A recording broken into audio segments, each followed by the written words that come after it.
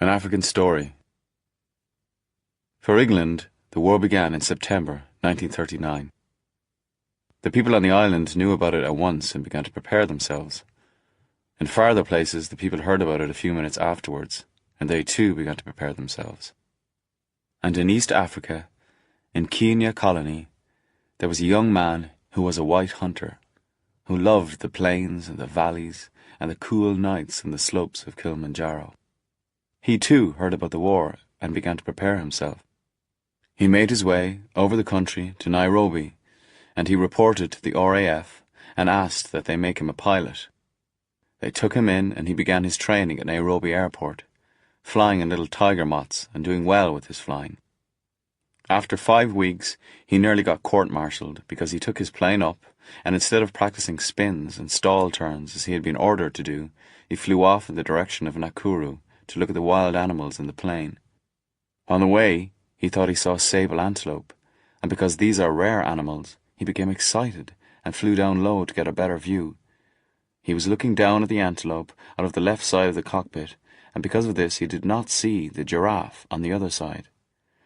The leading edge of his starboard wing struck the neck of the giraffe just below the head and cut clean through it.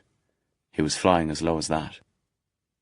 There was damage to the wing, but he managed to get back to Nairobi, and as I said, he was nearly court-martialed, because you cannot explain away a thing like that by saying you hit a large bird, not when there are pieces of giraffe skin and giraffe hair sticking to the wing and the stays. After 6 weeks, he was allowed to make his first solo cross-country flight, and he flew off from Nairobi to a place called Eldoret, which is a little town 8,000 feet up in the highlands. But again, he was unlucky. This time he had engine failure on the way due to water in the fuel tanks. He kept his head and made a beautiful forced landing without damaging the aircraft, not far from a little shack which stood alone on the highland plain with no other habitation in sight. That is lonely country up there. He walked over to the shack, and there he found an old man living alone, with nothing but a patch of sweet potatoes, some brown chickens, and a black cow. The old man was kind to him. He gave him food and milk and a place to sleep, and the pilot stayed with him for 2 days and 2 nights, until a rescue plane from Nairobi spotted his aircraft on the ground, landed beside it, found out what was wrong, went away, and came back with clean petrol which enabled him to take off and return. But during his stay, the old man, who was lonely and had seen no one for many months, was glad of his company and of the opportunity to talk. He talked much, and the pilot listened.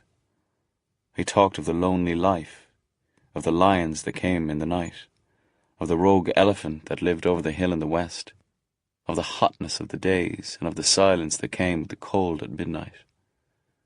On the second night he talked about himself. He told a long, strange story, and as he told it, it seemed to the pilot that the old man was lifting a great weight off his shoulders in the telling. When he had finished, he said that he had never told that to anyone before, and that he would never tell it to anyone again. But the story was so strange that the pilot wrote it down on paper as soon as he got back to Nairobi. He wrote it not in the old man's words, but in his own words, painting it as a picture, with the old man as a character in the picture, because that was the best way to do it. He had never written a story before, so naturally there were mistakes.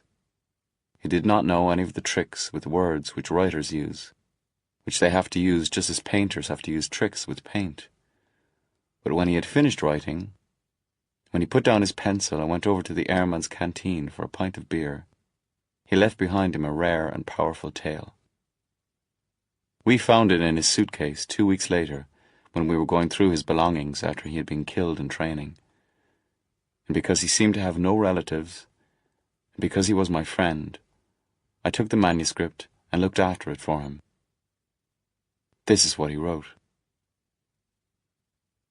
The old man came out of the door into the bright sunshine, and for a moment he stood leaning on his stick, looking round him, blinking at the strong light. He stood with his head on one side, looking up, listening for the noise which he thought he had heard. He was small and thick, and well over 70 years old, although he looked near 85, because rheumatism had tied his body into knots. His face was covered with grey hair, and when he moved his mouth, he moved it only on one side of his face. On his head, whether indoors or out, he wore a dirty white topee. He stood quite still in the bright sunshine, screwing up his eyes, listening for the noise. Yes, there it was again. The head of the old man flicked around, and he looked towards the small wooden hut standing 100 yards away in the pasture. This time there was no doubt about it. The yelp of a dog, the high-pitched, sharp, piercing yelp of pain which a dog gives when he is in great danger.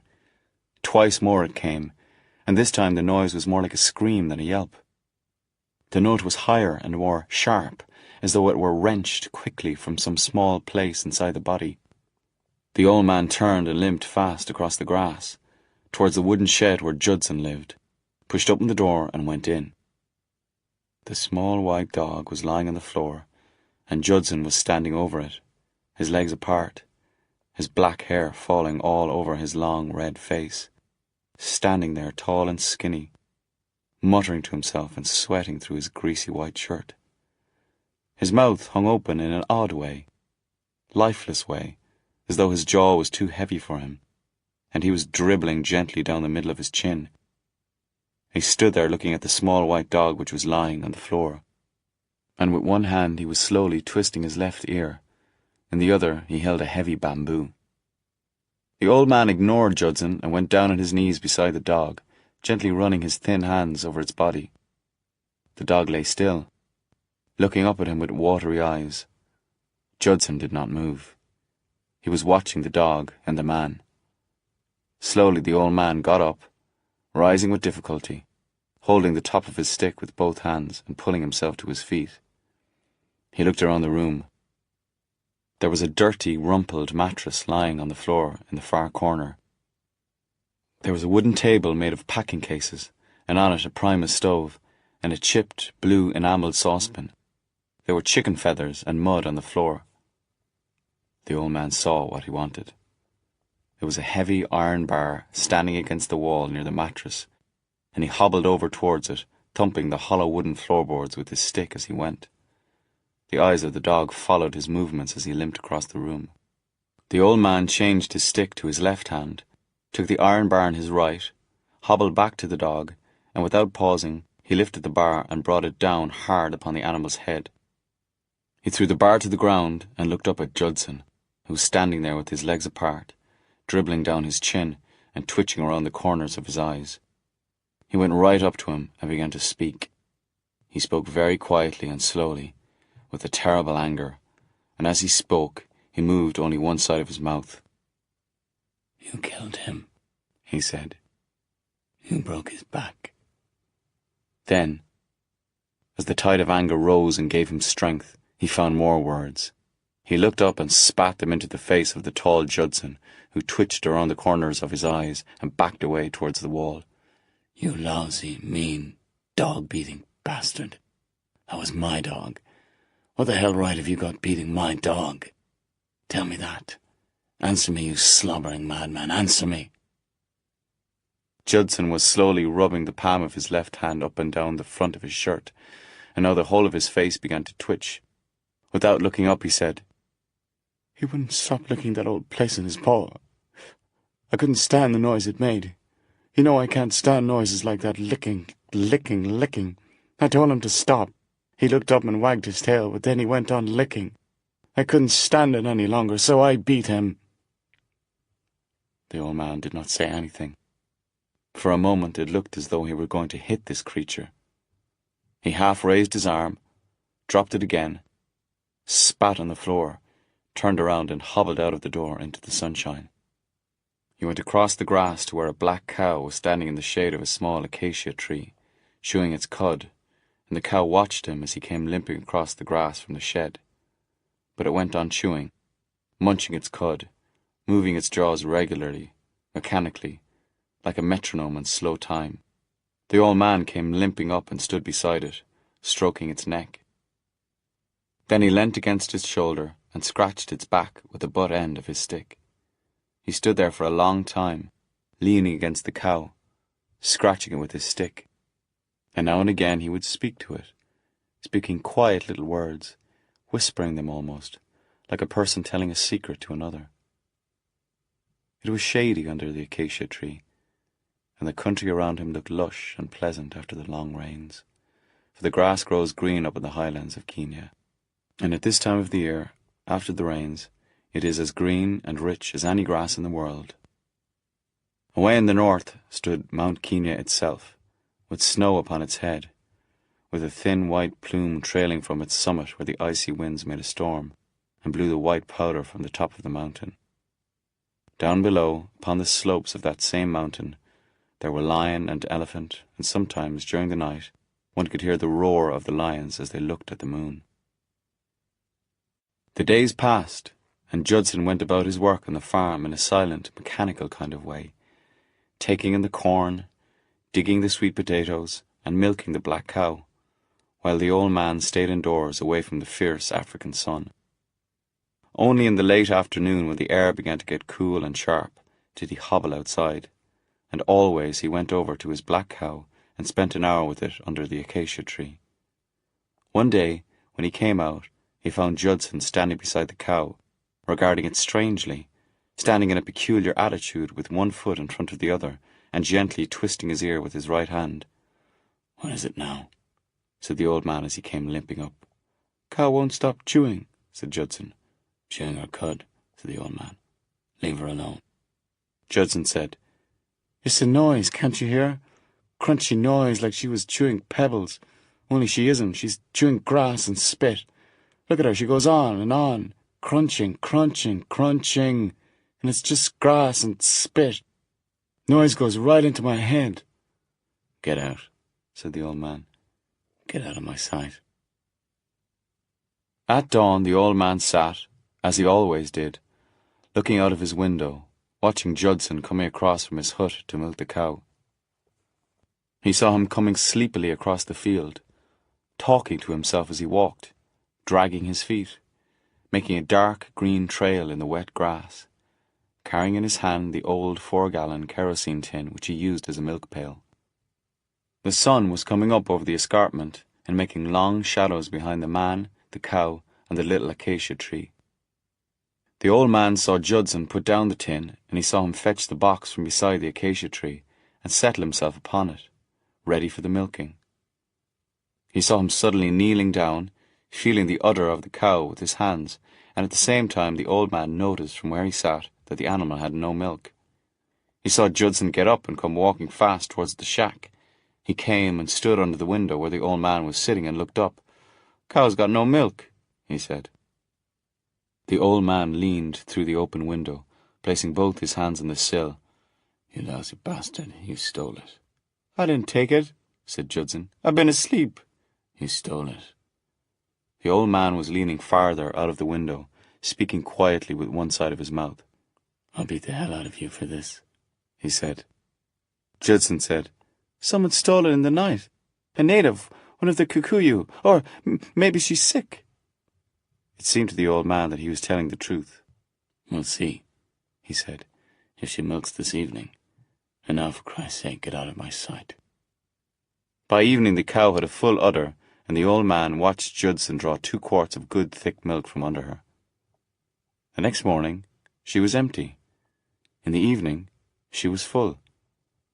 On the 3rd morning she was empty once more. On the 3rd night the old man went on watch.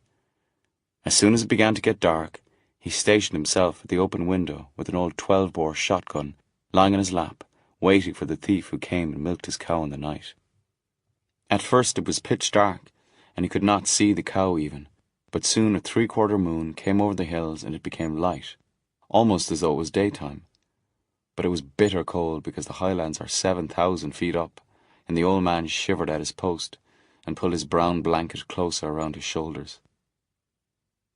He could see the cow well now, just as well as in daylight, and the little acacia tree threw a deep shadow across the grass, for the moon was behind it. All through the night the old man sat there watching the cow, and save when he got up once and hobbled back into the room to fetch another blanket, his eyes never left her. The cow stood placidly under the small tree, chewing her cud and gazing at the moon. An hour before dawn, her udder was full. The old man could see it.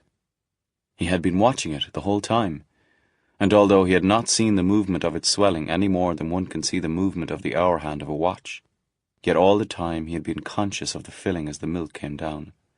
It was an hour before dawn. The moon was low, but the light had not gone. He could see the cow and the little tree, the greenness of the grass around the cow. Suddenly he jerked his head. He heard something. Surely that was a noise he heard. Yes, there it was again, a rustling in the grass right underneath the window where he was sitting. Quickly he pulled himself up and looked over the sill to the ground. Then he saw it. A large black snake, a mamba, 8 feet long and as thick as a man's arm, was gliding through the wet grass, heading straight for the cow and going fast. Its small, pear-shaped head was raised slightly off the ground, and the movement of its body against the wetness made a clear hissing sound, like gas escaping from a jet. He raised his gun to shoot. Almost at once he lowered it again. Why, he did not know, and he sat there not moving, watching the mamba as it approached the cow, listening to the noise it made as it went, watching it come up close to the cow and waiting for it to strike. But it did not strike. It lifted its head and for a moment let it sway gently back and forth. Then it raised the front part of its black body into the air, under the udder of the cow, gently took one of the thick teats into its mouth and began to drink. The cow did not move. There was no noise anywhere, and the body of the mamba curved gracefully up from the ground and hung under the udder of the cow. Black snake and black cow were clearly visible out there in the moonlight. For half an hour the old man watched the mamba taking the milk of the cow.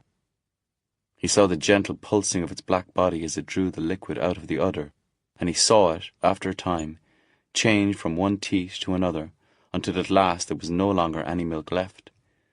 Then the mamba gently lowered itself to the ground and slid back through the grass in the direction whence it came. Once more it made a clear hissing sound as it went, and once more it passed underneath the window where the old man sat, leaving a thin, dark trail in the wet grass where it had gone. Then it disappeared behind the shack. Slowly the moon went down behind the ridge of Mount Kenya. Almost at the same time the sun rose up out of the escarpment in the east, and Judson came out of his hut with a 4-gallon kerosene tin in his hand, walking sleepily towards the cow, dragging his feet in the heavy dew as he went. The old man watched him coming and waited. Judson bent down and felt the udder with his hand, and as he did so, the old man shouted at him. Judson jumped at the sound of the old man's voice. "It's gone again," said the old man. Judson said, "Yes, cow's empty." "I think," said the old man slowly, "I think it was a Kikuyu boy. I was dozing a bit, and only woke up as he was making off. I couldn't shoot because the cow was in the way. He made off behind the cow. I'll wait for him tonight. I'll get him tonight," he added. Judson did not answer. He picked up his 4-gallon tin and walked back to his hut. That night the old man sat up again by the window watching the cow. For him, there was this time a certain pleasure in the anticipation of what he was going to see. He knew that he would see the mamba again, but he wanted to make quite certain, and so, when the great black snake slid across the grass towards the cow an hour before sunrise, the old man leaned over the windowsill and followed the movements of the mamba as it approached the cow. He saw it wait for a moment under the belly of the animal, letting its head sway slowly backwards and forwards 6 times, before finally raising its body from the ground to take the teat of the cow into its mouth. He saw it drink the milk for half an hour, until there was none left, and he saw it lower its body and slide smoothly back behind the shack whence it came. And while he watched these things, the old man began laughing quietly with one side of his mouth. Then the sun rose up from behind the hills, and Judson came out of his hut with the 4-gallon tin in his hand. But this time he went straight to the window of the shack, where the old man was sitting wrapped up in his blankets. "What happened?" said Judson. The old man looked down at him from his window. "Nothing," he said. "Nothing happened. I dozed off again, and the bastard came and took it while I was asleep. Listen, Judson," he added. "We got to catch this boy. Otherwise, you'll be going short of milk. Not that that would do you any harm, but we got to catch him. I can't shoot because he's too clever. The cow's always in the way. You'll have to get him." "Me? Get him how?" The old man spoke very slowly. "I think," he said, "I think you must hide beside the cow, right beside the cow. That is the only way you can catch him." Judson was rumpling his hair with his left hand. "Today," continued the old man, "you will dig a shallow trench right beside the cow. If you lie in it, and if I cover you with hay and grass, the thief won't notice you until he's right alongside." "He may have a knife," Judson said. "No, you won't have a knife. You take your stick, that's all you'll need." Judson said, "Yes, I'll take my stick. When he comes, I'll jump up and beat him with my stick." Then suddenly he seemed to remember something. "What about her chewing?" he said. "Couldn't stand her chewing all night. Crunching and crunching, crunching spit and grass like it was pebbles. Couldn't stand that all night." And he began twisting again at his left ear with his hand. "You'll do as you're bloody well told," said the old man.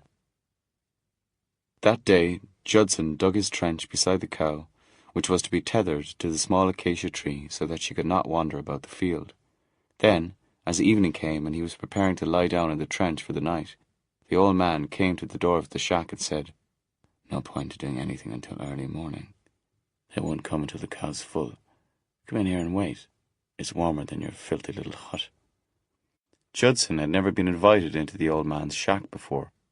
He followed him in, happy that he would not have to lie all night in the trench. There was a candle burning in the room. It was stuck into the neck of a beer bottle, and the bottle was on the table. "Make some tea," said the old man, pointing to the Primus stove standing on the floor. Judson lit the stove and made tea. The two of them sat down on a couple of wooden boxes and began to drink. The old man drank his hot and made loud, sucking noises as he drank. Judson kept blowing on his, sipping it cautiously and watching the old man over the top of his cup. The old man went on sucking away at his tea until suddenly Judson said, "Stop." He said it quietly, plaintively almost, and as he said it he began to twitch around the corners of his eyes and around his mouth. "What?" said the old man. Judson said, "That noise, that sucking noise you're making." The old man put down his cup and regarded the other quietly for a few moments. Then he said, "How many dogs you killed in your time, Judson?" There was no answer. "I said how many? How many dogs?" Judson began picking the tea leaves out of his cup and sticking them onto the back of his left hand. The old man was leaning forward on his box. "How many dogs, Judson?" Judson began to hurry with his tea leaves. He jabbed his fingers into his empty cup, picked out a tea leaf, pressed it quickly onto the back of his hand, and quickly went back for another. When there were not many left, and he did not find one immediately, he bent over and peered closely into the cup, trying to find the ones that remained. The back of the hand which held the cup was covered with wet, black tea leaves. "Judson!" the old man shouted, and one side of his mouth opened and shut like a pair of tongs. The candle flame flickered and became still again. Then quietly and very slowly, coaxingly, as someone to a child, "In all your life, how many dogs has it been?" Judson said, "Why should I tell you?" He did not look up. He was picking the tea leaves off the back of his hand one by one and returning them to the cup. "I want to know, Judson." The old man was speaking very gently. "I'm getting keen about this too. Let's talk about it and make some plans for more fun." Judson looked up. A ball of saliva rolled down his chin, hung for a moment in the air, snapped and fell to the floor. "I only kill him because of a noise." "How often you done it?" I'd love to know how often. Lots of times, long ago. Oh. Tell me how you used to do it. What way did you like best? No answer. Tell me, Judson, I'd love to know. I don't see why I should. It's a secret. I won't tell. I swear I won't tell. Well, if you'll promise. Judson shifted his seat closer and spoke in a whisper. Once, I waited till one was sleeping. Then I got a big stone and dropped it on his head. The old man got up and poured himself a cup of tea. You didn't kill mine like that. I didn't have time.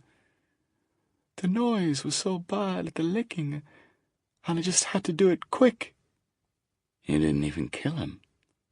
I stopped the noise. The old man went over to the door and looked out. It was dark. The moon had not yet risen, but the night was clear and cold with many stars.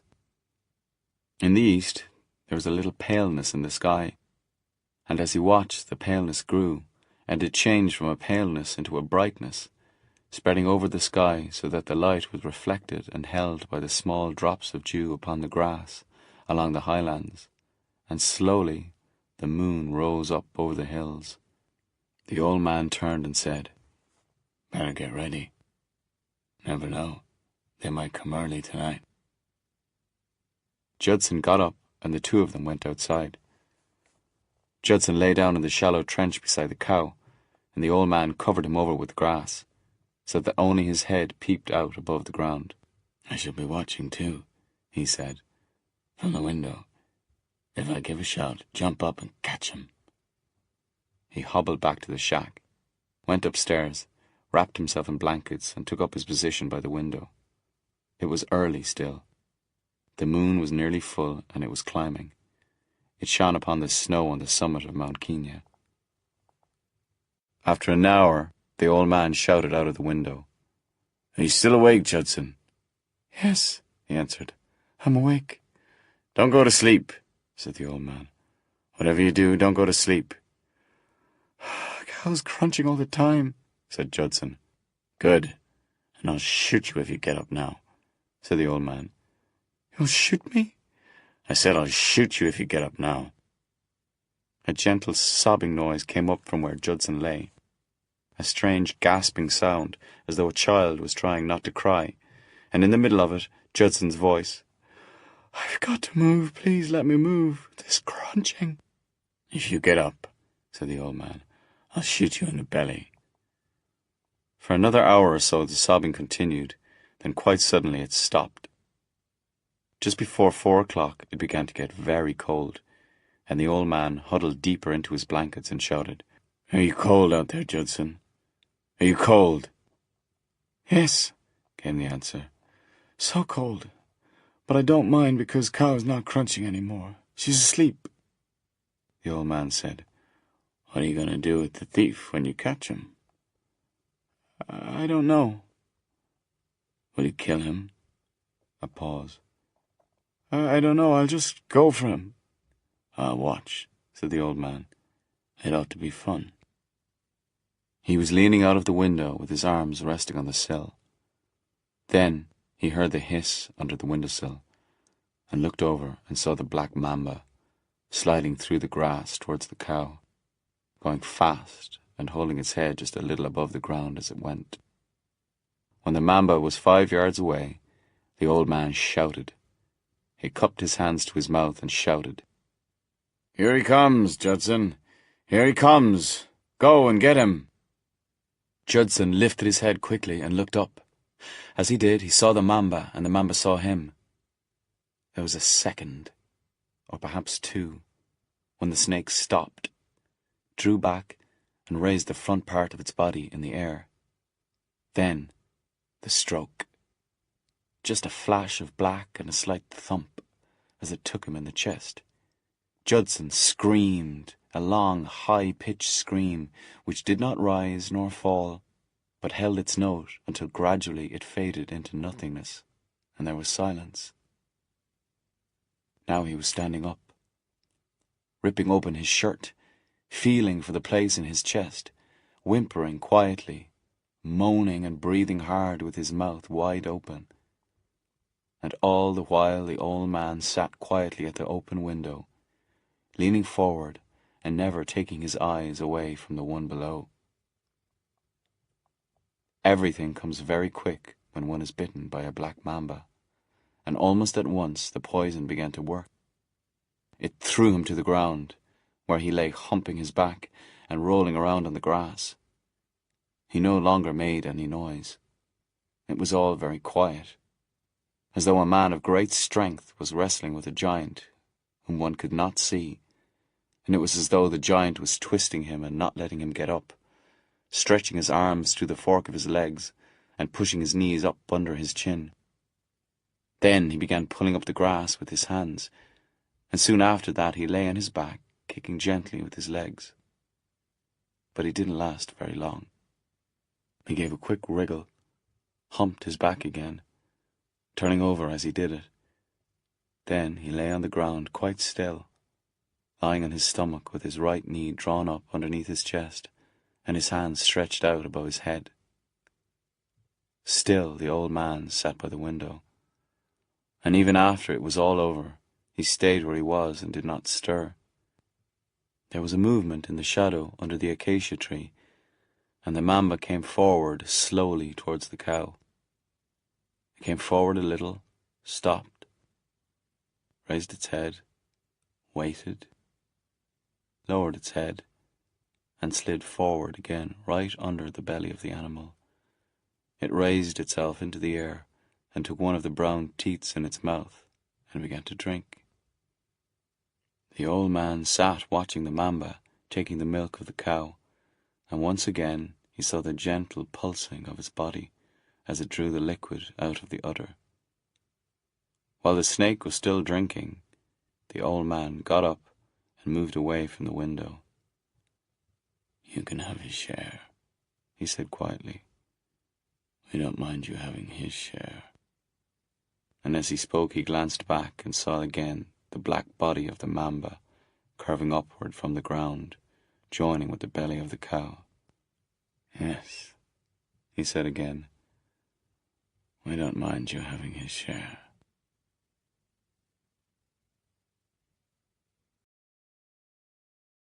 Only This. Read by Sophie Okonedo.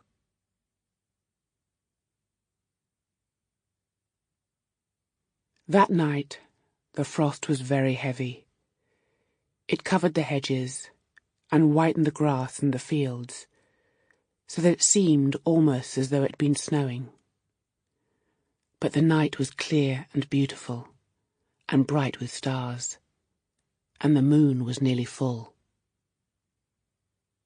The cottage stood alone in a corner of the big field. There was a path from the front door which led across the field to a stile, and on over the next field to a gate, which opened onto the lane about 3 miles from the village. There were no other houses in sight, and the country around was open and flat, and many of the fields were under the plough because of the war. The light of the moon shone upon the cottage. It shone through the open window into the bedroom, where the woman was asleep. She slept, lying on her back, with her face upturned to the ceiling, with her long hair spread out around her on the pillow. And although she was asleep, her face was not the face of someone who is resting. Once she had been beautiful, but now there were thin furrows running across her forehead, and there was a tightness about the way in which her skin was stretched over the cheekbones. But her mouth was still gentle, and as she slept, she did not close her lips. The bedroom was small, with a low ceiling, and for furniture there was a dressing table and an armchair. The clothes of the woman lay over the back of the armchair, where she had put them when she undressed. Her black shoes were on the floor beside the chair. On the dressing table there was a hairbrush, a letter, and a large photograph of a young boy in uniform who wore a pair of wings on the left side of his tunic. It was a smiling photograph, the kind that one likes to send to one's mother, and it had a thin black frame made of wood.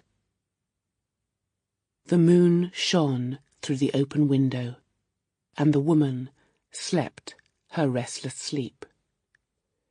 There was no noise anywhere, save for the soft, regular noise of her breathing and the rustle of the bedclothes as she stirred in her sleep. Then, from far away, there came a deep, gentle rumble, which grew and grew and became louder and louder, until soon the whole sky seemed to be filled with a great noise which throbbed and throbbed and kept on throbbing and did not stop. Right at the beginning, even before it came close, the woman had heard the noise. In her sleep, she had been waiting for it, listening for the noise and dreading the moment when it would come. When she heard it, she opened her eyes, and for a while she lay quite still, listening. Then she sat up, pushed the bedclothes aside and got out of bed. She went over to the window, and placing her hands on the window-sill, she leaned out, looking up into the sky, and her long hair fell down over her shoulders, over the thin cotton nightdress which she wore. For many minutes she stood there in the cold, leaning out of the window, hearing the noise, looking up and searching the sky. But she saw only the bright moon and the stars. "God keep you," she said aloud. "Oh, dear God, keep you safe." Then she turned and went quickly over to the bed, pulled the blankets away, and wrapped them round her shoulders like a shawl. She slipped her bare feet into the black shoes and walked over to the armchair and pushed it forward so that it was right up in front of the window. Then she sat down. The noise and the throbbing overhead was very great. For a long time it continued as a huge procession of bombers moved towards the south. All the while the woman sat huddled in her blankets, looking out of the window into the sky. Then it was over. Once more the night became silent. The frost lay heavy on the field and on the hedges, and it seemed as though the whole countryside was holding its breath. An army was marching in the sky. All along the route, people had heard the noise and knew what it was. They knew that soon, even before they had gone to sleep, there would be a battle. Men drinking beer in the pubs had stopped their talking in order to listen. Families in their houses had turned off the radio and gone out into their gardens, where they stood looking up into the sky. Soldiers arguing in their tents had stopped their shouting, and men and women walking home at night from the factories had stood still on the road, listening to the noise. It is always the same. As the bombers move south across the country at night, the people who hear them become strangely silent. For those women whose men are with the planes, the moment is not an easy one to bear. Now they had gone, and the woman lay back in the armchair and closed her eyes, but she did not sleep. Her face was white, and the skin seemed to have been drawn tightly over her cheeks and gathered up in wrinkles around her eyes. Her lips were parted, and it was as though she were listening to someone talking. Almost she could hear the sound of his voice, as he used to call to her from outside the window when he came back from working in the fields. She could hear him saying he was hungry, and asking what there was for supper. And then, when he came in, he would put his arm around her shoulder and talk to her about what he'd been doing all day. She would bring in the supper, and he would sit down and start to eat, and always he would say, "Why don't you have some?" And she never knew what to answer, except that she wasn't hungry. She would sit and watch him and pour out his tea, and after a while she would take his plate and go out into the kitchen to get him some more. It was not easy having only one child. The emptiness when he was not there, and the knowing all the time that something might happen. The deep, conscious knowing that there was nothing else to live for except this. That if something did happen, then you too would be dead. There would be no use in sweeping the floor, or washing the dishes, or cleaning the house. There would be no use in gathering wood for the fire, or in feeding the hens. There would be no use in living. Now, as she sat there by the open window, she did not feel the cold. She felt only a great loneliness and a great fear.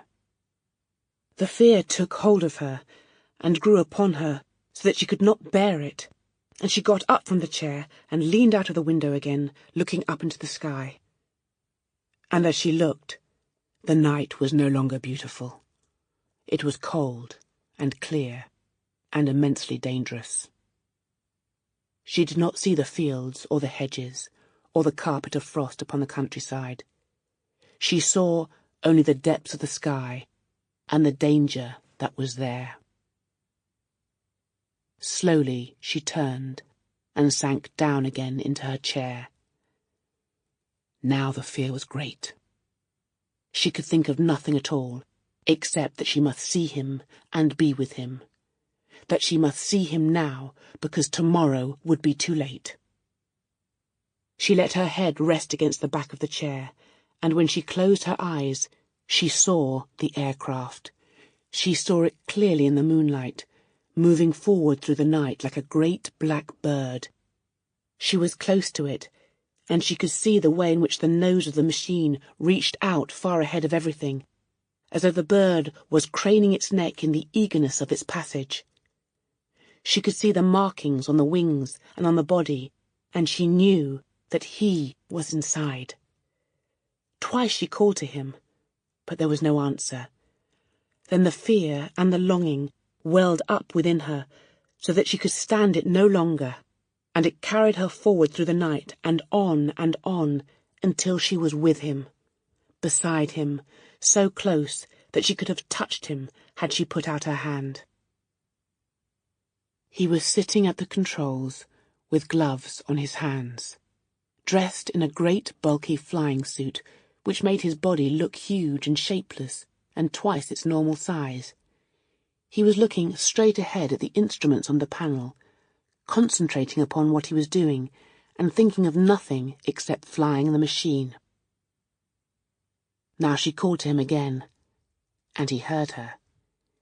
He looked around, and when he saw her, he smiled and stretched out a hand and touched her shoulder. And then all the fear and the loneliness and the longing went out of her, and she was happy. For a long time she stood beside him, watching him as he flew the machine. Every now and then he would look around and smile at her, and once he said something, but she could not hear what it was because of the noise of the engines. Suddenly he pointed ahead, through the glass windshield of the aeroplane, and she saw that the sky was full of searchlights. There were many hundreds of them, long white fingers of light, travelling lazily across the sky, swaying this way and that, working in unison, so that sometimes several of them would come together and meet in the same spot, and after a while they would separate and meet again somewhere else, all the time searching the night for the bombers which were moving in on the target. Behind the searchlights she saw the flak. It was coming up from the town in a thick, many-coloured curtain, and the flash of the shells as they burst in the sky lit up the inside of the bomber. He was looking straight ahead now, concentrating upon the flying, weaving through the searchlights and going directly into this curtain of flak. And she watched, and waited, and did not dare to move or speak, lest she distract him from his task. She knew they had been hit when she saw the flames from the nearest engine on the left side. She watched them through the glass of the side panel, licking against the surface of the wing as the wind blew them backwards, and she watched them take hold of the wing and come dancing over the black surface until they were right up under the cockpit itself. At first, she was not frightened. She could see him sitting there, very cool, glancing continually to one side, watching the flames and flying the machine. And once he looked quickly around and smiled at her, and she knew then that there was no danger. All around she saw the searchlights and the flak, and the explosions of the flak, and the colours of the tracer, and the sky was not a sky, but just a small confined space, which was so full of lights and explosions that it did not seem possible that one could fly through it. But the flames were brighter now on the left wing. They had spread over the whole surface. They were alive and active, feeding on the fabric, leaning backwards in the wind which fanned them and encouraged them and gave them no chance of going out. Then came the explosion. There was a blinding white flash and a hollow crumph, as though someone had burst a blown-up paper bag. Then there was nothing but flames and thick whitish-grey smoke. The flames were coming up through the floor and through the sides of the cockpit. The smoke was so thick that it was difficult to see and almost impossible to breathe. She became terrified and panicky, because he was still sitting there at the controls, flying the machine, fighting to keep it on an even keel, turning the wheel first to one side, then to another, and suddenly there was a blast of cold air, and she had a vague impression of urgent crouching figures scrambling past her and throwing themselves away from the burning aircraft. Now the whole thing was a mass of flames, and through the smoke she could see him still sitting there, fighting with the wheel while the crew got out, and as he did so he held one arm up over his face because the heat was so great. She rushed forward and took him by the shoulders and shook him and shouted, "Come on, quickly! You must get out! Quickly! Quickly!" Then she saw that his head had fallen forward upon his chest, and that he was limp and unconscious. Frantically she tried to pull him out of the seat and towards the door, but he was too limp and heavy. The smoke was filling her lungs and her throat, so that she began to retch and gasp for breath. She was hysterical now, fighting against death and against everything, and she managed to get her hands under his arms and drag him a little way towards the door. But it was impossible to get him farther. His legs were tangled around the wheel, and there was a buckle somewhere which she could not undo. She knew then that it was impossible, that there was no hope because of the smoke and the fire, and because there was no time. And suddenly all the strength drained out of her body. She fell down on top of him and began to cry as she had never cried before. Then came the spin and the fierce rushing dive downwards, and she was thrown forward into the fire, so that the last thing she knew was the bright yellow of the flames and the smell of the burning. Her eyes were closed, and her head was resting against the back of the chair. Her hands were clutching the edges of the blankets, as though she were trying to pull them tighter around her body, and her long hair fell down over her shoulders. Outside, the moon was low in the sky.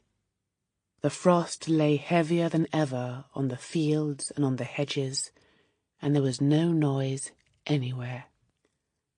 Then, from far away in the south, came a deep, gentle rumble, which grew and became louder and louder, until soon the whole sky was filled with the noise and the singing of those who were coming back. But the woman, who sat by the window, never moved.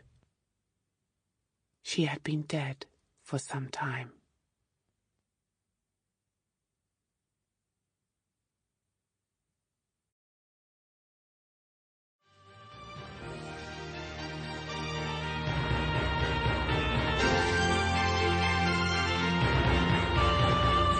Beware of the dog.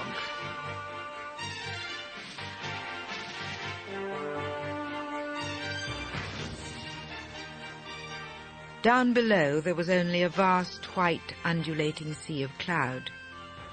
Above there was the sun, and the sun was white like the clouds, because it is never yellow when one looks at it from high in the air. He was still flying the Spitfire. His right hand was on the stick, and he was working the rudder bar with his left leg alone. It was quite easy. The machine was flying well. He knew what he was doing. Everything is fine, he thought. I'm doing all right. I'm doing nicely. I know my way home. I'll be there in half an hour. When I land, I shall taxi in and switch off my engine, and I shall say, "Help me to get out, will you?" I shall make my voice sound ordinary and natural, and none of them will take any notice. Then I shall say, "Someone help me to get out." I can't do it alone because I've lost one of my legs. They'll all laugh and think that I'm joking, and I shall say, "All right, come and have a look, you unbelieving bastards." Then Yorkie will climb up onto the wing and look inside. He'll probably be sick because of all the blood and the mess. I shall laugh and say, "For God's sake, help me get out." He glanced down again at his right leg. There was not much of it left. The cannon shell had taken him on the thigh, just above the knee, and now there was nothing but a great mess and a lot of blood. But there was no pain. When he looked down, he felt as though he was seeing something that did not belong to him. It had nothing to do with him. It was just a mess which happened to be there in the cockpit, something strange and unusual and rather interesting. It was like finding a dead cat on the sofa. He really felt fine, and because he still felt fine, he felt excited and unafraid. I won't even bother to call up on the radio for the blood wagon, he thought. It isn't necessary. And when I land, I'll sit there quite normally and say, "Some of you fellows come and help me out, will you, because I've lost one of my legs." That'll be funny. I'll laugh a little while I'm saying it. I'll say it calmly and slowly, and they'll think I'm joking. When Yorkie comes up onto the wing and gets sick, I'll say, "Yorkie, you old son of a bitch, have you fixed my car yet?" Then when I get out, I'll make my report. Later, I'll go up to London. I'll take that half bottle of whiskey with me, and I'll give it to Bluey. We'll sit in her room and drink it. I'll get the water out of the bathroom tap. I won't say much until it's time to go to bed. Then I'll say, "Bluey, I've got a surprise for you. I lost a leg today. But I don't mind so long as you don't. Doesn't even hurt. We'll go everywhere in cars. I always hated walking, except when I walked down the street of the coppersmiths in Baghdad. But I could go in a rickshaw. I could go home and chop wood. But the head always flies off the axe. Hot water, that's what it needs. Put it in the bath and make the handle swell. I chopped lots of wood last time I went home, and I put the axe in the bath." Then he saw the sun shining on the engine cowling of his machine. He saw the sun shining on the rivets in the metal, and he remembered the aeroplane, and he remembered where he was. He realized that he was no longer feeling good, that he was sick and giddy. His head kept falling forward onto his chest because his neck seemed no longer to have any strength. But he knew that he was flying the Spitfire. He could feel the handle of the stick between the fingers of his right hand. "I'm going to pass out," he thought. "Any moment now I'm going to pass out." He looked at his altimeter. 21,000. To test himself, he tried to read the hundreds as well as the thousands. 21,000 and what? As he looked, the dial became blurred, and he could not even see the needle. He knew then that he must bail out, that there was not a second to lose, otherwise he would become unconscious. Quickly, frantically, he tried to slide back the hood with his left hand, but he had not the strength. For a second he took his right hand off the stick, and with both hands he managed to push the hood back. The rush of cold air on his face seemed to help. He had a moment of great clearness. His actions became orderly and precise. That is what happens with a good pilot. He took some quick, deep breaths from his oxygen mask, and as he did so, he looked out over the side of the cockpit. Down below there was only a vast white sea of cloud, and he realized that he did not know where he was. It'll be the Channel, he thought. I'm sure to fall in the drink. He throttled back, pulled off his helmet, undid his straps, and pushed the stick hard over to the left. The Spitfire dipped its port wing and turned smoothly over onto its back. The pilot fell out. As he fell, he opened his eyes because he knew that he must not pass out before he had pulled the cord. On one side he saw the sun, on the other he saw the whiteness of the clouds, and as he fell, as he somersaulted in the air, the white clouds chased the sun and the sun chased the clouds. They chased each other in a small circle. They ran faster and faster, and suddenly there was no longer any sun but only a great whiteness. The whole world was white, and there was nothing in it. It was so white that sometimes it looked black, and after a time it was either white or black, but mostly it was white. He watched it as it turned from white to black, then back to white again, and the white stayed for a long time, but the black lasted only for a few seconds. He got into the habit of going to sleep during the white periods, of waking up just in time to see the world when it was black. The black was very quick. Sometimes it was only a flash of black lightning. The white was slow, and in the slowness of it, he always dozed off. He touched something. He took it between his fingers and crumpled it. For a time he lay there, idly letting the tips of his fingers play with the thing which they had touched. Then slowly he opened his eyes, looked down at his hand, and saw that he was holding something which was white. It was the edge of a sheet. He screwed up his eyes and opened them again quickly. This time he saw the room. He saw the bed in which he was lying. He saw the grey walls and the door and the green curtains over the window. There were some roses on the table by his bed. Other roses. It was a white enamel basin, and beside it there was a small medicine glass. This is a hospital, he thought. I am in a hospital. But he could remember nothing. He lay back on his pillow, looking at the ceiling and wondering what had happened. He was gazing at the smooth greyness of the ceiling, which was so clean and grey, and then suddenly he saw a fly walking upon it. The sight of this fly, the suddenness of seeing this small black speck on a sea of grey, brushed the surface of his brain, and quickly, in that second, he remembered everything. He remembered the Spitfire, and he remembered the altimeter showing 21,000 feet. He remembered the pushing back of the hood with both hands, and he remembered the bailing out. He remembered his leg. It seemed all right now. He looked down at the end of the bed, but he could not tell. He put one hand on. He found one of them, but when he felt for the other, his hand touched something which was soft and covered in bandages. Just then the door opened and a nurse came in. "Hello," she said. "So you've waked up at last." She was not good-looking, but she was large and clean. She was between 30 and 40, and she had fair hair. More than that he did not notice. "Where am I?" "You're a lucky fellow. You landed in a wood near the beach. You're in Brighton. They brought you in 2 days ago, and now you're all fixed up. You look fine." "I've lost a leg," he said. "That's nothing. We'll get you another one. Now you must go to sleep. The doctor will be coming to see you in about an hour." She picked up the basin and the medicine glass and went out. But he did not sleep. He wanted to keep his eyes open because he was frightened that if he shut them again, everything would go away. He lay looking at the ceiling. The fly was still there. It was very energetic. It would run forward very fast for a few inches, then it would stop. Then it would run forward again, stop, run forward, and every now and then it would take off and buzz around viciously in small circles. It always landed back in the same place on the ceiling and started running and stopping all over again. He watched it for so long that after a while it was no longer a fly, but only a black speck upon a sea of grey, and he was still watching it when the nurse opened the door and stood aside while the doctor came in. He was an army doctor, a major, and he had some last war ribbons on his chest. He was bald and small, but he had a cheerful face and kind eyes. "Well, well," he said. "So you've decided to wake up at last. How are you feeling?" "I feel all right." "That's the stuff. You'll be up and about in no time." The doctor took his wrist to feel his pulse. "By the way," he said, "some of the lads from your squadron were ringing up and asking about you. They wanted to come along and see you, but I said they'd better wait a day or two. Told them you were all right and that they could come and see you a little later on. Just lie quiet and take it easy for a bit. Got something to read?"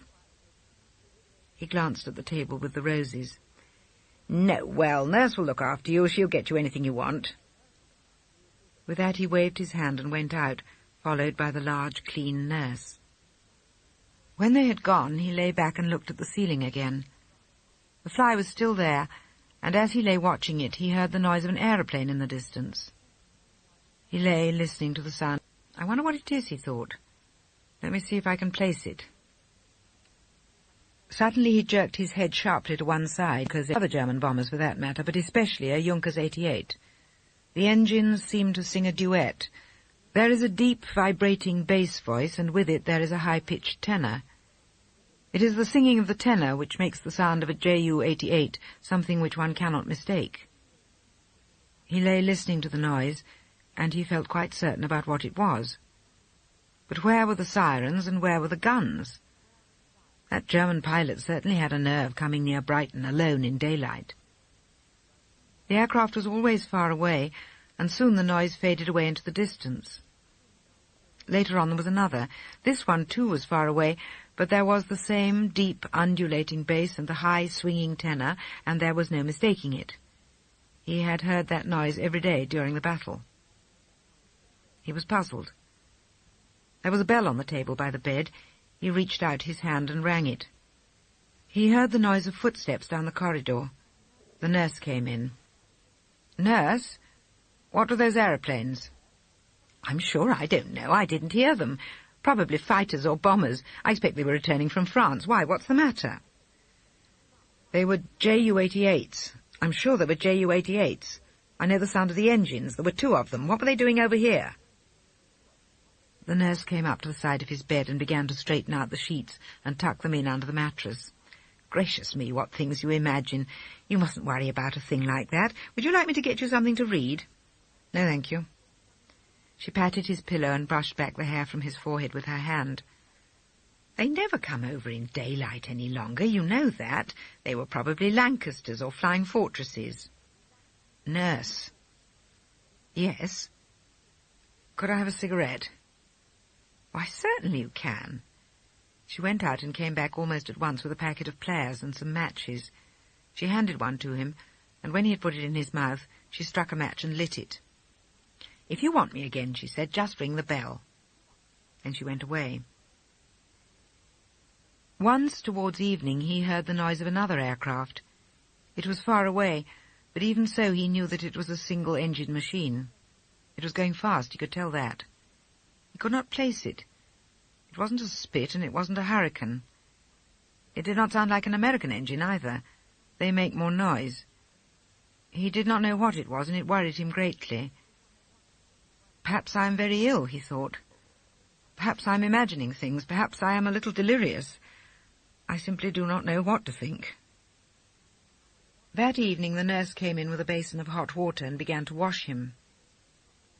"Well," she said, "I hope you don't think that we are being bombed." She had taken off his pyjama top and was soaping his right arm with a flannel. He did not answer.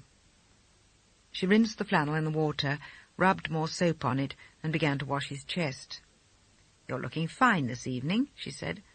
"They operated on you as soon as you came in. They did a marvellous job. You'll be all right. I've got a brother in the RAF," she added, "flying bombers." He said, "I went to school in Brighton." She looked up quickly. "Well, that's fine," she said. "I expect you'll know some people in the town." "Yes," he said. "I know quite a few." She had finished washing his chest and arms. Now she turned back the bedclothes so that his left leg was uncovered. She did it in such a way that his bandaged stump remained under the sheets. She undid the cord of his pyjama trousers and took them off. There was no trouble, because they had cut off the right trouser leg so that it could not interfere with the bandages. She began to wash his left leg and the rest of his body. This was the first time he had had a bed bath, and he was embarrassed.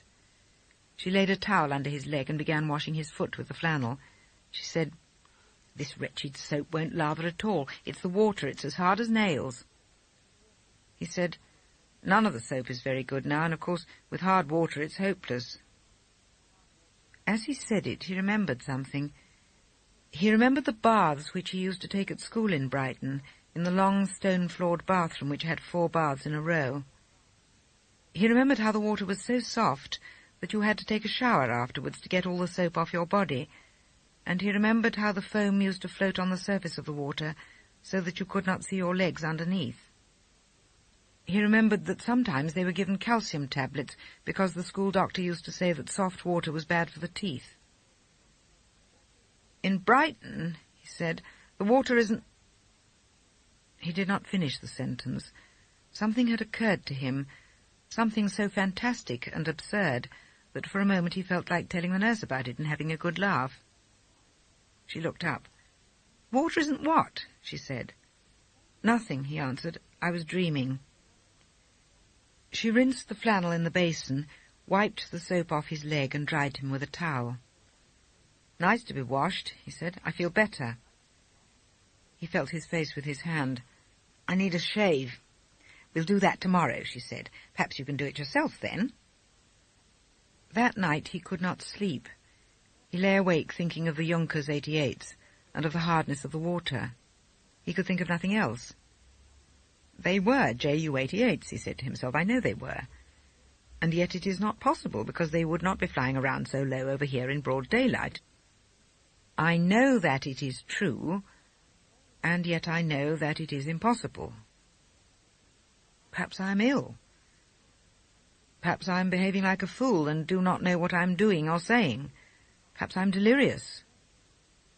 For a long time he lay awake thinking these things, and once he sat up in bed and said aloud, "I will prove that I am not crazy. I will make a little speech about something complicated and intellectual. I will talk about what to do with Germany after the war."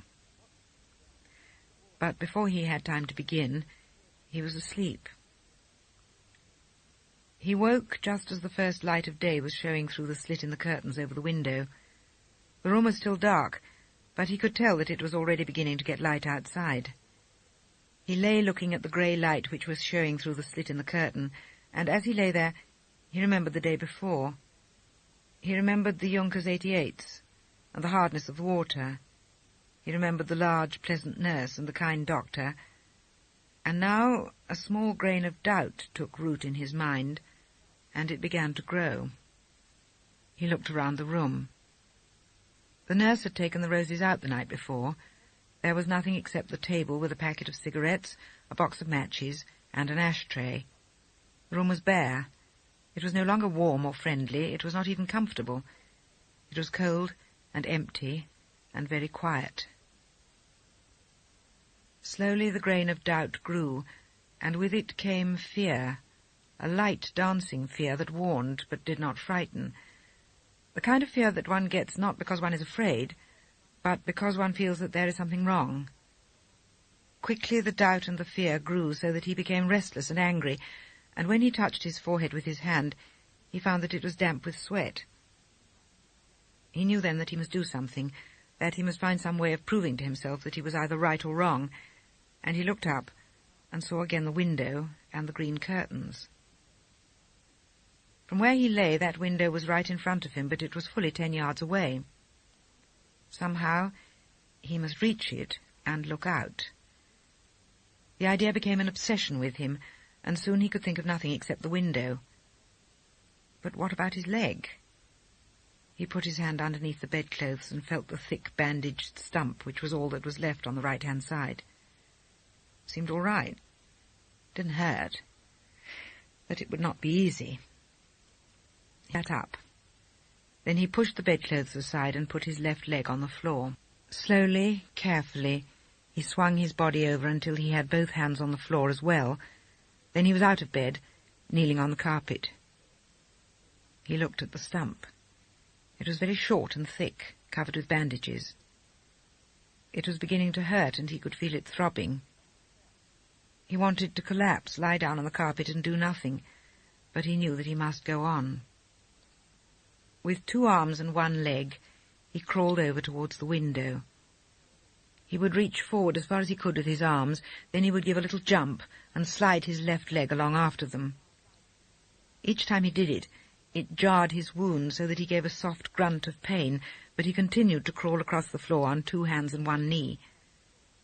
When he got to the window, he reached up, and one at a time he placed both hands on the sill. Slowly he raised himself up until he was standing on his left leg.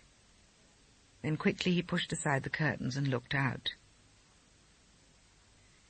He saw a small house with a grey tiled roof standing alone beside a narrow lane, and immediately behind it there was a ploughed field. In front of the house there was an untidy garden, and there was a green hedge separating the garden from the lane. He was looking at the hedge when he saw a sign. It was just a piece of board nailed to the top of a short pole, and because the hedge had not been trimmed for a long time, the branches had grown out around the sign so that it seemed almost as though it had been placed in the middle of the hedge. There was something written on the board with white paint. He pressed his head against the glass of the window, trying to read what it said. First letter was a G. He could see that. The second was an A, and the third was an R. One after another he managed to see what the letters were. There were 3 words, and slowly he spelled the letters out aloud to himself as he managed to read them. G-A-R-D-E-A-U-C-H-I-E-N. Garde au chien. That is what it said. He stood there balancing on 1 leg and holding tightly to the edges of the window-sill with his hands, staring at the sign and at the whitewashed lettering of the words. For a moment he could think of nothing at all. He stood there looking at the sign, repeating the words over and over to himself. Slowly he began to realize the full meaning of the thing. He looked at the small orchard on the left of the cottage, and he looked at the green countryside beyond. So this is... Now the throbbing in his right thigh was very great. It felt as though someone was pounding the end of his stump with a hammer, and suddenly the pain became so intense that it affected his head. For a moment he thought he was going to fall. Quickly he knelt down again, crawled back to the bed and hoisted himself in. He pulled the bedclothes over himself and lay back on the pillow, exhausted. He could still think of nothing at all except the small sign by the hedge and the ploughed field and the orchard. It was the words on the sign that he could not forget. It was some time before the nurse came in. She came carrying a basin of hot water, and she said, "Good morning, how are you today?" He said, "Good morning, nurse." The pain was still great under the bandages, but he did not wish to tell this woman anything. He looked at her as she busied herself with getting the washing things ready. He looked at her more carefully now. Her hair was very fair. She was tall and big-boned, and her face seemed pleasant. But there was something a little uneasy about her eyes. They were never still. They never looked at anything for more than a moment, and they moved too quickly from one place to another in the room. There was something about her movements also. They were too sharp and nervous to go well with the casual manner in which she spoke. She set down the basin, took off his pyjama top, and began to wash him. "Did you sleep well?" "Yes." "Good," she said. She was washing his arms and his chest. "I believe there's someone coming down to see you from the Air Ministry after breakfast," she went on. "They want a report or something. I expect you know all about it. How you got shot down and all that. I won't let him stay long, so don't worry." He did not answer. She finished washing him and gave him a toothbrush and some tooth powder. He brushed his teeth, rinsed his mouth, and spat the water out into the basin. Later she brought him his breakfast on a tray, but he did not want to eat. He was still feeling weak and sick, and he wished only to lie still and think about what had happened. And there was a sentence running through his head. It was a sentence which Johnny, the intelligence officer of his squadron, always repeated to the pilots every day before they went out. He could see Johnny now, leaning against the wall of the dispersal hut, with his pipe in his hand, saying, And if they get you, don't forget just your name, rank and number, nothing else. For God's sake, say nothing else. There you are, she said, as she put the tray on his lap. I've got you an egg. Can you manage all right? Yes. She stood beside the bed. Are you feeling all right? Yes. Good. If you want another egg, I might be able to get you one. This is all right. Well, just ring the bell if you want any more. And she went out. He had just finished eating when the nurse came in again. She said, Wing Commander Roberts is here. I told him that he can only stay for a few minutes. She beckoned with her hand, and the wing commander came in. Sorry to bother you like this, he said. He was an ordinary RAF officer, dressed in a uniform which was a little shabby. He wore wings and a DFC. He was fairly tall and thin, with plenty of black hair. His teeth, which were irregular and widely spaced, stuck out a little even when he closed his mouth. As he spoke, he took a printed form and a pencil from his pocket, and he pulled up a chair and sat down. How are you feeling? There was no answer. Tough luck about your leg. I know how you feel. I hear you put up a fine show before they got you. The man in the bed was lying quite still, watching the man in the chair. The man in the chair said, Well, let's get this stuff over. I'm afraid you'll have to answer a few questions so that I can fill in this combat report. Let me see now. First of all, what is your squadron? The man in the bed did not move. He looked straight at the wing commander, and he said, My name is Peter Williamson. My rank is squadron leader, and my number is 972457.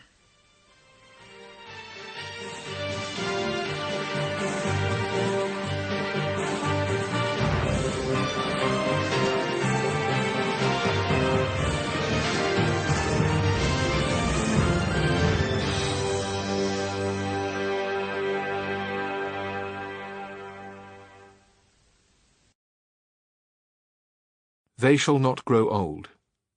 Read by Killian Murphy.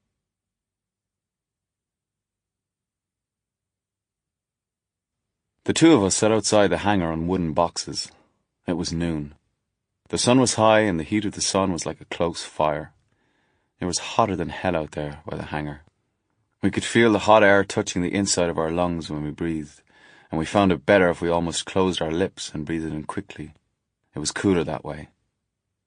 The sun was upon our shoulders and upon our backs, and all the time the sweat seeped out from our skin, trickled down our necks, over our chests and down our stomachs. It collected just where our belts were tight around the tops of our trousers, and it filtered under the tightness of our belts, where the wet was very uncomfortable and made prickly heat on the skin. Our two hurricanes were standing a few yards away, each with that patient, smug look which fighter planes have when the engine is not running, and beyond them the thin black strip of the runway sloped down towards the beaches and towards the sea. The black surface of the runway and the white grassy sand on the sides of the runway shimmered and shimmered in the sun. The heat haze hung like a vapour over the aerodrome. The stag looked at his watch. "He ought to be back," he said. The two of us were on readiness, sitting there for orders to take off. The stag moved his feet on the hot ground. "He ought to be back," he said. It was 2.5 hours since Finn had gone, and he certainly should have come back by now. I looked up into the sky and listened. There was the noise of airmen talking beside the petrol wagon, and there was the faint pounding of the sea upon the beaches, but there was no sign of an aeroplane. We sat a little while longer without speaking. "Looks as though he's had it," I said. "Yep," said the stag. "It looks like it." The stag got up and put his hands into the pockets of his khaki shorts. I got up too. We were looking northwards into the clear sky, and we shifted our feet on the ground because of the softness of the tar and because of the heat. "What was the name of that girl?" said the stag without turning his head. "Nicky," I answered.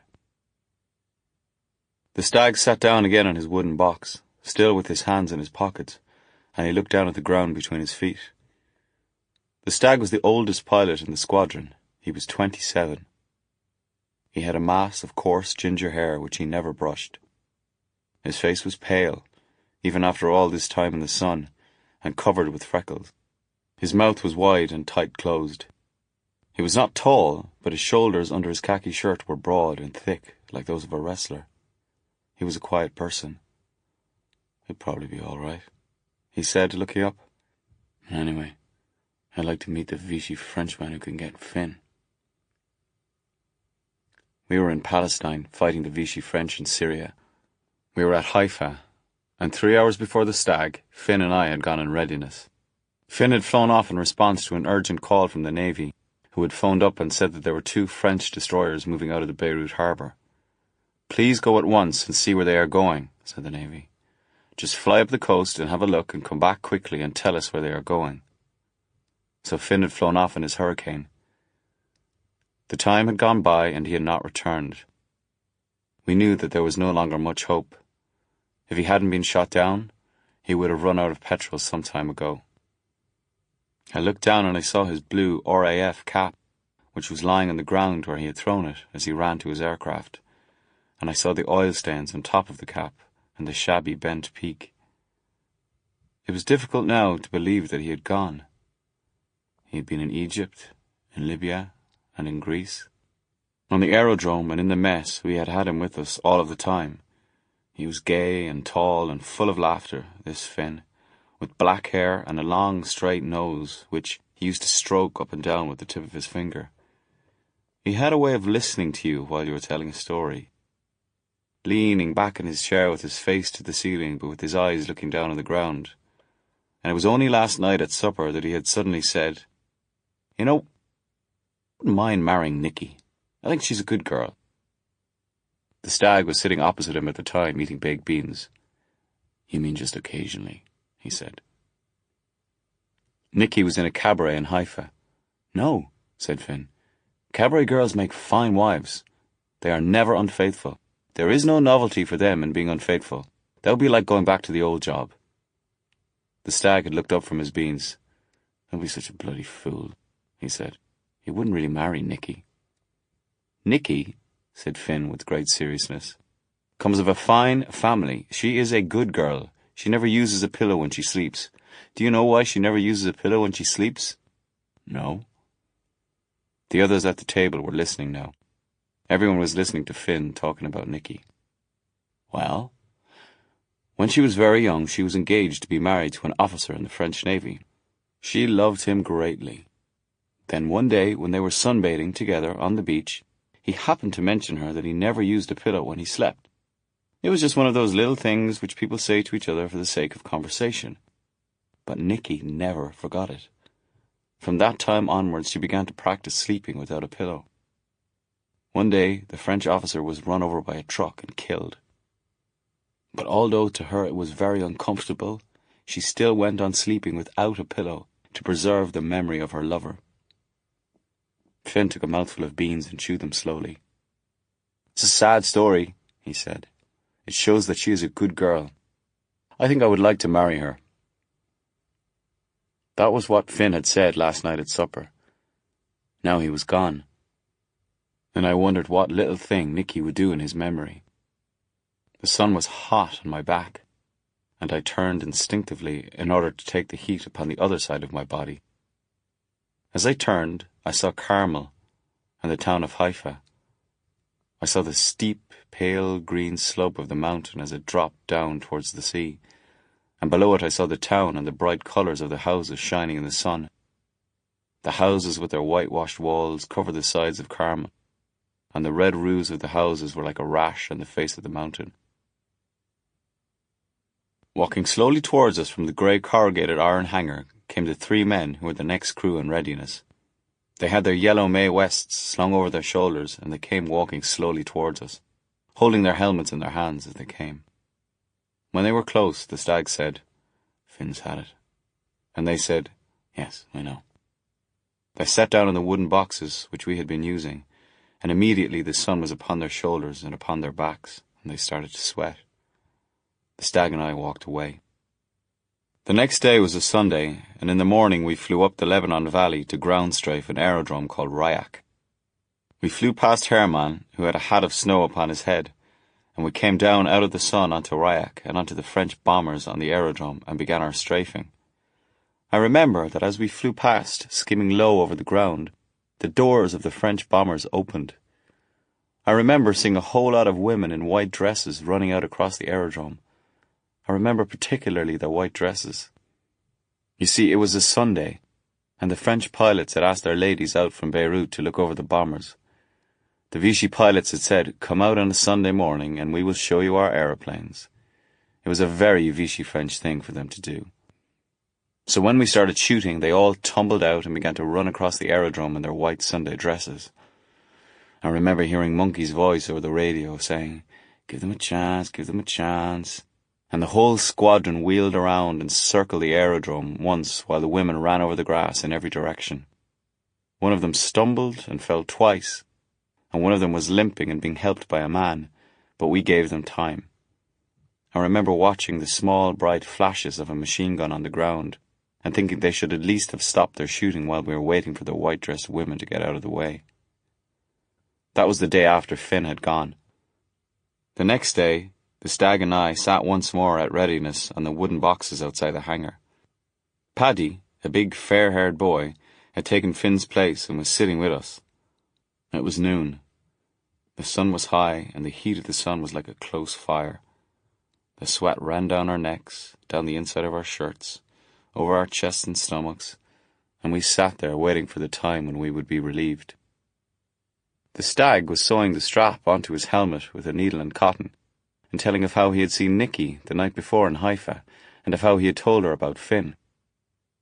Suddenly we heard the noise of an aeroplane. The stag stopped his talking, and we all looked up.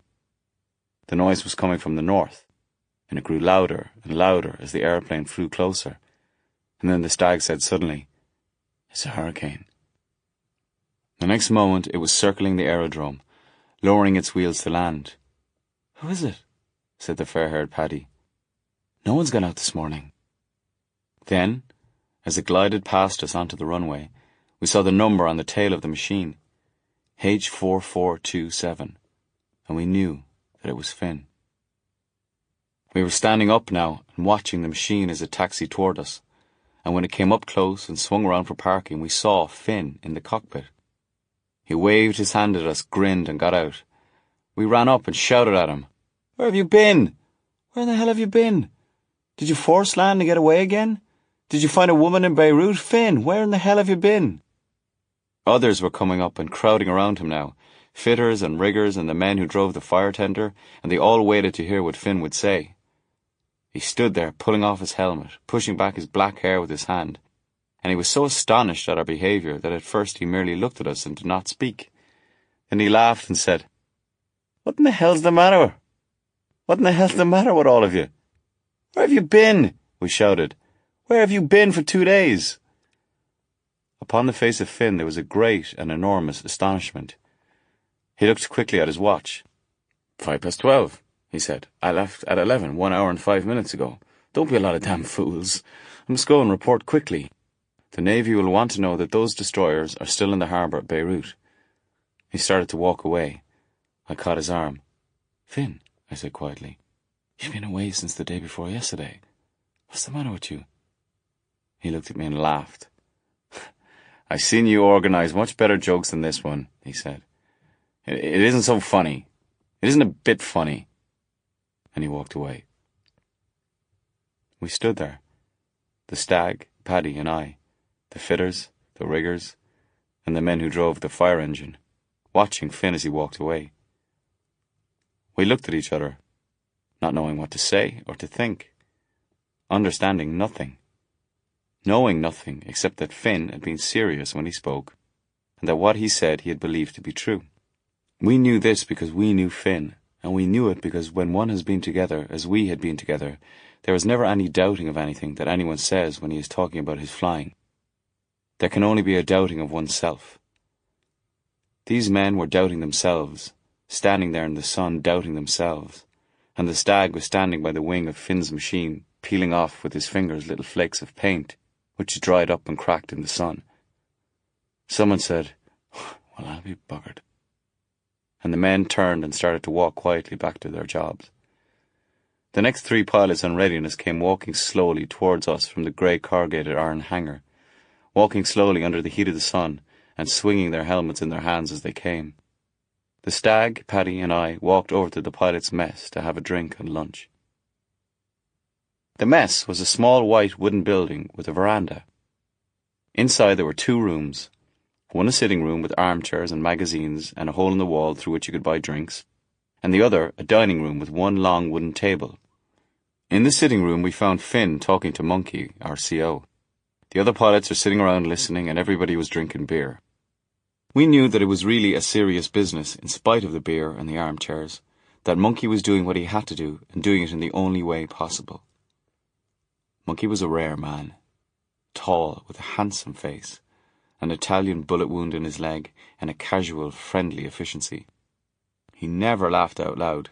He just choked and grunted deep in his throat. Finn was saying, "You must go easy, Monkey. You must help me to stop thinking that I've gone mad." Finn was being serious and sensible, but he was worried as hell. "I have told you all I know," he said. "That I took off at 11 o'clock, that I climbed up high, that I flew to Beirut, saw the 2 French destroyers, and came back, landing at 12:05. I swear to you, that is all I know." He looked around at us, at the stag and me, at Paddy and Johnny and the 6 other pilots in the room. And we smiled at him and nodded to show him that we were with him, not against him, and that we believed what he said. Monkey said, "What in the hell am I going to say to headquarters at Jerusalem? I reported you missing. Now I've got to report your return. They'll insist on knowing where you've been." The whole thing was getting to be too much for Finn. He was sitting upright, tapping with the fingers of his left hand on the leather arm of his chair, tapping with quick, sharp taps, leaning forward, thinking, fighting to think, tapping on the arm of the chair, and then he began tapping the floor with his foot as well. The stag could stand it no longer. "Monkey," he said, "Monkey, let's just leave it all for a bit. Let's leave it and perhaps Finn will remember something later on." Paddy, who was sitting on the arm of the stag's chair, said, "Yes, and meanwhile we could tell HQ that Finn had force-landed in a field in Syria, taken 2 days to repair his aircraft, then flown home." Everybody was helping Finn. The pilots were all helping him. In the mind of each of us was the certain knowledge that there was something that concerned us greatly.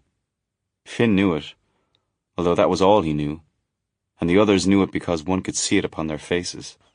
There was a tension, a fine, high-drawn tension in the room, because here for the first time was something which was neither bullets, nor fire, nor the coughing of an engine, nor burst tires, nor blood in the cockpit, nor yesterday, nor today, nor even tomorrow. Monkey felt it too, and he said, "Yes, let's have another drink and leave it for a bit. I'll tell HQ that you force-landed in Syria and managed to get off again later." We had some more beer and went into lunch. Monkey ordered bottles of Palestine white wine with the meal to celebrate Finn's return. After that, no one mentioned the thing at all. We did not even talk about it when Finn wasn't there. But each one of us continued to think about it secretly, knowing for certain that it was something important and that it was not finished. The tension spread quickly through the squadron, and it was with all the pilots. Meanwhile, the days went by, and the sun shone upon the aerodrome and upon the aircraft, and Finn took his place among us flying in the normal way. Then one day, I think it was about a week later, we did another ground strafe of Ryak Aerodrome. There were 6 of us, with Monkey leading, and Finn flying on his starboard side. We came in low over Ryak, and there was plenty of light flak, and as we went in on the first run, Paddy's machine was hit. As we wheeled for the second run, we saw his Hurricane wing gently over and dive straight to the ground at the edge of the aerodrome. There was a great billow of white smoke as it hit, then the flames, and as the flames spread, the smoke turned from white to black, and Paddy was with it. Immediately, there was a crackle over the radio, and I heard Finn's voice, very excited, shouting into his microphone, shouting, "I've remembered it! Hello, Monkey! I've remembered it all!" And Monkey's calm, slow reply, "Okay. Finn, okay. Don't forget it." We did our second run, and then Monkey led us quickly away, weaving in and out of the valleys, with the bare, grey, brown hills far above us on either side, and all the way home, All through the half-hour's flight, Finn never stopped shouting over the RT. First, he would call to Monkey and say, "Hello, Monkey, I've remembered it, all of it, every bit of it." Then he would say, "Hello, Stag, I've remembered it, all of it, I can't forget it now." He called me, and he called Johnny, and he called Wishful. He called us all separately over and over again, and he was so excited that sometimes he shouted too loudly into his mic, and we could not hear what he was saying. When we landed, we dispersed our aircraft, and because Finn for some reason had to park his at the far side of the aerodrome, the rest of us were in the operations room before him. The ops room was beside the hangar. It was a bare place with a large table in the middle of the floor on which there was a map of the area. There was another, smaller table with a couple of telephones, a few wooden chairs and benches, and at one end the floor was stacked with Mae Wests, parachutes and helmets. We were standing there taking off our flying clothing and throwing it onto the floor at the end of the room when Finn arrived. He came quickly into the doorway and stopped. His black hair was standing up straight and untidy because of the way in which he had pulled off his helmet. His face was shiny with sweat, and his khaki shirt was dark and wet. His mouth was open and he was breathing quickly. He looked as though he had been running. He looked like a child who had rushed downstairs into a room full of grown-ups to say that the cat has had kittens in the nursery and who does not know how to begin. We had all heard him coming because that was what we had been waiting for. Everyone stopped what they were doing and stood still, looking at Finn. Monkey said, "Hello, Finn." And Finn said, "Monkey, you've got to believe this because it's what happened." Monkey was standing over by the table with the telephones. The stag was near him, square, short, ginger-haired stag, standing up straight, holding a Mae West in his hand, looking at Finn. The others were at the far end of the room. When Finn spoke, they began to move up quietly until they were closer to him, until they had reached the edge of the big map table, which they touched with their hands. There they stood, looking at Finn, and waiting for him to begin. He started at once, talking quickly, then calming down and talking more slowly as he got into his story. He told everything, standing there by the door of the ops room, with his yellow Mae West still on him and with his helmet and oxygen mask in his hand. The others stayed where they were and listened, and as I listened to him, I forgot that it was Finn speaking, and that we were in the ops room at Haifa. I forgot everything, and went with him on his journey, and did not come back until he had finished. "I was flying at about 20,000, he said. "I flew over Tyre and Sidon and over the Damer River, and then I flew inland, over the Lebanon hills, because I intended to approach Beirut from the east.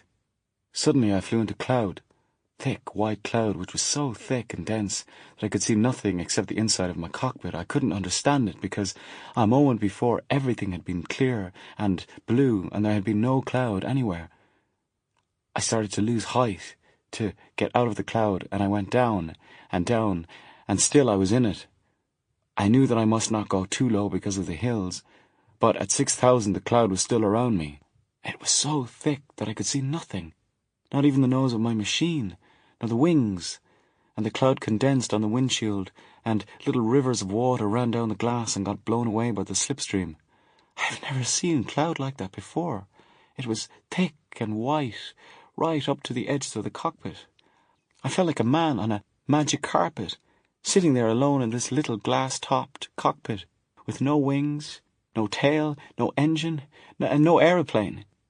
I knew that I must get out of this cloud, so I turned and flew west over the sea, away from the mountains, and then I came down low by my altimeter. I came down to 500 feet, 400, 300, 200, 100, and the cloud was still around me. For a moment I paused. I knew that it was unsafe to go lower. Then, quite suddenly, like a gust of wind, came the feeling that there was nothing below me. No sea, nor earth, nor anything else. And slowly, deliberately, I opened the throttle, pushed the stick hard forward, and dived. I did not watch the altimeter. I looked straight ahead, through the windshield, at the whiteness of the cloud, and I went on diving. I sat there, pressing the stick forward, keeping her in the dive, watching the vast, clinging whiteness of the cloud, and I never once wondered where I was going. I just went. I do not know how long I sat there.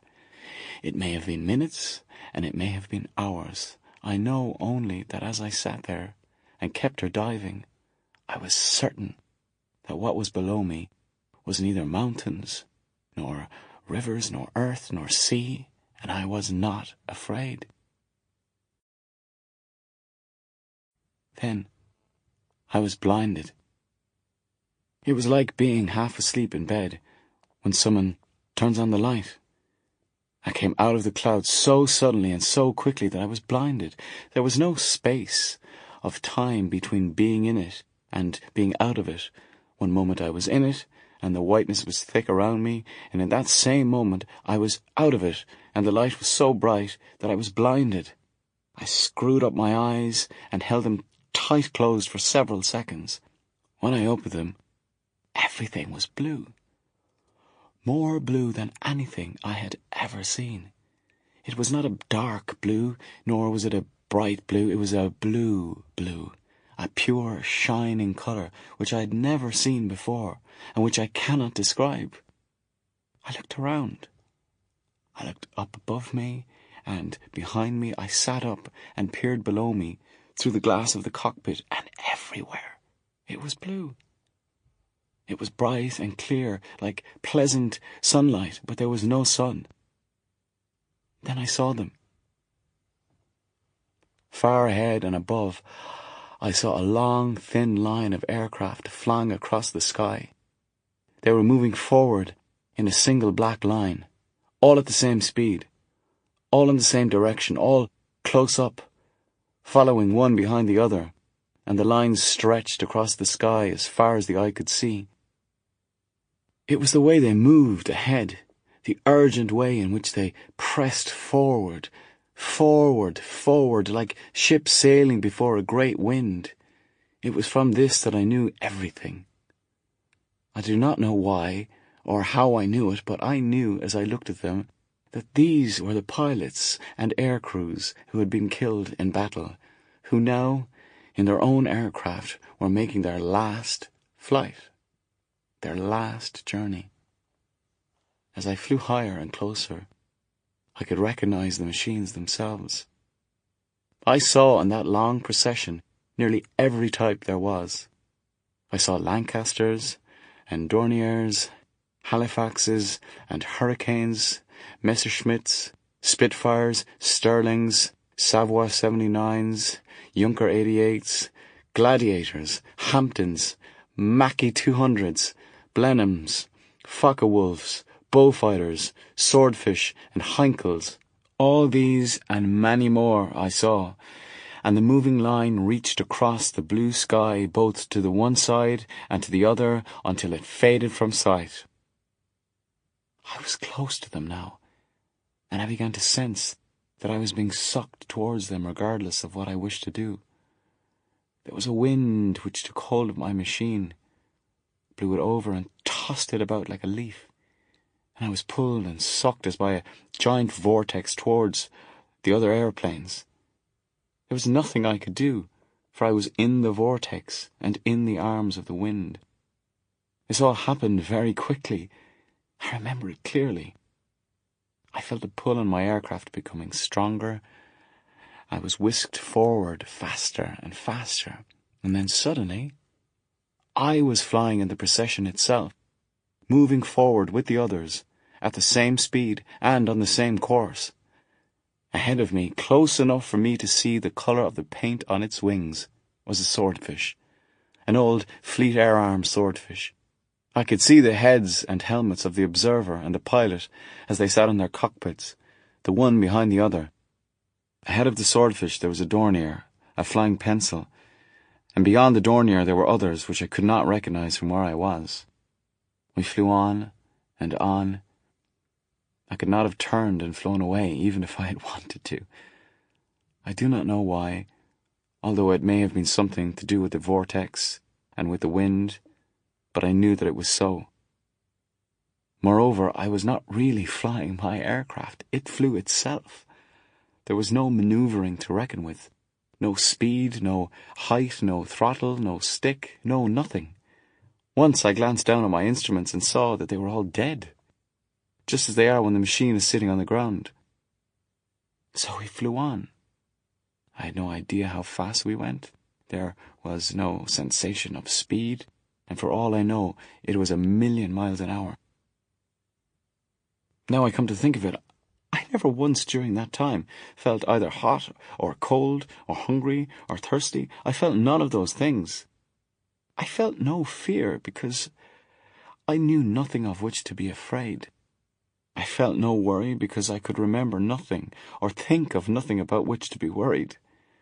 I felt no desire to do anything that I was not doing, or to have anything that I did not have, because there was nothing that I wished to do, and there was nothing that I wished to have. I felt only pleasure at being where I was, at seeing the wonderful light and the beautiful colour around me. Once I caught sight of my face in the cockpit mirror, and I saw that I was smiling with my eyes and with my mouth. And when I looked away, I knew that I was still smiling, simply because that was the way I felt. Once, the observer in the swordfish ahead of me turned and waved his hand. I slid back the roof of my cockpit and waved back. I remember that even when I opened the cockpit, there was no rush of air and no rush of cold or heat, nor was there any pressure of the slipstream on my hand. Then I noticed they were all waving at each other like children on a roller coaster, and I turned and waved at the man in the Mackie behind me. But there was something happening along the line. Far up in front of me, I could see that the aeroplanes had changed course, were wheeling around to the left and losing height. The whole procession, as it reached a certain point, was banking around and gliding downwards in a wide, sweeping circle. Instinctively, I glanced down over the cockpit, and there I saw spread out below me a vast green plain. It was green and smooth and beautiful. It reached to the far edges of the horizon, where the blue of the sky came down and merged with the green of the plain. And there was a light. Over to the left, far away in the distance, was a bright white light, shining bright without any colour.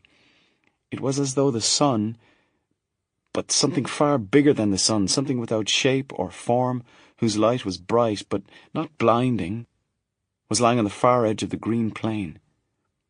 The light spread outwards from a centre of brilliance, and it spread far up into the sky and far out over the plain. When I saw it, I could not at first look away from it. I had a desire to go towards it, into it, and almost at once the desire and the longing became so intense that several times I tried to pull my aircraft out of the line and fly straight towards it, but it was not possible, and I had to fly with the rest. As they banked around and lost height, I went with them, and we began to glide down towards the green plain below. Now that I was closer, I could see the great mass of aircraft upon the plain itself. They were everywhere, scattered over the ground like currants upon a green carpet. There were hundreds and hundreds of them, and each minute, each second almost, their numbers grew as those in front of me landed and taxied to a standstill. Quickly we lost height. Soon I saw that the ones just in front of me were lowering their wheels and preparing to land. The Dornier, next but one to me, levelled off and touched down. Then the old swordfish. The pilot turned a little to the left out of the way of the Dornier and landed beside him. I turned to the left of the swordfish and levelled off. I looked out of the cockpit at the ground, judging the height, and I saw the green of the ground blurred as it rushed past me and below me. I waited for my aircraft to sink and to touch down. It seemed to take a long time. "Come on," I said, "come on, come on." I was only about 6 feet up, but she would not sink. "Get down," I shouted, "please, get down." I began to panic. I became frightened. Suddenly I noticed that I was gaining speed. I cut all the switches, but it made no difference. The aircraft was gathering speed, going faster and faster. I looked around and saw behind me the long procession of aircraft dropping down out of the sky and sweeping into land. I saw the mass of machines upon the ground, scattered far across the plain, and away on one side I saw the light. shining white light which shone so brightly over the great plain and to which I longed to go. I know that had I been able to land, I would have started to run towards that light the moment I got out of my aircraft. I know I was flying away from it. My fear grew. As I flew faster and farther away, the fear took hold of me until soon I was fighting crazy mad, pulling at the stick, wrestling with the aeroplane, trying to turn it around back towards the light.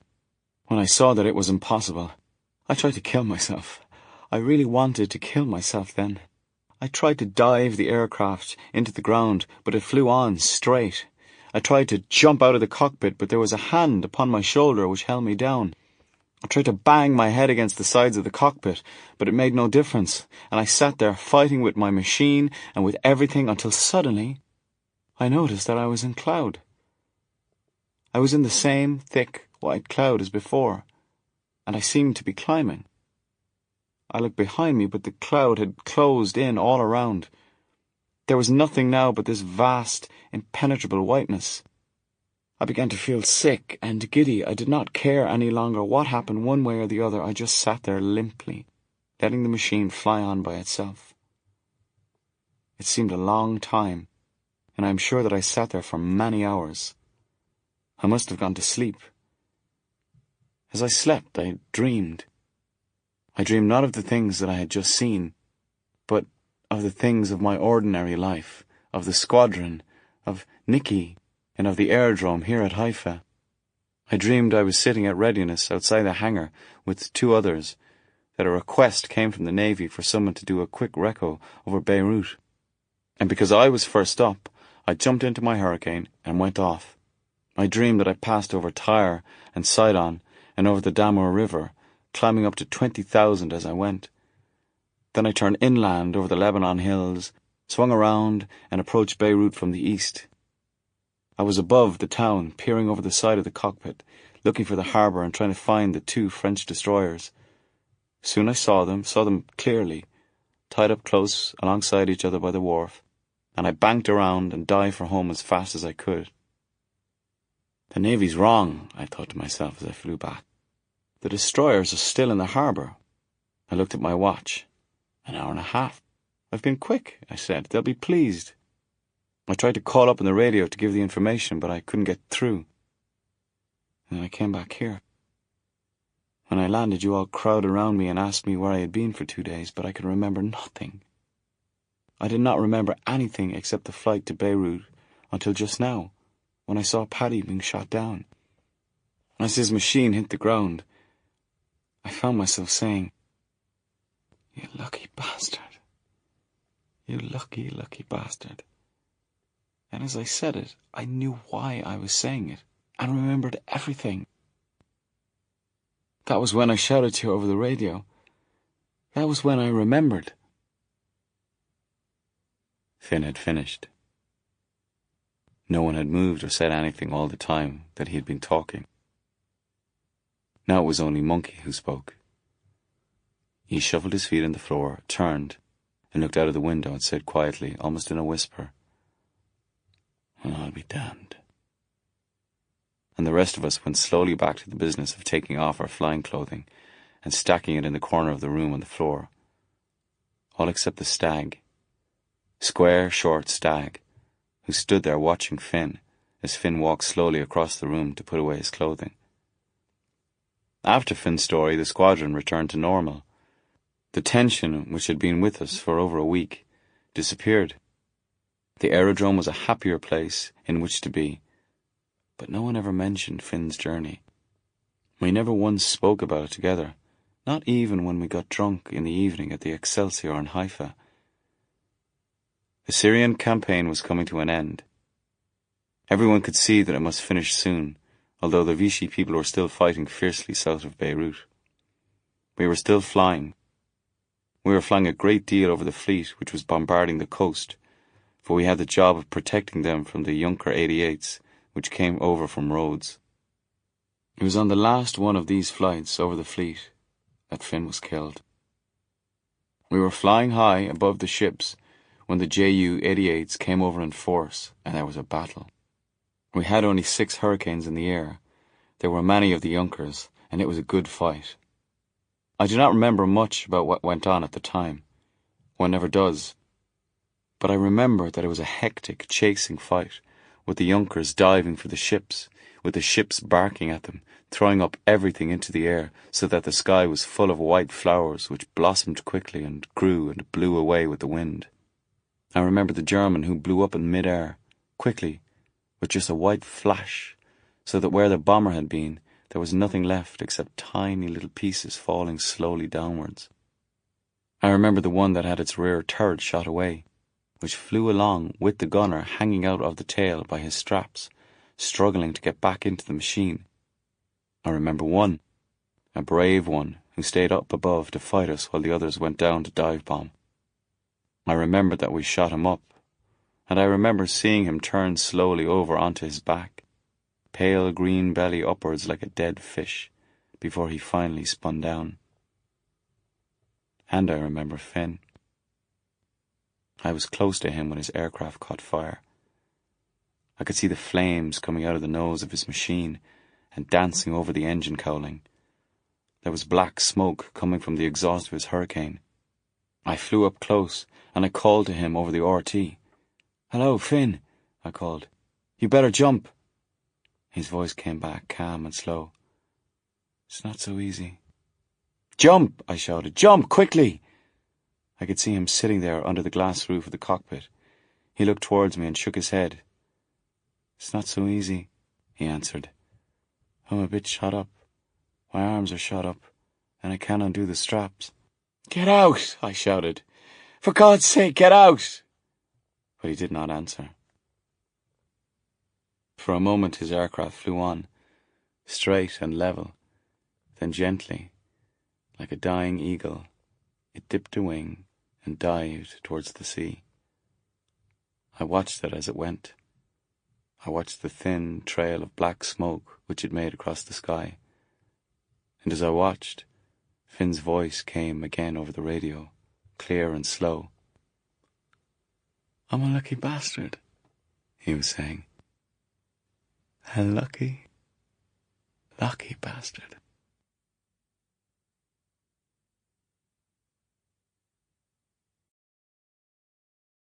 Someone Like You. Read by Julian Rind-Tutt.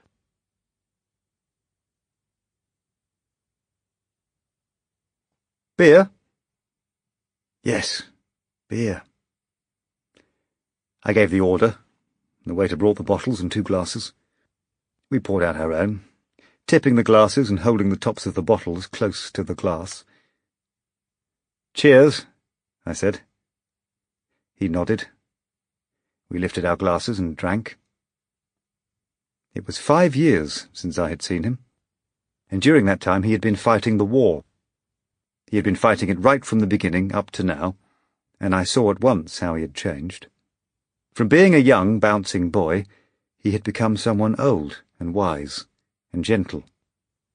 He had become gentle like a wounded child. He had become old like a tired man of 70 years.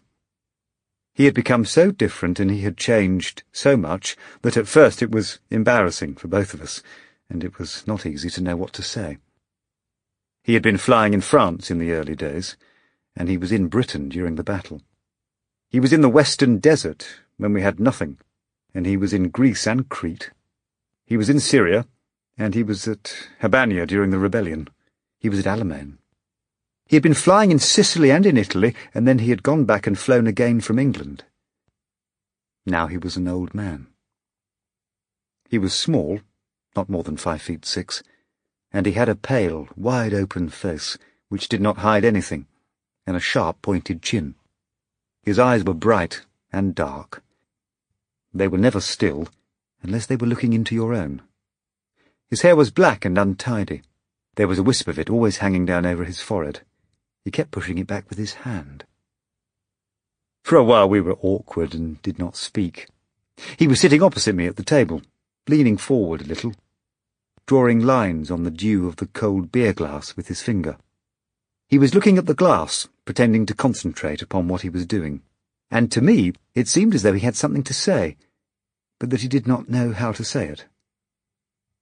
I sat there and picked nuts out of the plate and munched them noisily, pretending that I did not care about anything, not even about making a noise while eating. Then, without stopping his drawing on the glass, and without looking up, he said quietly and very slowly, "Oh, God, I wish I was a waiter or a whore or something." He picked up his glass and drank the beer slowly, and all at once, in 2 swallows. I knew now that there was something on his mind, and I knew that he was gathering courage so that he could speak. "Let's have another," I said. "Yeah, let's have a whiskey." "All right, whiskey." I ordered 2 double scotches and some soda, and we poured the soda into the scotch and drank. He picked up his glass and drank, put it down, picked it up again and drank some more. As he put down the glass the second time, he leaned forward, and quite suddenly he began to talk. "You know," he said, I keep thinking during a raid, when we're running over the target, just as we're going to release our bombs, I keep thinking to myself, shall I just jink a little? Shall I swerve a fraction to one side? Then my bombs will fall on someone else. I keep thinking, whom shall I make them fall on? Whom shall I kill tonight? Which 10, 20 or 100 people shall I kill tonight? It is all up to me. Now I think about this every time I go out." He had taken a small nut and was splitting it into pieces with his thumbnail as he spoke, looking down at what he was doing because he was embarrassed by his own talk. He was speaking very slowly. "It would just be a gentle pressure with the ball of my foot upon the rudder bar. Pressure so slight that I would hardly know that I was doing it. And it would throw the bombs onto a different house and onto other people. It is all up to me. The whole thing is up to me. And each time that I go out, I have to decide which ones shall be killed.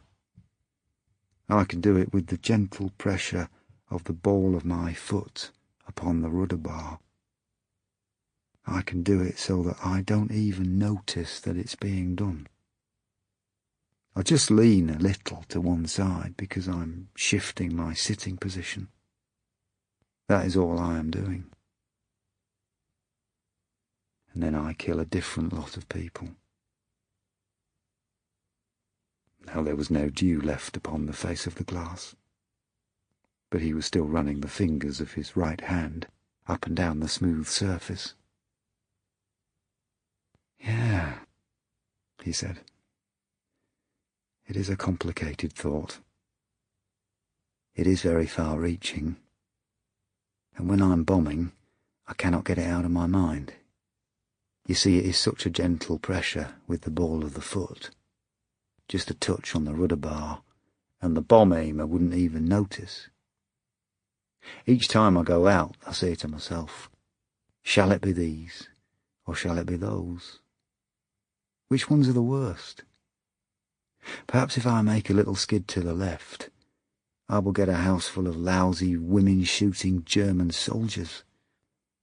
Or perhaps if I make that little skid, I will miss getting the soldiers and get an old man in a shelter. How can I know? How can anyone know these things?" He paused and pushed his empty glass away from him into the middle of the table. "And so I never jink," he added. "At least hardly ever." "I jinked once," I said. "Ground strafing. I thought I'd kill the ones on the other side of the road instead." "Everybody jinks," he said. "Shall we have another drink?" Yes, let's have another. I called the waiter and gave the order, and while we were waiting, we sat looking around the room at the other people. The place was starting to fill up because it was about 6 o'clock, and we sat there looking at the people who were coming in. They were standing around looking for tables, sitting down, laughing and ordering drinks. "Look at that woman," I said. "The one just sitting down over there." "What about her?" "Wonderful figure," I said. "Wonderful bosom. Look at her bosom." The waiter brought the drinks. "Did I ever tell you about Stinker?" he said. "Stinker who?" "Stinker Sullivan in Malta." "No." "About Stinker's dog?" "No." Stinker had a dog. Great big Alsatian. And he loved that dog, as though it was his father and his mother and everything else he had, and the dog loved Stinker. He used to follow him around everywhere he went. And when he went on ops, he used to sit on the tarmac outside the hangars, waiting for him to come back. It was called Smith. Stinker really loved that dog. He loved it like his mother, and he used to talk to it all day long. "Lousy whiskey," I said. "Yeah, let's have another." We got some more whiskey. "Well, anyway," he went on, "one day the squadron got orders to fly to Egypt. We had to go at once, not in 2 hours or later in the day, but at once. And Stinker couldn't find his dog, couldn't find Smith anywhere. Started running all over the aerodrome, yelling for Smith, and going mad, yelling at everyone, asking where he was, and yelling 'Smith, Smith' all over the aerodrome. Smith wasn't anywhere." "Where was he?" I said. "He wasn't there, and we had to go. Stinker had to go without Smith, and he was mad as a hatter. His crew said he kept calling up over the radio, asking if they'd found him. All the way to Heliopolis he kept calling up Malta, saying, 'Have you got Smith?' And Malta kept saying, no, they hadn't." "This whiskey is really terrible," I said. "Yeah, we must have some more." We had a waiter who was very quick. "I was telling you about Stinker," he said. Yes, tell me about Stinker." "Well, when we got to Egypt, he wouldn't talk about anything except Smith. He used to walk around, acting as though the dog was always with him. Damn fool walked around saying, 'Come on, Smith, old boy, come on.' And he kept looking down and talking to him as he walked along. Kept reaching down and patting the air and stroking this bloody dog that wasn't there." "Where was it?" "Malta, I suppose. Must have been in Malta." "Isn't this awful whiskey? Oh, it's terrible. We must have some more when we finish this. Cheers." "Cheers." Waiter! Waiter! Yep, again." "So, Smith was in Malta?" "Yeah," he said. "And this damn fool Stinker Sullivan went on like this right up to the time he was killed. Must have been mad." "He was. Mad as a hatter. You know, once he walked into the sporting club at Alexandria at drinking time.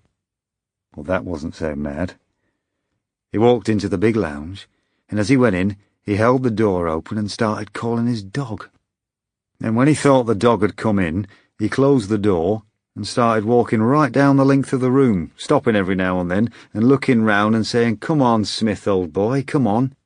He kept flipping his fingers.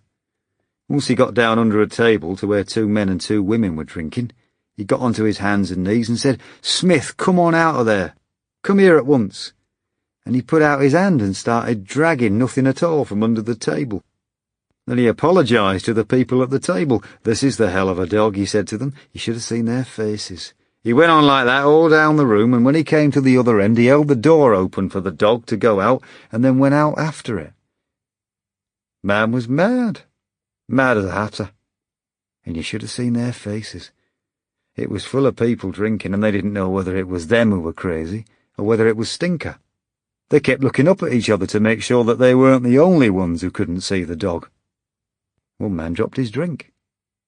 That was awful. Terrible. The waiter came and went. The room was full of people now, all sitting at little tables, talking and drinking and wearing their uniforms. The pilot poked the ice down into his glass with his finger. He used to drink too, he said. Who? Stinker. He used to talk about it. Drinking isn't anything, I said. It's like not touching the cracks on the pavement when you're walking along. Balls, that's just personal, doesn't affect anyone else. Well, it's like car waiting. What's car waiting? I always do it, I said. What is it? Just as you're going to drive off, you sit back and count 20, and then you drive off. You're mad too, he said. You're like Stinker. It's a wonderful way to avoid accidents. I've never had one in a car yet, at least not a bad one. You're drunk. No, I always do it. Why? Because then if someone was going to have stepped off the curb in front of your car, you won't hit them because you started later. You were delayed because you counted 20, and the person who stepped off the curb who you would have hit, you missed him. Why? He stepped off the curb long before you got there because you counted 20. That's a good idea. I know it's a good idea. It's a bloody marvellous idea. I've saved lots of lives. And you can drive straight across intersections because the car you would have hit has already gone by. It went by just a little earlier because you delayed yourself by counting 20. Marvellous, isn't it? But it's like jinking, he said. You never really know what would have happened. I always do it, I said. We kept right on drinking. Look at that woman, I said. The one with the bosom? Yes, marvellous bosom. He said slowly, I bet I've killed lots of women more beautiful than that one. Not lots with bosoms like that. I'll bet I have. Shall we have another drink? Yes, one for the road. There aren't any other women with bosoms like that, I said. Not in Germany, anyway. Oh, yeah, there are. I've killed lots of them. All right, you've killed lots of women with wonderful bosoms. He leaned back and waved his hand around the room. See all the people in this room, he said. Yes. Well, wouldn't there be a bloody row if they were all suddenly dead? If they all suddenly fell off their chairs onto the floor dead? What about it? Wouldn't there be a bloody row? Certainly there'd be a row. If all the waiters got together and put stuff in all the drinks and everyone died, there'd be a God Almighty row. Well, I've done that hundreds of times. I've killed more people than there are in this room hundreds of times. So have you. Lots more, I said. But that's different. Same sort of people, men and women and waiters, all drinking in a pub.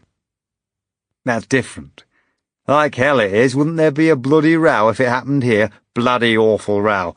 Well, we've done it lots of times. Hundreds of times, I said. This is nothing. This is a lousy place. Yes, it's lousy. Let's go somewhere else. Finish our drinks. We finished our drinks, and we both tried to pay the bill. So we tossed for it, and I won. It came to $16.25. He gave the waiter a $2 tip. We got up and walked around the tables and over to the door. Taxi, he said. Yes, must have a taxi. There wasn't a doorman. We stood out on the curb, waiting for a taxi to come along, and he said, This is a good town. Wonderful town, I said. I felt fine. It was dark outside, but there were a few street lamps, and we could see the cars going by and the people walking on the other side of the street. There was a thin, quiet drizzle falling, and the wetness on the black street shone yellow under the lights of the cars and under the street lamps. The tires of the cars hissed on the wet surface. Let's go to a place which has lots of whiskey, he said. Lots of whiskey and a man with egg on his beard serving it. Fine. Somewhere where there are no other people but just us and the man with egg on his beard. Either that, "Yes," I said. "Either that or what?" "Or a place with 100,000 people in it." "Yes," I said. "Okay." We stood there waiting, and we could see the lights of the cars as they came round the bend over to the left, coming towards us with the tyres swishing on the wet surface, and going past us up the road to the bridge which goes over the river. We could see the drizzle falling through the beams of their headlights, and we stood there waiting for a taxi.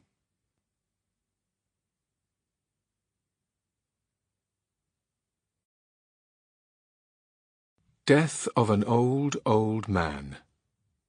Read by Julian Rind-Tutt. Oh God, how I am frightened. Now that I am alone, I don't have to hide it. I don't have to hide anything any longer. I can let my face go, because no one can see me. Because there's 21,000 feet between me and them, and because now that it's happening again, I couldn't pretend any more even if I wanted to. Now I don't have to press my teeth together and tighten the muscles of my jaw, as I did during lunch, when the corporal brought in the message, when he handed it to Tinker, and Tinker looked up at me and said, "Charlie, it's your turn, you're up next." As if I didn't know that. As if I didn't know that I was next up. As if I didn't know it last night when I went to bed, and at midnight when I was still awake, and all the way through the night, at 1 in the morning, and at 2, and 3, and 4, and 5, and 6, and at 7 o'clock when I got up. As if I didn't know it while I was dressing, and while I was having breakfast, and while I was reading the magazines in the mess, playing shove-halfpenny in the mess, reading the notices in the mess, playing billiards in the mess. I knew it then, and I knew it when we went into lunch, while we were eating that mutton for lunch. And when the corporal came into the room with the message, it wasn't anything at all. It wasn't anything more than when it begins to rain because there is a black cloud in the sky. When he handed the paper to Tinker, I knew what Tinker was going to say before he had opened his mouth. I knew exactly what he was going to say. So that wasn't anything either. But when he folded the message up and put it in his pocket and said, "Finish your pudding, you've got plenty of time," that was when it got worse, because I knew for certain then that it was going to happen again, that within half an hour I would be strapping myself in and testing the engine and signalling to the airmen to pull away the chocks. The others were all sitting around eating their pudding. Mine was still on my plate in front of me, and I couldn't take another mouthful. But it was fine when I tightened my jaw muscles and said, "Thank God for that. I'm tired of sitting around here picking my nose." It was certainly fine when I said that. It must have sounded like any of the others just before they started off. And when I got up to leave the table and said, "See you at tea time," that must have sounded all right too. But now I don't have to do any of that. Thank Christ I don't have to do that now. I can just loosen up and let myself go. I can do or say anything I want so long as I fly this aeroplane properly. It didn't used to be like this. 4 years ago it was wonderful. I loved doing it because it was exciting, because the waiting on the aerodrome was nothing more than the waiting before a football game or before going into bat. And 3 years ago it was all right too. But then always the 3 months of resting and the going back again, and the resting and the going back. Always going back and always getting away with it, everyone saying what a fine pilot, no one knowing what a near thing it was that time near Brussels, and how lucky it was that time over Dieppe, and how bad it was that other time over Dieppe, and how lucky and bad and scared I've been every minute of every trip every week this year. No one knows that. They all say, "Charlie's a great pilot. Charlie's a born flyer. Charlie's terrific." I think he was once, but not any longer. Each time now it gets worse. At first it begins to grow upon you slowly, coming upon you slowly, creeping up on you from behind, making no noise, so that you do not turn round and see it coming. If you saw it coming, perhaps you could stop it, but there is no warning. It creeps closer and closer, like a cat creeps closer, stalking a sparrow. And then when it is right behind you, it doesn't spring like the cat would spring. It just leans forward and whispers in your ear. It touches you gently on the shoulder and whispers to you that you are young, that you have a million things to do and a million things to say, that if you are not careful, you will buy it, that you are almost certain to buy it sooner or later, and that when you do, you will not be anything any longer. You will just be a charred corpse. It whispers to you about how your corpse will look when it is charred, how black it will be, and how it will be twisted and brittle, with the face black, and the fingers black, and the shoes off the feet, because the shoes always come off the feet when you die like that. At first it whispers to you only at night, when you are lying awake in bed at night. Then it whispers to you at odd moments during the day, when you're doing your teeth, or drinking a beer, or when you are walking down the passage. And in the end it becomes so that you hear it all day and all night, all the time. There's Imalden, just the same as ever, with the little knob sticking out just beside it. There are the Frisians, Texel, Vlieland, Terschelling, Ameland, Juist and Norderney. I know them all. They look like bacteria under a microscope. There's the Zuiderzee, there's Holland, there's the North Sea, there's Belgium, and there's the world.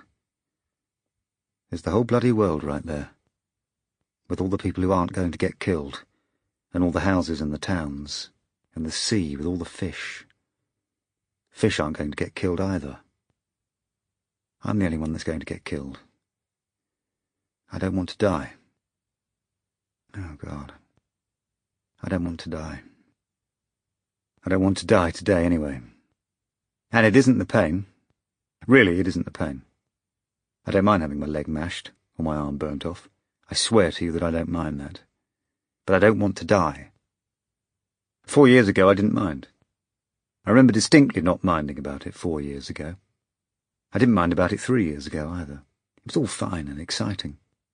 It always is when it looks as though you may be going to lose, as it did then. It is always fine to fight when you are going to lose everything anyway, and that's how it was 4 years ago. But now we're going to win. It is so different when you're going to win. If I die now, I lose 50 years of life, and I don't want to lose that. I'll lose anything except that, because that would be all the things I want to do and all the things I want to see. All the things like going on sleeping with Joey. Like going home sometimes. Like walking through a wood. Like pouring out a drink from a bottle. Like looking forward to weekends, and like being alive every hour, every day, every year for 50 years. If I die now, I will miss all that, and I will miss everything else. I will miss the things that I don't know about. I think those are really the things I'm frightened of missing. I think the reason I do not want to die is because of the things I hope will happen. Yes, that's right. I'm sure that's right.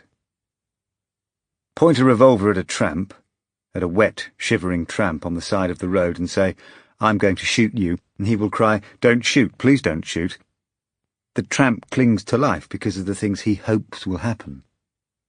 I'm clinging to it for the same reason. But I've clung on for so long now that I cannot hold on much longer. Soon I will have to let go. It's like hanging over the edge of a cliff. That's what it's like. And I've been hanging on too long now. Holding on to the top of the cliff with my fingers, not being able to pull myself back up. With my fingers getting more and more tired, beginning to hurt and to ache, so that I know that sooner or later I will have to let go. I dare not cry out for help. That is one thing I dare not do. So I go on hanging over the side of this cliff, and as I hang, I keep kicking a little with my feet against the side of the cliff, trying desperately to find a foothold. But it is steep and smooth, like the side of a ship, and there isn't any foothold. I'm kicking now. That's what I'm doing. I'm kicking against the smooth side of the cliff, and there isn't any foothold. Soon I shall have to let go. The longer I hang on, the more certain I am of that, and so each hour, each day, each night, each week, I become more and more frightened. 4 years ago, I wasn't hanging over the edge like this. I was running about in the field above, and although I knew that there was a cliff somewhere and that I might fall over it, I did not mind. 3 years ago it was the same, but now it is different. I know that I am not a coward. I'm certain of that. I will always keep going. Here I am today, at 2 o'clock in the afternoon, sitting here flying a course of 135 at 360 miles an hour and flying well. And although I am so frightened that I can hardly think, yet I am going on to do this thing. There was never any question of not going or of turning back. I would rather die than turn back. Turning back never enters into it. It would be easier if it did. I would prefer to have to fight that than to have to fight this fear. There's Wasselt, little camouflaged group of buildings, and great big camouflaged aerodrome, probably full of 109s and 190s. Holland looks wonderful. It must be a lovely place in the summer. I expect they're haymaking down there now. I expect the German soldiers are watching the Dutch girls haymaking. Bastards. Watching them haymaking, then making them come home with them afterwards. I would like to be haymaking now. I would like to be haymaking and drinking cider. The pilot was sitting upright in the cockpit. His face was nearly hidden by his goggles and by his oxygen mask. His right hand was resting lightly upon the stick, and his left hand was forward on the throttle. All the time he was looking around him into the sky. From force of habit, his head never ceased to move from one side to the other, slowly, mechanically, like clockwork, so that each moment, almost, he searched every part of the blue sky, above, below, and all around. But it was into the light of the sun itself that he looked twice as long as he looked anywhere else. For that is the place where the enemy hides and waits before he jumps upon you. There are only 2 places in which you can hide yourself when you are up in the sky. One is in cloud, and the other is in the light of the sun. He flew on, and although his mind was working upon many things, and although his brain was the brain of a frightened man, yet his instinct was the instinct of a pilot who was in the sky of the enemy. With a quick glance, without stopping the movement of his head, he looked down and checked his instruments. The glance took no more than a second, and like a camera can record a dozen things at once with the opening of a shutter, so he at a glance recorded with his eyes his oil pressure, his petrol, his oxygen, his rev counter, boost, and his airspeed. And in the same instant almost, he was looking up again into the sky. He looked at the sun, and as he looked, as he screwed up his eyes and searched into the dazzling brightness of the sun, he thought that he saw something. Yes, there it was. A small black speck moving slowly across the bright surface of the sun, and to him the speck was not a speck, but a life-size German pilot sitting in a Focke-Wulf which had cannon in its wings. He knew that he had been seen. He was certain that the one above was watching him, taking his time, sure of being hidden in the brightness of the sun, watching the Spitfire and waiting to pounce. The man in the Spitfire did not take his eye away from the small speck of black. His head was quite still now. He was watching the enemy, and as he watched, his left hand came away from the throttle and began to move delicately around the cockpit. It moved quickly and surely, touching this thing and that, switching on his reflector sight, turning his trigger button from safe over to fire, and pressing gently with his thumb upon a lever which increased, ever so slightly, the pitch of the air screw. There was no thought in his head now, save for the thought of battle. He was no longer frightened, or thinking of being frightened. All that was a dream. And as a sleeper who opens his eyes in the morning and forgets his dream, so this man had seen the enemy and had forgotten that he was frightened. It was always the same. It had happened 100 times before, and now it was happening again. Suddenly, in an instant, he had become cool and precise. And as he prepared himself, as he made ready his cockpit, he watched the German, waiting to see what he would do. This man was a great pilot. He was great because when the time came, whenever the moment arrived, his coolness was great, and his courage was great, and more than anything else, his instinct was great, greater by far than his coolness or his courage or his experience. Now he eased open the throttle and pulled the stick gently backwards, trying to gain height, trying to gain a little of the 5,000 feet advantage which the German had over him. But there was not much time. The Focke-Wulf came out of the sun with its nose down, and it came fast.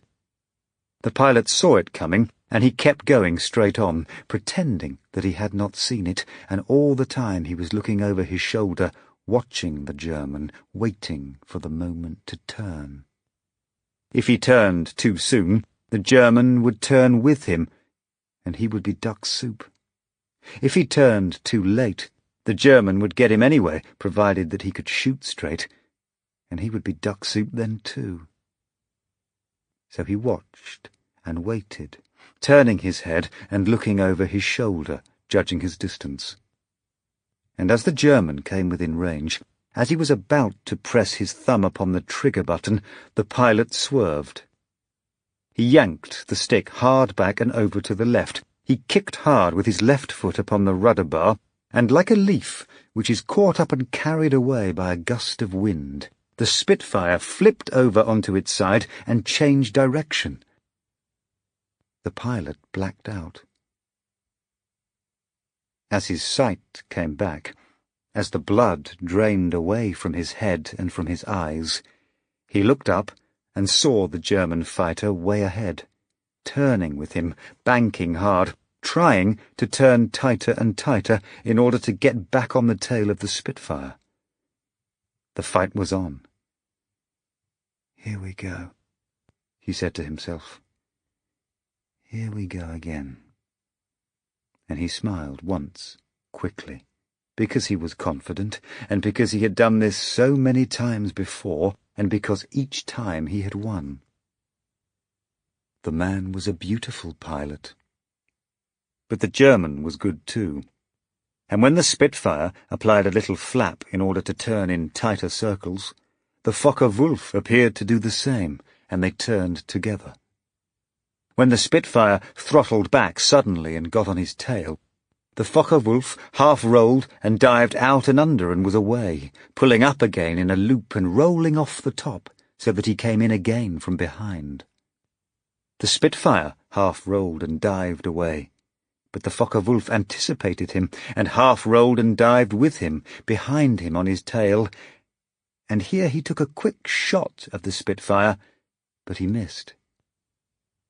For at least 15 minutes the two small aircraft rolled and dived around each other in the sky.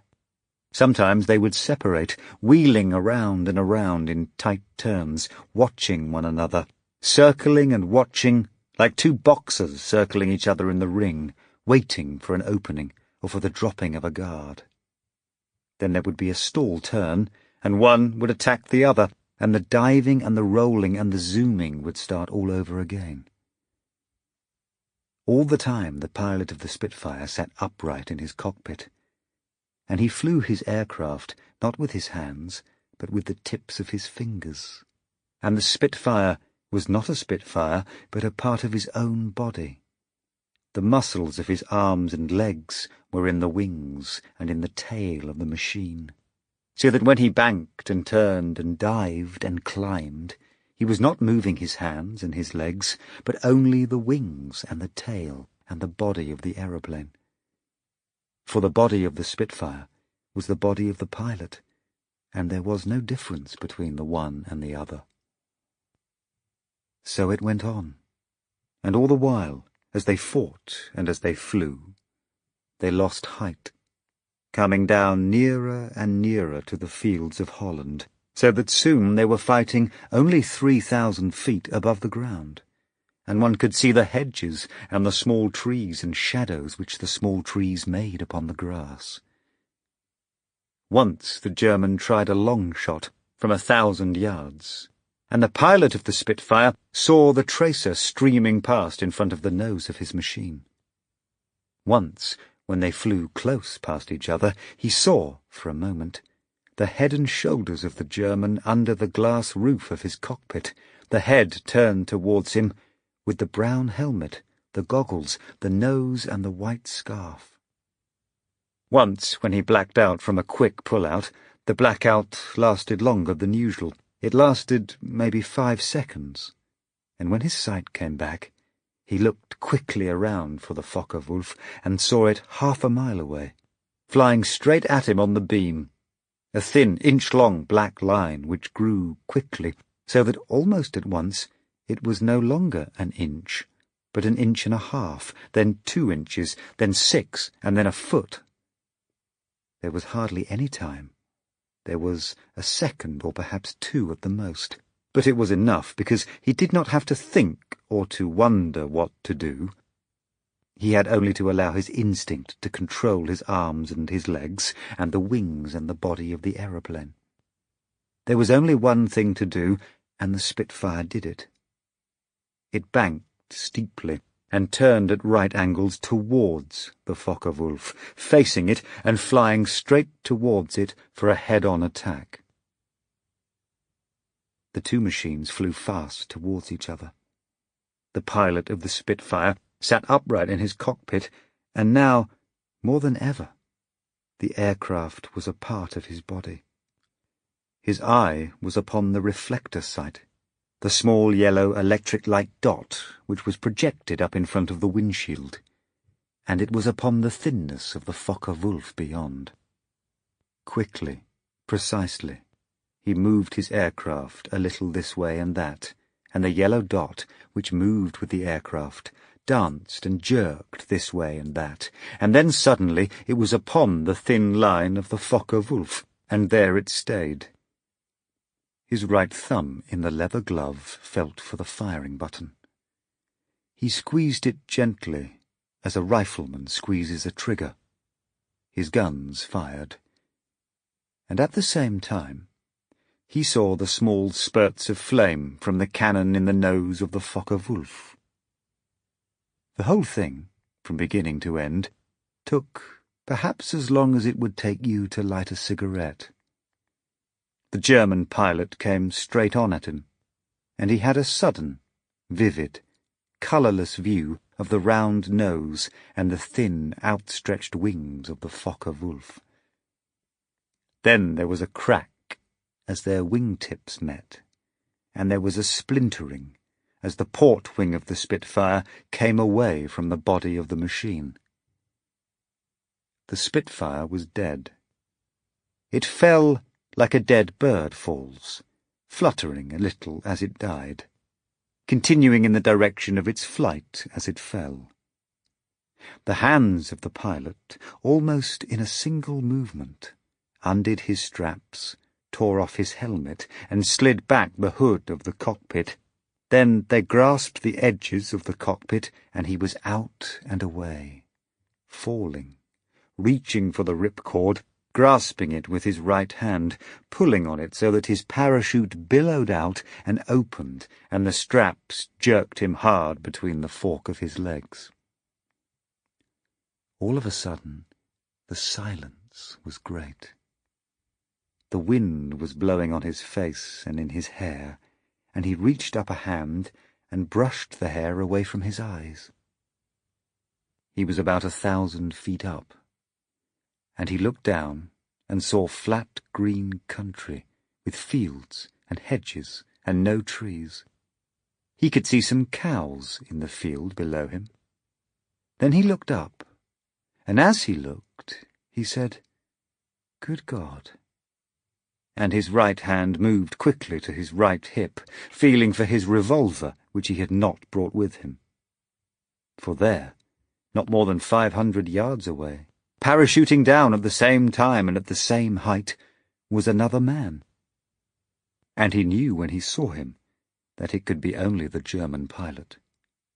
Obviously his plane had been damaged at the same time as the Spitfire in the collision.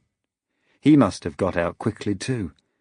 And now here they were, both of them parachuting down so close to each other that they might even land in the same field. He looked again at the German, hanging there in his straps with his legs apart, his hands above his head grasping the cords of the parachute. He seemed to be a small man, thickly built, and by no means young. The German was looking at him too. He kept looking, and when his body swung around the other way, he turned his head, looking over his shoulder. So they went on down. Both men were watching each other, thinking about what would happen soon, and the German was the king, because he was landing in his own territory. The pilot of the Spitfire was coming down in enemy country. He would be taken prisoner, or he would be killed. Or he would kill the German, and if he did that, he would escape. "I will escape anyway," he thought. "I'm sure I can run faster than the German. He does not look as though he could run very fast. I will race him across the fields and get away." The ground was close now. There were not many seconds to go. He saw that the German would almost certainly land in the same field as he, the field with the cows. He looked down to see what the field was like, and whether the hedges were thick, and whether there was a gate in the hedge. And as he looked, he saw below him in the field a small pond, and there was a small stream running through the pond. It was a cow-drinking pond, muddy round the edges and muddy in the water. The pond was right below him. He was no more than the height of a horse above it, and he was dropping fast. He was dropping right into the middle of the pond. Quickly he grasped the cords above his head and tried to spill the parachute to one side so that he would change direction. But he was too late. It wasn't any good. All at once, something brushed the surface of his brain and the top of his stomach, and the fear which he had forgotten in the fighting was upon him again. He saw the pond and the black surface of the water of the pond, and the pond was not a pond, and the water was not water. It was a small black hole in the surface of the earth, which went on down and down for miles and miles, with steep, smooth sides like the sides of a ship, and it was so deep that when you fell into it, you went on falling and falling, and you fell forever. He saw the mouth of the hole and the deepness of it, and he was only a small brown pebble, which someone had picked up and thrown into the air so that it would fall into the hole. He was a pebble which someone had picked up in the grass of the field. That was all he was, and now he was falling, and the hole was below him. Splash! He hit the water. He went through the water, and his feet hit the bottom of the pond. They sank into the mud on the bottom, and his head went under the water, but it came up again, and he was standing with the water up to his shoulders. The parachute was on top of him. His head was tangled in a mass of cords and white silk, and he pulled at them with his hands, first this way and then that, but it only got worse, and the fear got worse because the white silk was covering his head, so that he could see nothing but a mass of white cloth and a tangle of cords. Then he tried to move towards the bank, but his feet were stuck in the mud. He had sunk up to his knees in the mud, So he fought the parachute and the tangled cords of the parachute, pulling at them with his hands and trying to get them clear of his head, and as he did so he heard the sound of footsteps running on the grass. He heard the noise of the footsteps coming closer, and the German must have jumped, because there was a splash, and he was knocked over by the weight of a man's body. He was under the water, and instinctively he began to struggle.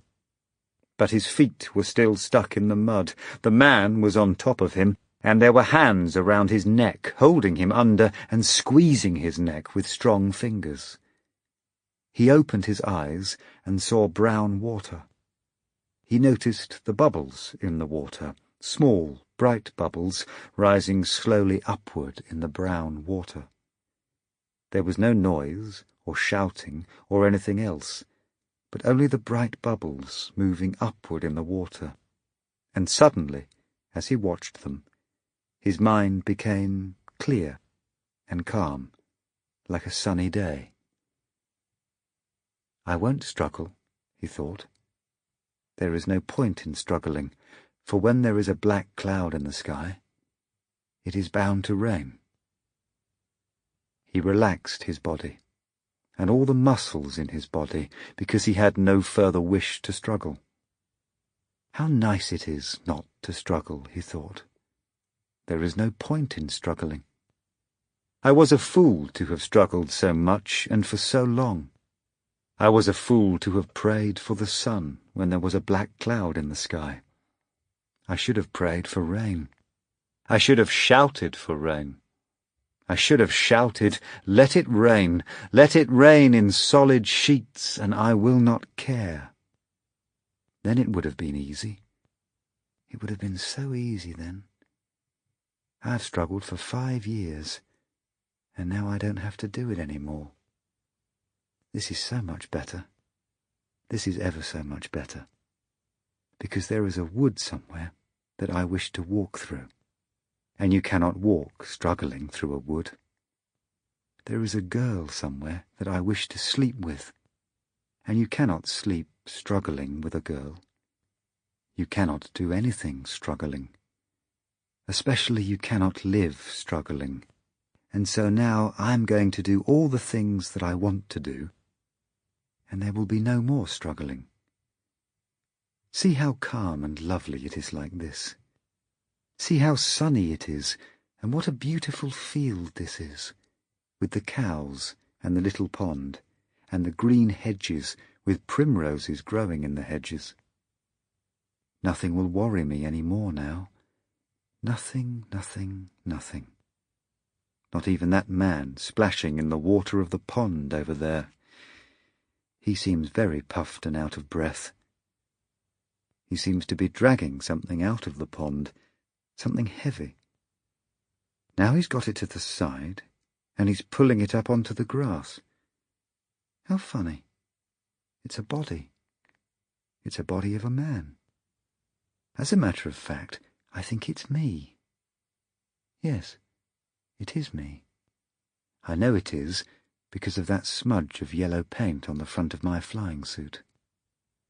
Now he's kneeling down, searching in my pockets, taking out my money and my identification card. He's found my pipe and the letter I got this morning from my mother. He's taking off my watch. Now he's getting up. He's going away. He's going to leave my body behind, lying on the grass beside the pond. He's walking quickly away across the field towards the gate. How wet and excited he looks. He ought to relax a bit. He ought to relax like me. He can't be enjoying himself that way. I think I will tell him. Why don't you relax a bit? Goodness, how he jumped when I spoke to him. And his face, just look at his face. I've never seen a man look as frightened as that. He's starting to run. He keeps looking back over his shoulder, but he keeps on running. But just look at his face. Just look how unhappy and frightened he is. I do not want to go with him. I think I'll leave him. I think I'll stay here for a bit. I think I'll go along the hedges and find some primroses, and if I'm lucky, I may find some white violets. Then I will go to sleep. I will go to sleep in the sun.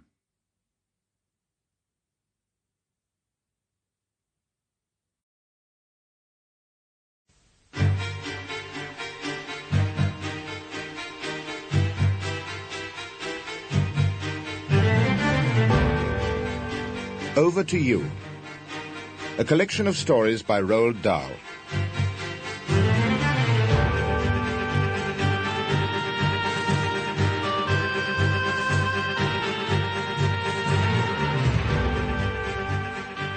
Madame Rosette.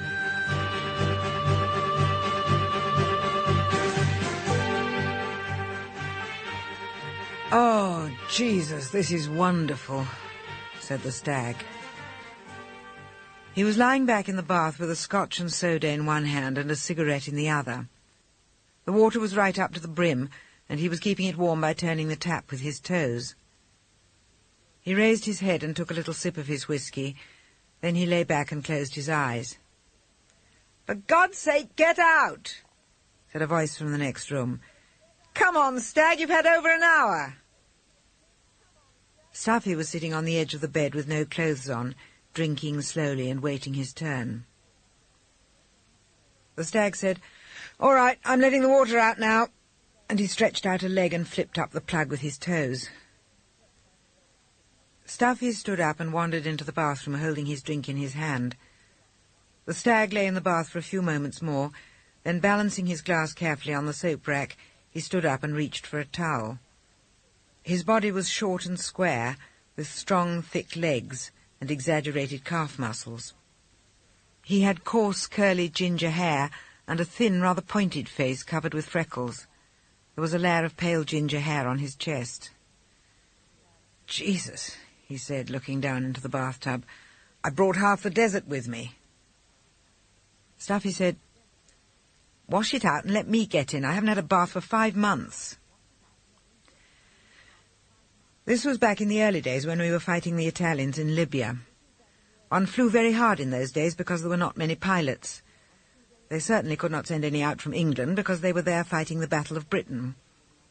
So one remained for long periods out in the desert, living the strange, unnatural life of the desert, living in the same dirty little tent, washing and shaving every day in a mug full of one's own spat-out tooth water, all the time picking flies out of one's tea and out of one's food, having sandstorms which were as much in the tents as outside them, so that placid men became bloody-minded and lost their tempers with their friends and with themselves, having dysentery and jippy tummy and mastoid and desert sores, having some bombs from the Italian S-79s, having no water and no women, having no flowers growing out of the ground, having very little except sand, sand, sand.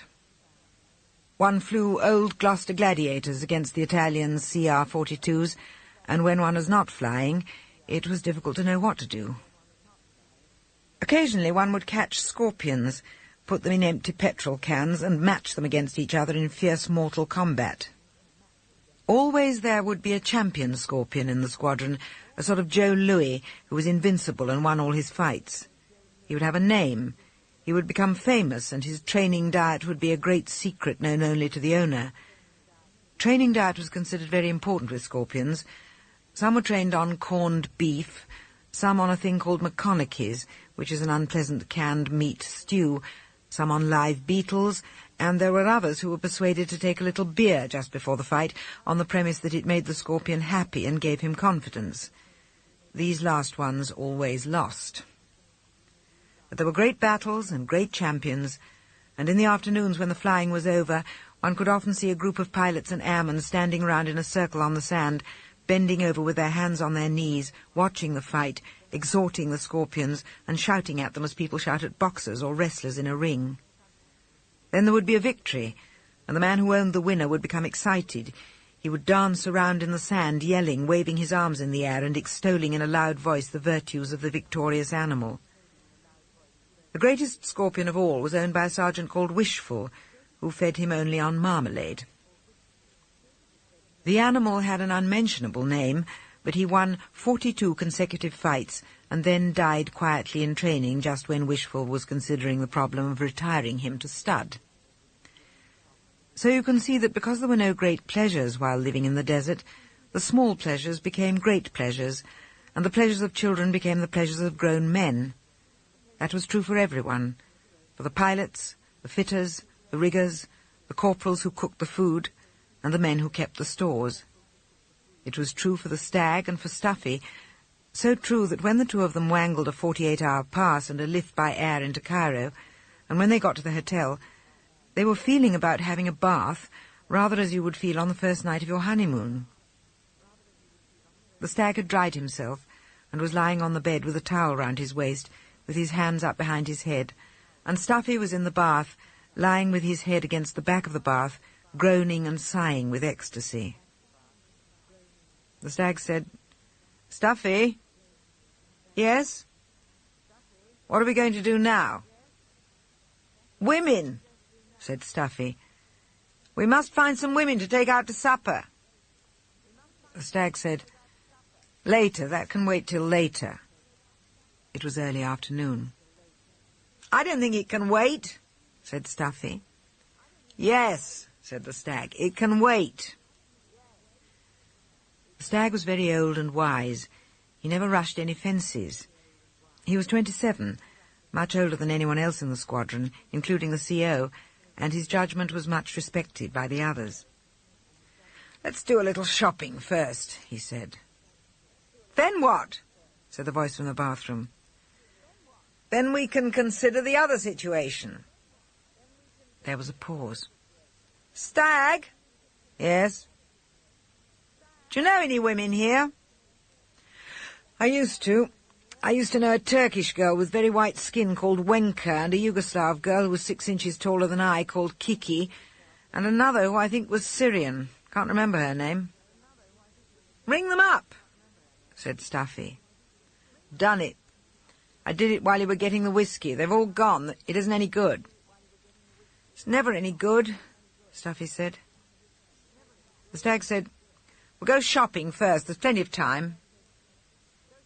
In an hour, Stuffy got out of the bath. They both dressed themselves in clean khaki shorts and shirts and wandered downstairs through the lobby of the hotel and out into the bright, hot street. The Stag put on his sunglasses. Stuffy said, "I know. I want a pair of sunglasses." "All right, we'll go and buy some." They stopped at Gary, got in and told the driver to go to Chickerell's. Stuffy bought his sunglasses, and the Stag bought some poker dice. Then they wandered out again onto the hot, crowded street. "Did you see that girl?" said Stuffy. "One that sold us the sunglasses?" "Yes, that dark one." "Probably Turkish," said Stag. Stuffy said, "I don't care what she was terrific. Didn't you think she was terrific?" They were walking along the Sharia Khazar el Nil with their hands in their pockets, and Stuffy was wearing the sunglasses which he had just bought. It was a hot, dusty afternoon, and the sidewalk was crowded with Egyptians and Arabs and small boys with bare feet. The flies followed the small boys and buzzed around their eyes, trying to get at the inflammation which was in them, which was there because their mothers had done something terrible to those eyes when the boys were young, so that they would not be eligible for military conscription when they grew older. The small boys pattered along beside the Stag and Stuffy, shouting, "Bakshish! Bakshish!" in shrill, insistent voices, and the flies followed the small boys. There was the smell of Cairo, which is not like the smell of any other city. It comes not from any one thing or from any one place. It comes from everything everywhere, from the gutters and the sidewalks, from the houses and the shops and the things in the shops and the food cooking in the shops, from the horses and the dung of the horses in the streets, and from the drains. It comes from the people and the way the sun bears down upon the gutters and the drains and the horses and the food and the refuse in the streets. It is a rare, pungent smell, like something which is sweet and rotting and hot and salty and bitter all at the same time, and it is never absent, even in the cool of the early morning. The two pilots walked along slowly among the crowd. "Didn't you think she was terrific?" said Stuffy. He wanted to know what the Stag thought. "She was all right." "Certainly she was all right. You know what, Stag?" "What?" I would like to take that girl out tonight. They crossed over a street and walked on a little farther. The stag said, "Well, why don't you? Why don't you ring up Rosette?" "Who in the hell's Rosette?" "Madame Rosette," said the stag. "She is a great woman." They were passing a place called Tim's Bar. It was run by an Englishman called Tim Gilfillan, who had been a quartermaster sergeant in the last war and who had somehow managed to get left behind in Cairo when the army went home. "Tim's," said the stag. "Let's go in." There was no one inside except for Tim, who was arranging his bottles on shelves behind the bar. "Well, well, well," he said, turning around. "Where you boys been all this time?" "Hello, Tim." He did not remember them, but he knew by their looks that they were from the desert. "How's my old friend Graziani?" he said, leaning his elbows on the counter.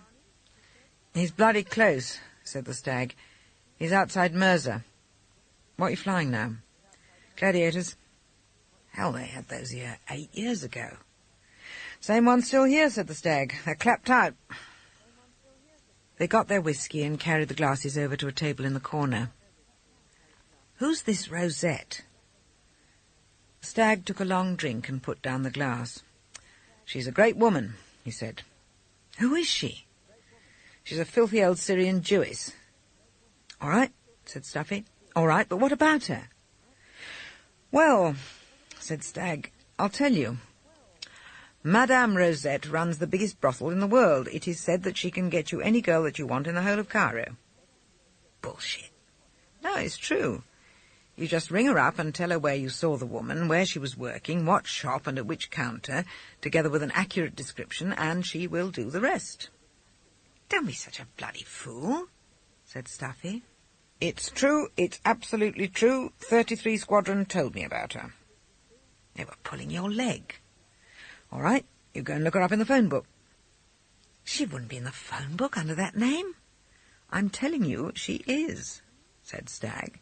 "Go and look her up under Rosette. You'll see I'm right." Stuffy did not believe him, but he went over to Tim and asked him for a telephone directory and brought it back to the table. He opened it and turned the pages until he came to ROS. He ran his finger down the column. Rosette, Rosary, Rosette. There it was, Rosette, Madame, and the address and number clearly printed in the book. The stag was watching him. "Got it?" he said. "Yes, here it is, Madame Rosette."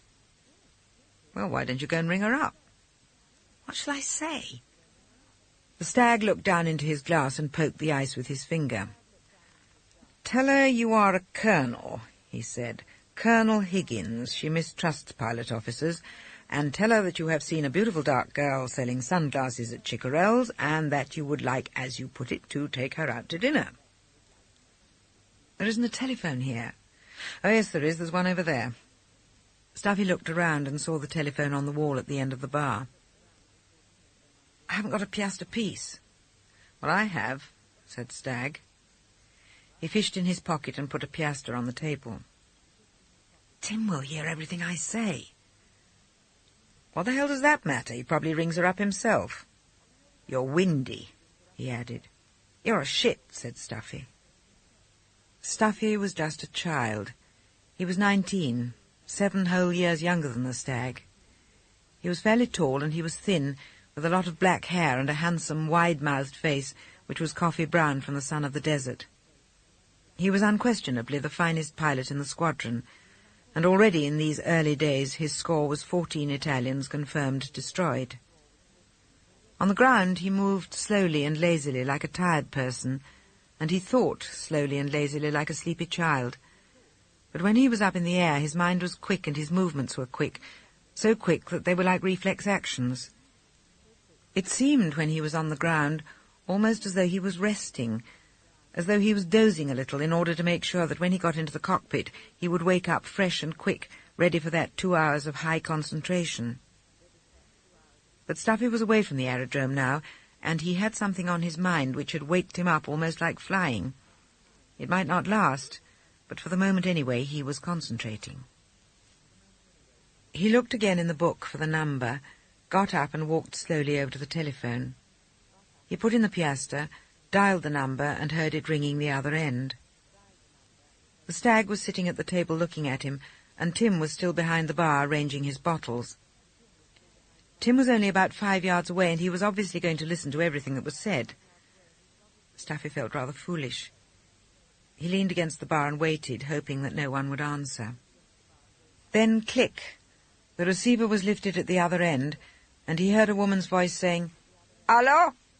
He said, "Hello, is Madame Rosette there?" He was watching Tim. Tim went on arranging his bottles, pretending to take no notice, but Staffy knew that he was listening. "This is Madame Rosette, who is it?" Her voice was petulant and gritty. She sounded as if she did not want to be bothered with anyone just then. Staffy tried to sound casual. "This is Colonel Higgins." "Colonel who?" "Colonel Higgins." He spelled it. "Yes, Colonel, what do you want?" She sounded impatient. Obviously this was a woman who stood no nonsense. He still tried to sound casual. "Well, Madame Rosette, I was wondering if you could help me over a little matter." Staffy was watching Tim. He was listening all right. You can always tell if someone is listening when he is pretending not to. He is careful not to make any noise about what he is doing, and he pretends that he is concentrating very hard upon his job. Tim was like that now, moving the bottles quickly from one shelf to another, watching the bottles, making no noise, never looking around into the room. Over in the far corner, the stag was leaning forward with his elbows on the table, smoking a cigarette. He was watching Staffy, enjoying the whole business and knowing that Staffy was embarrassed because of Tim. Staffy had to go on. "I was wondering if you could help me," he said. "I was in Chickerell's today, buying a pair of sunglasses, and I saw a girl there whom I would very much like to take out to dinner." "What's her name?" The hard, rasping voice was more businesslike than ever. I don't know," he said sheepishly. "What's she look like?" "Well, she's got dark hair and tall, and well, she's very beautiful." "What sort of dress was she wearing?" Let me see. I think it was a kind of white dress with red flowers printed all over it." Then, as a brilliant afterthought, he added, "She had a red belt." He remembered that she had been wearing a shiny red belt. There was a pause. Staffy watched Tim, who wasn't making any noise with the bottles. He was picking them up carefully and putting them down carefully. Then the loud, gritty voice again. "It may cost you a lot." "That's all right." Suddenly he didn't like the conversation any more. He wanted to finish it and get away. "Might cost you £6, might cost you 8 or 10. I don't know till I've seen her. That all right?" Yes, that's all right." "Where are you living, Colonel?"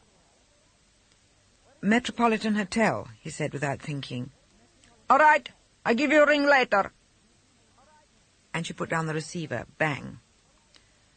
Staffy hung up, went slowly back to the table and sat down. "Well," said Stagg, "that was all right, wasn't it?" "Yes, I suppose so." "What did she say?" "She said that she would call me back at the hotel." "You mean she'll call Colonel Higgins at the hotel?" Staffy said, "Oh, Christ." Stagg said, "It's all right. We'll tell the desk that the Colonel is in our room and put his calls through to us." What else did she say? "She said it may cost me a lot, £6 or £10. "Rosette will take 90% of it," said Stagg. "How will she work it?" Staffy said. He was really a gentle person, and now he was feeling worried about having started something which might become complicated. "Well," said Stagg, "she'll dispatch one of her pimps to locate the girl and find out who she is. If she's already on the books, then it's easy. If she isn't, the pimp will proposition her there and then over the counter at Chickerell's. If the girl tells him to go to hell, he'll up the price, and if she still tells him to go to hell, he'll up the price still more, and in the end she'll be tempted by the cash and probably agree. Then Rosette quotes you a price 3 times as high and takes the balance herself. You have to pay her, not the girl. Of course, after that the girl goes on Rosette's books, and once she's in her clutches, she's finished. Next time Rosette will dictate the price, and the girl will not be in a position to argue." "Why?"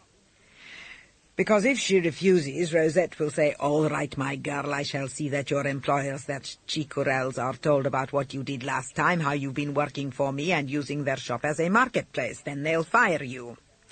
That's what Rosette will say, and the wretched girl will be frightened and do what she's told. Stuffy said, "Sounds like a nice person." "Who?"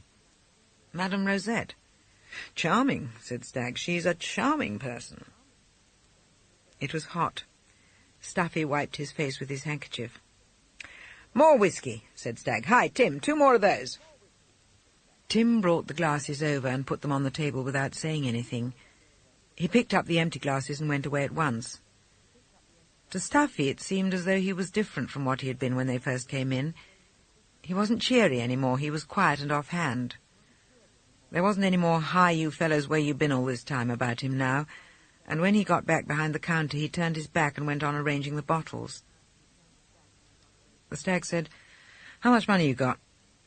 £9, I think. May not be enough. You gave her a free hand, you know. You ought to have set a limit. She'll sting you now." "I know," Stuffy said. They went on drinking for a little while without talking. Then Stagg said, "What are you worrying about, Stuffy?" "Nothing," he answered. "Nothing at all. Let's go back to the hotel. She may ring up." They paid for their drinks and said goodbye to Tim, who nodded but didn't say anything. They went back to the Metropolitan, and as they went past the desk, the Stag said to the clerk, "If a call comes in for Colonel Higgins, put it through to our room. He'll be there." The Egyptian said, "Yes, sir," and made a note of it. In the bedroom, the Stag lay down on his bed and lit a cigarette. "And what am I going to do tonight?" he said. Stuffy had been quiet all the way back to the hotel. He hadn't said a word. Now he sat down on the edge of the other bed with his hands still in his pockets and said, "Look, Stag, I'm not very keen on this Rosette deal any more. It may cost too much. Can't we put it off?" The Stag sat up. "Hell no," he said. "You're committed. You can't fool about with Rosette like that. She's probably working on it at this moment. You can't back out now." "I may not be able to afford it," Stuffy said. "Well, wait and see." Stuffy got up, went over to the parachute bag and took out the bottle of whiskey. He poured out 2, filled the glasses with water from the tap in the bathroom, came back and gave one to the Stag. "Stag," he said, "ring up Rosette and tell her that Colonel Higgins has had to leave town urgently to rejoin his regiment in the desert. Ring her up and tell her that. Say the Colonel asked you to deliver the message because he didn't have time." "Ring her up yourself." "She'd recognise my voice. Come on, Stag, you ring her." "No," he said, "I won't." "Listen," said Stuffy suddenly. It was the child Stuffy speaking. "I don't want to go out with that woman, and I don't want to have any dealings with Madame Rosette tonight. We can think of something else." Stagg looked up quickly. Then he said, "All right, I'll ring her." He reached for the phone book, looked up her number and spoke it into the telephone. Stuffy heard him get her on the line, and he heard him giving her the message from the Colonel. There was a pause. Then the Stag said, "I'm sorry, Madame Rosette, but it's nothing to do with me. I'm merely delivering a message." Another pause. Then the Stag said the same thing over again, and that went on for quite a long time, until he must have got tired of it, because in the end he put down the receiver and lay back on his bed. He was roaring with laughter. "The lousy old bitch," he said. And he laughed some more. Stuffy said, "Was she angry?" "Angry?" said Stagg. "Was she angry? You should have heard her. Wanted to know the Colonel's regiment and God knows what else, and said he'd have to pay. She said, 'You boys think you can fool around with me, but you can't.'" "Hooray," said Stuffy. "Now what are we going to do?" said the Stag. "It's 6 o'clock already." "Let's go out and do a little drinking in some of those jippy places." "Fine, we'll do a jippy pub crawl." They had one more drink, then they went out. They went to a place called the Excelsior.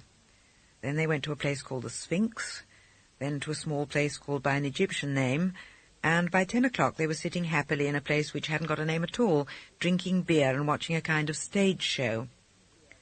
At the Sphinx they had picked up a pilot from 33 Squadron, who said that his name was William. He was about the same age as Stuffy, but his face was younger, for he had not been flying so long. It was especially around his mouth that he was younger.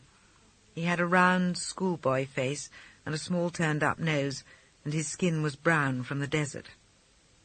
The three of them sat happily in the place without a name, drinking beer, because beer was the only thing that they served there. It was a long wooden room with an unpolished wooden sawdust floor and wooden tables and chairs. At the far end there was a raised wooden stage where there was a show going on.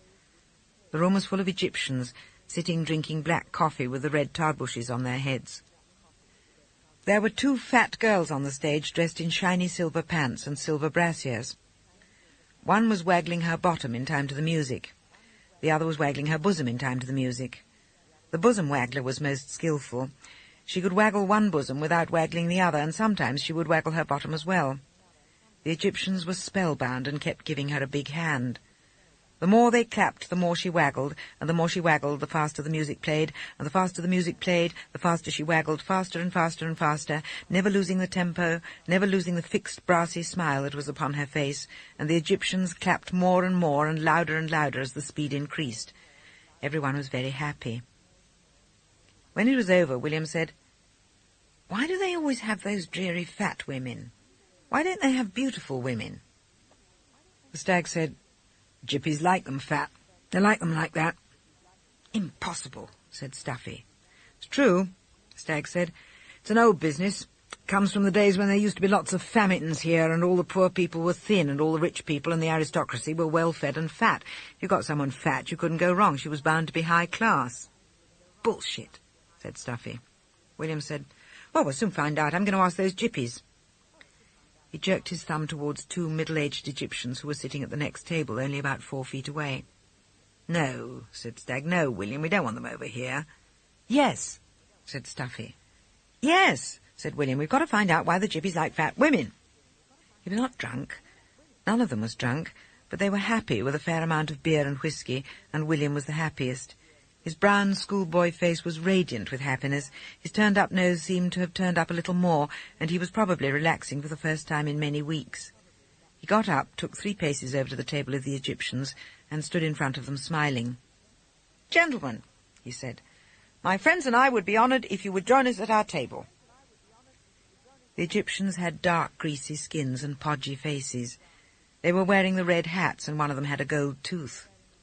At first, when William addressed them, they looked a little alarmed. Then they caught on, looked at each other, grinned and nodded. "Please," said one. "Please," said the other. And they got up, shook hands with William, and followed him over to where the stag and Stuffy were sitting. William said, "Meet my friends. This is the stag, this is Stuffy. I'm William." The stag and Stuffy stood up. They all shook hands. The Egyptians said, "Please," once more, and then everyone sat down. The stag knew that their religion forbade them to drink. "Have a coffee," he said. The one with the gold tooth grinned broadly, raised his palms upward and hunched his shoulders a little.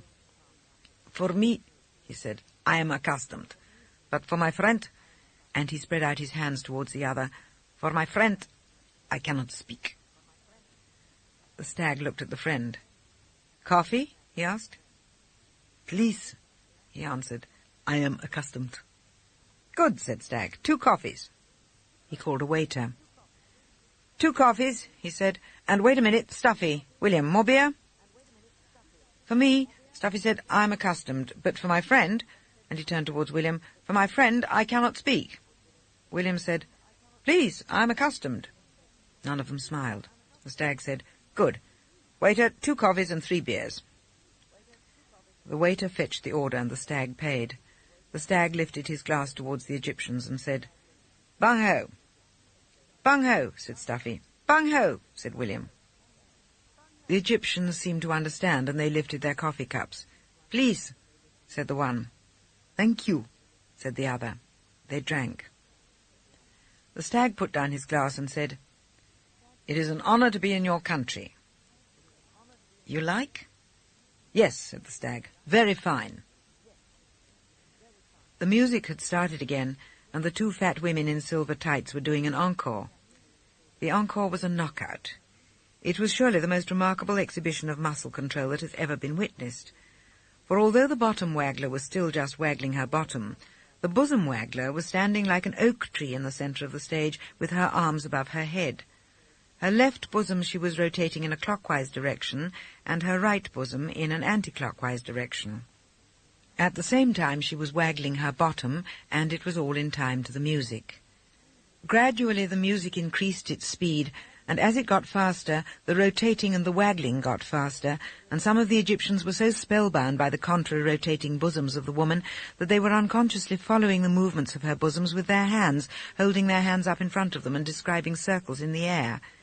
Everyone stamped their feet and screamed with delight, and the two women on the stage continued to smile their fixed, brassy smiles. Then it was over. The applause gradually died down. "Remarkable," said the stag. "You like?" "Please, it was remarkable." "Those girls," said the one with the gold tooth. "Very special." William couldn't wait any longer. He leaned across the table and said, "Might I ask you a question?" "Please," said Golden Tooth, "please." "Well," said William, "how do you like your women? Like this? Slim?" And he demonstrated with his hands. Or like this? Fat? The gold tooth shone brightly behind a big grin. "For me, I like this, fat." And a pair of podgy hands drew a big circle in the air. "And your friend?" said William. "For my friend," he answered, "I cannot speak." "Please," said the friend, "like this." He grinned and drew a fat girl in the air with his hands. Stuffy said, "Why do you like them fat?" Golden Tooth thought for a moment, then he said, "You like them slim, eh?" "Please," said Stuffy, I like them slim." "Why you like them slim? You tell me." Stuffy rubbed the back of his neck with the palm of his hand. "William," he said, "why do we like them slim?" "For me," said William, "I'm accustomed." "So am I," Stuffy said. "But why?" William considered. "I don't know," he said. "I don't know why we like them slim." "Ha!" said Golden Tooth. "You don't know." He leaned over the table towards William and said triumphantly, "And me, I do not know either." But that wasn't good enough for William. "The stag," he said, "says that all rich people in Egypt used to be fat and all poor people were thin." "No," said Golden Tooth. No.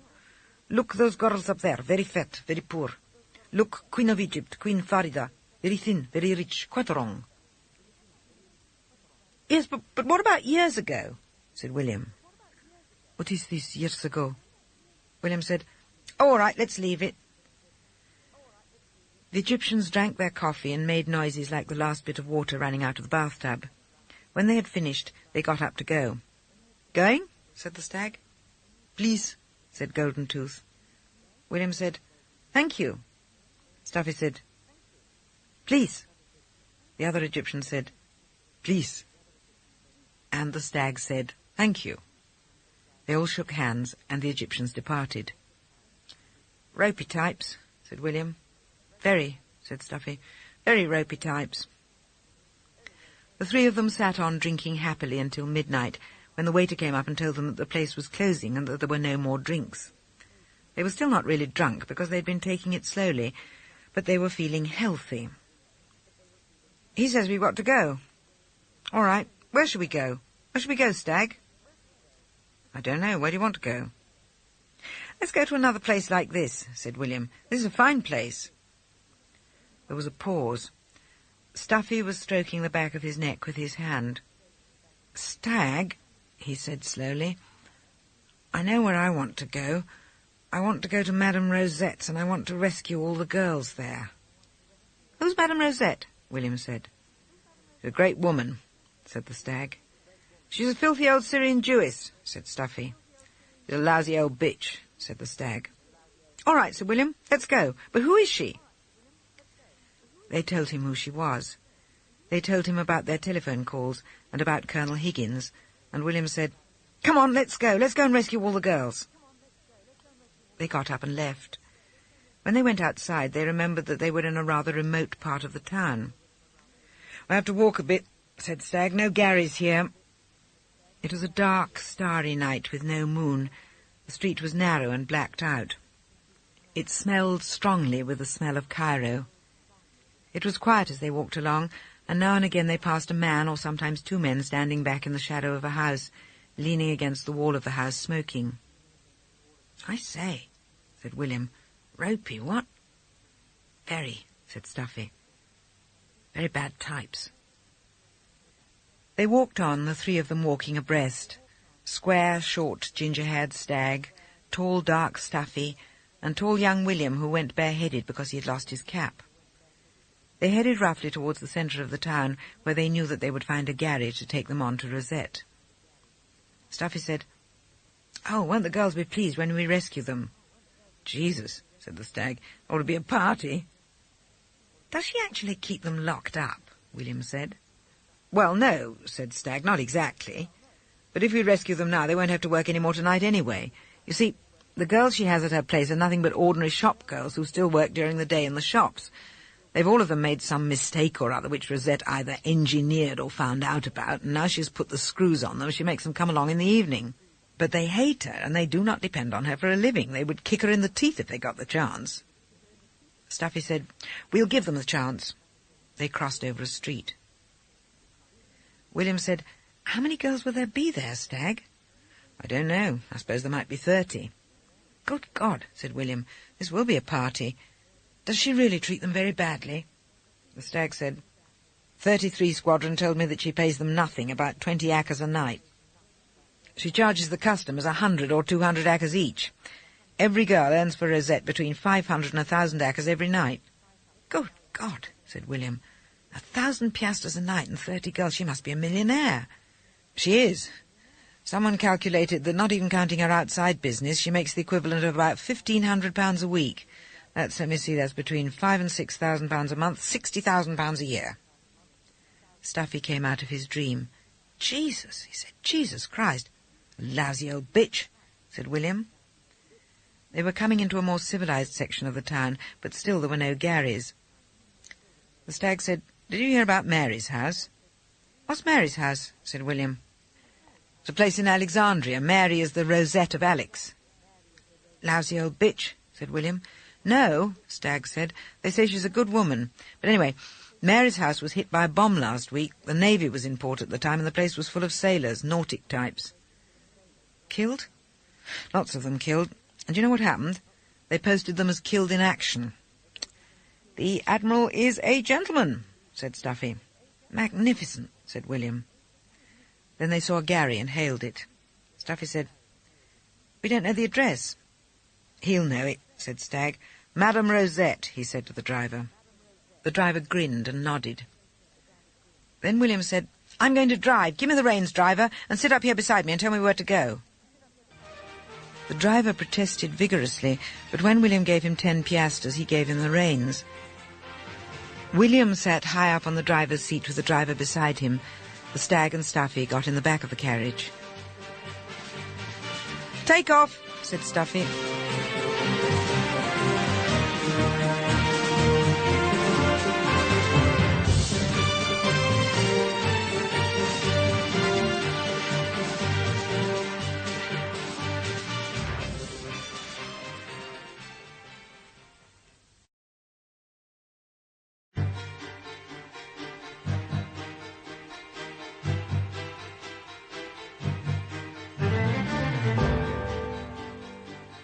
William took off. The horses began to gallop. "No good!" shrieked the driver. "No good! Stop!" "Which way, Rosette?" shouted William. "Stop!" shrieked the driver. William was happy. "Rosette!" he shouted. "Which way?" The driver made a decision. He decided that the only way to stop this madman was to get him to his destination. "This way!" he shrieked. "Left!" William pulled hard on the left rein, and the horses swerved round the corner. The Gary took it on one wheel. "Too much bank!" shouted Stuffy from the back seat. "Which way now?" shouted William. "Left!" shrieked the driver. They took the next street to the left, then they took one to the right, 2 more to the left, then one to the right again, and suddenly the driver yelled, "Here, please! Here, Rosette! Stop!" William pulled hard on the reins, and gradually the horses raised their heads with the pulling and slowed down to a trot. "Where?" said William. "Here," said the driver. "Please." He pointed to a house 20 yards ahead. William brought the horses to a stop right in front of it. "Nice work, William," said Stuffy. "Jesus," said the stag, "that was quick." "Marvellous," said William, "wasn't it?" He was very happy. The driver was sweating through his shirt, and he was too frightened to be angry. William said, "How much?" "Please, 20 piastres." William gave him 40 and said, "Thank you very much. Fine horses." The little man took the money, jumped up onto the gharry and drove off. He was in a hurry to get away. They were in another of those narrow, dark streets, but the houses, what they could see of them, looked huge and prosperous. The one which the driver had said was Rosette's was wide and thick and 3 stories high, built of grey concrete, and it had a large, thick front door which stood wide open. As they went in, the stag said, "Now leave this to me, I've got a plan." Inside there was a cold, grey, dusty stone hall, lit by a bare electric light bulb in the ceiling, and there was a man standing in the hall. He was a mountain of a man, a huge Egyptian with a flat face and 2 cauliflower ears. In his wrestling days he had probably been billed as Abdul the Killer or the Poisonous Pasha, but now he wore a dirty white cotton suit. The stag said, "Good evening, is Madame Rosette here?" Abdul looked hard at the 3 pilots, hesitated, then said, "Madame Rosette, top floor." "Thank you," said Stag. "Thank you very much." Stuffy noticed that the stag was being polite. There was always trouble for somebody when he was like that. Back in the squadron, when he was leading a flight, when they sighted the enemy and when there was going to be a battle, the stag never gave an order without saying please, and he never received a message without saying thank you. He was saying thank you now to Abdul. They went up the bare stone steps which had iron railings. They went past the first landing and the second landing, and the place was as bare as a cave. At the top of the 3rd flight of steps there was no landing. It was walled off, and the stairs ran up to a door. The stag pressed the bell. They waited a while, then a little panel in the door slid back and a pair of small black eyes peeked through. A woman's voice said, "What do you boys want?" Both the stag and Stuffy recognized the voice from the telephone. The stag said, "We would like to see Madame Rosette." He pronounced the Madame in the French way because he was being polite.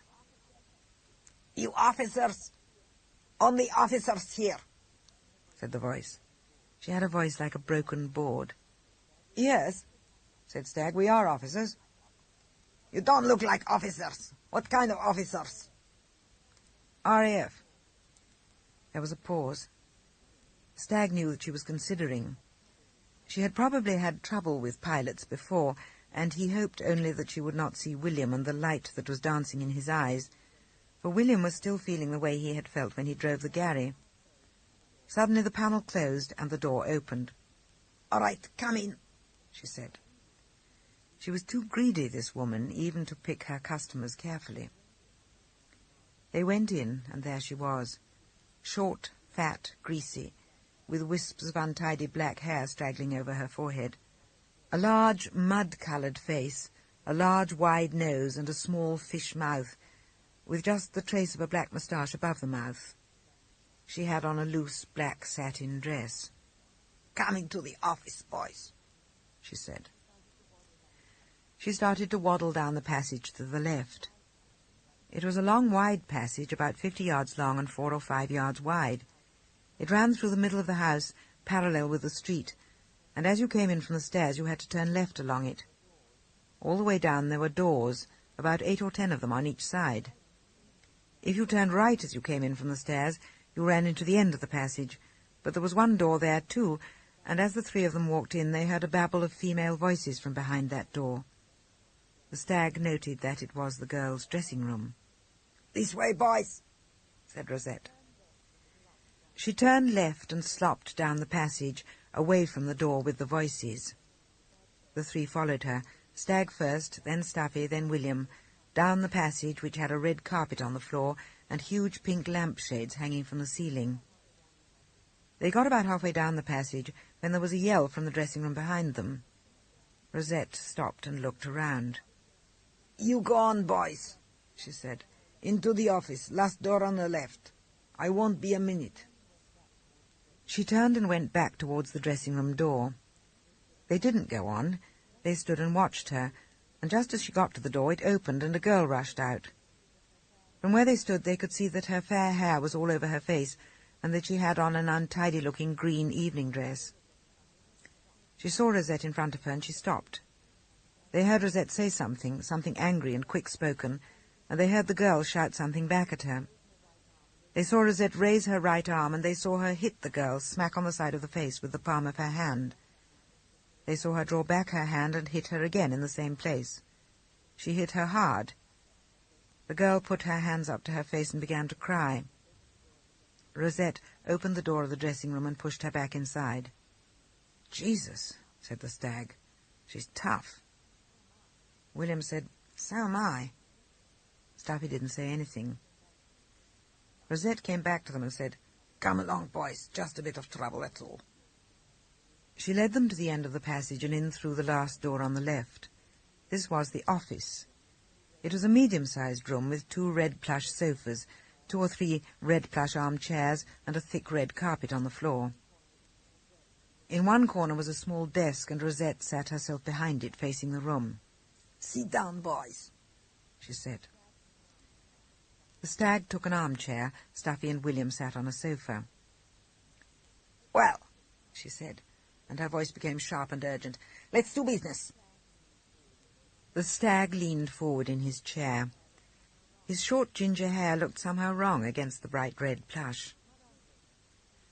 "Madame Rosette," he said, "it is a great pleasure to meet you. We have heard so much about you." Stuffy looked at the stag. He was being polite again. Rosette looked at him too, and her little black eyes were suspicious.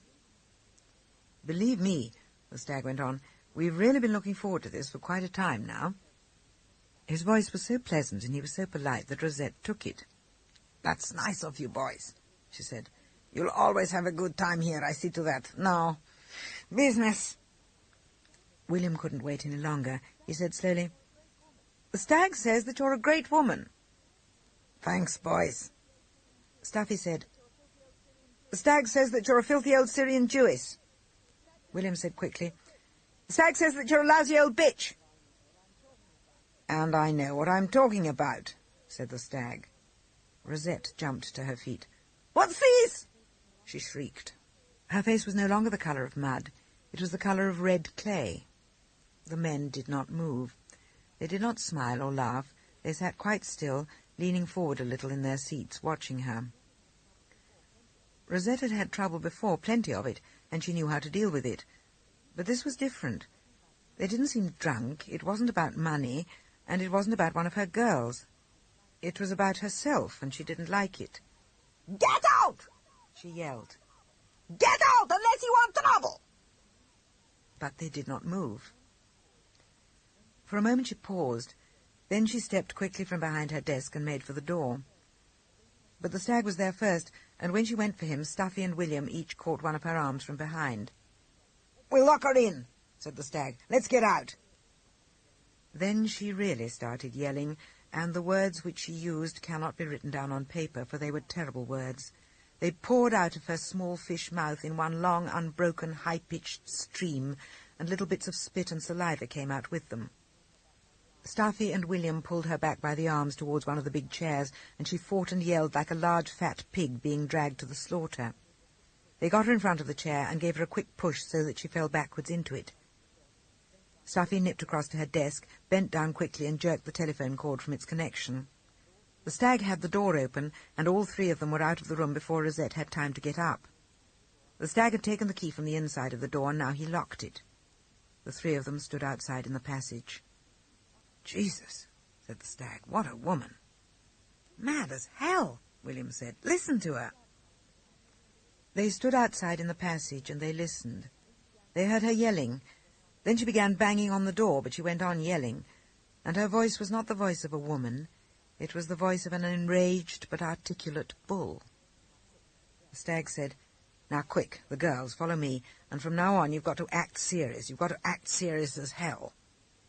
He ran down the passage towards the dressing-room, followed by Stuffy and William. Outside the door he stopped. The other 2 stopped, and they could still hear Rosette yelling from her office. The stag said, "Now don't say anything, just act serious as hell."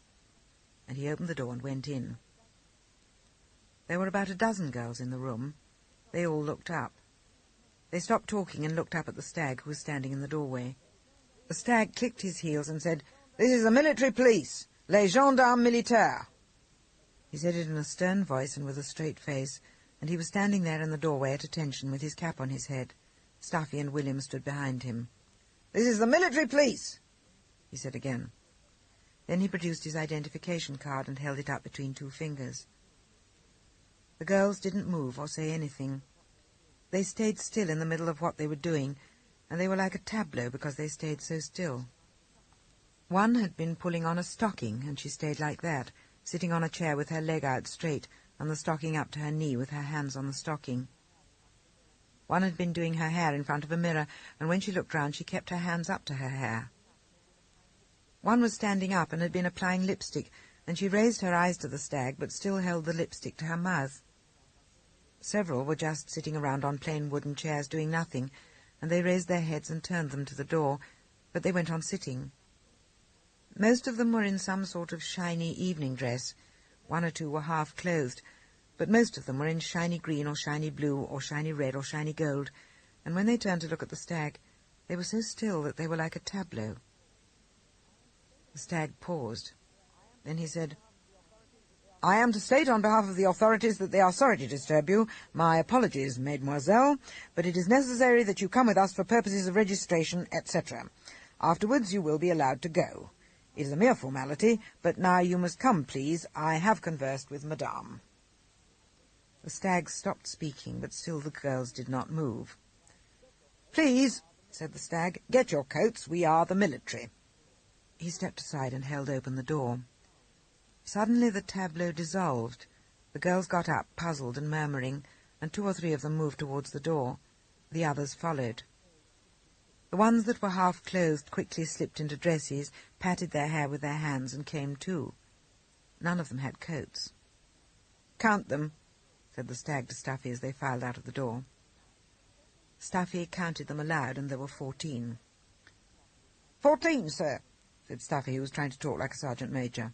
The stag said, "Correct," and he turned to the girls who were crowded in the passage. "Now, mesdemoiselles, I have the list of your names from Madame, so please do not try to run away, and do not worry, this is merely a formality of the military." William was out in the passage opening the door which led to the stairs, and he went out first. The girls followed, and the stag and Stuffy brought up the rear. The girls were quiet and puzzled and worried, and a little frightened, and they didn't talk. None of them talked except for a tall one with black hair who said, "Mon Dieu, a formality of the military, mon Dieu, what next?" But that was all, and they went on down. In the hall they met the Egyptian, who had a flat face and 2 cauliflower ears. For a moment it looked as though there would be trouble, but the stag waved his identification card in his face and said, "Military police." The man was so surprised that he did nothing and let them pass. And so they came out into the street, and the stag said, "It is necessary to walk a little way, but only a very little way." They turned right and walked along the sidewalk, with the stag leading, Stuffy at the rear, and William walking out on the road, guarding the flank. There was some moon now. One could see quite well, and William tried to keep in step with Stag, and Stuffy tried to keep in step with William, and they swung their arms and held their heads up high, and looked very military, and the whole thing was a sight to behold. 14 girls in shiny evening dresses, 14 girls in the moonlight in shiny green, shiny blue, shiny red, shiny black, and shiny gold, marching along the street with the stag in front, William alongside, and Stuffy at the rear. It was a sight to behold. The girls had started chattering. The stag could hear them, although he didn't look round. He marched on at the head of the column, and when they came to the crossroads he turned right. The others followed, and they had walked 50 yards down the block when they came to an Egyptian cafe. The stag saw it, and he saw the lights burning behind the blackout curtains. He turned around and shouted, "Halt!" The girls stopped, but they went on chattering, and anyone could see that there was mutiny in the ranks. You can't make 14 girls in high heels and shiny evening dresses march all over town with you at night. Not for long, anyway, not for long, even if it is a formality of the military. The stag knew it, and now he was speaking. "Mesdemoiselles," he said, "listen to me." But there was mutiny in the ranks, and they went on talking, and the tall one with dark hair was saying, Mon Dieu, what is this? What in hell's name sort of thing is this? Oh, mon Dieu! Quiet, said the stag. Quiet! And the second time he shouted it as a command. The talking stopped. Mademoiselle, he said, and now he became polite. He talked to them in his best way, and when the stag was polite there wasn't anyone who didn't take it. It was an extraordinary thing because he could make a kind of smile with his voice without smiling with his lips. His voice smiled while his face remained serious. It was the most forcible thing because it gave people the impression that he was being serious about being nice. Mademoiselle, he said, and his voice was smiling. With the military there always has to be formality. It is something unavoidable. It is something that I regret exceedingly. But there can be chivalry also. And you must know that with the RAF there is great chivalry. So now it will be a pleasure if you will all come in here and take with us a glass of beer. It is the chivalry of the military. He stepped forward, opened the door of the cafe and said, Oh, for God's sake, let's have a drink. Who wants a drink? Suddenly the girls saw it all. They saw the whole thing as it was, all of them at once. It took them by surprise. For a second they considered. Then they looked at one another. Then they looked at the stag. Then they looked around at Stuffy and at William. And when they looked at those two, they caught their eyes and the laughter that was in them. All at once the girls began to laugh, and William laughed, and Stuffy laughed, and they moved forward and poured into the cafe. The tall one with dark hair took the stag by the arm and said, Mon Dieu, military police, mon Dieu, mon Dieu. Then she threw her head back and laughed, and the stag laughed with her. William said, It is the chivalry of the military, and they moved into the cafe. The place was rather like the one they had been in before, wooden and sawdusty, and there were a few coffee-drinking Egyptians sitting around with the red tarbushes on their heads. William and Stuffy pushed 3 round tables together and fetched chairs. The girls sat down. The Egyptians at the other tables put down their coffee cups, turned around in their chairs and gaped. They gaped like so many fat, muddy fish, and some of them shifted their chairs round facing the party so that they could get a better view, and they went on gaping. A waiter came up and the stag said, 17 beers. Bring us 17 beers. The waiter said, Please, and went away. As they sat waiting for the drinks, the girls looked at the 3 pilots, and the pilots looked at the girls. William said, It is the chivalry of the military. The tall dark girl said, Mon Dieu, you are crazy people, oh mon Dieu. The waiter brought the beer. William raised his glass and said, To the chivalry of the military. The tall dark girl said, Oh mon Dieu. Stuffy didn't say anything. He was busy looking around at the girls, sizing them up, trying to decide now which one he liked best so that he could go to work at once. The stag was smiling, and the girls were sitting there in their shiny evening dresses, shiny red, shiny gold, shiny blue, shiny green, shiny black and shiny silver. And once again it was almost a tableau. Certainly it was a picture.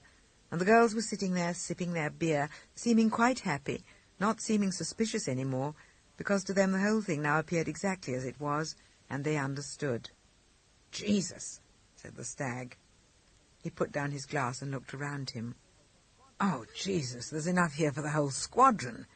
How I wish the whole squadron was here. He took another drink, stopped in the middle of it, and put down his glass quickly. I know what, he said.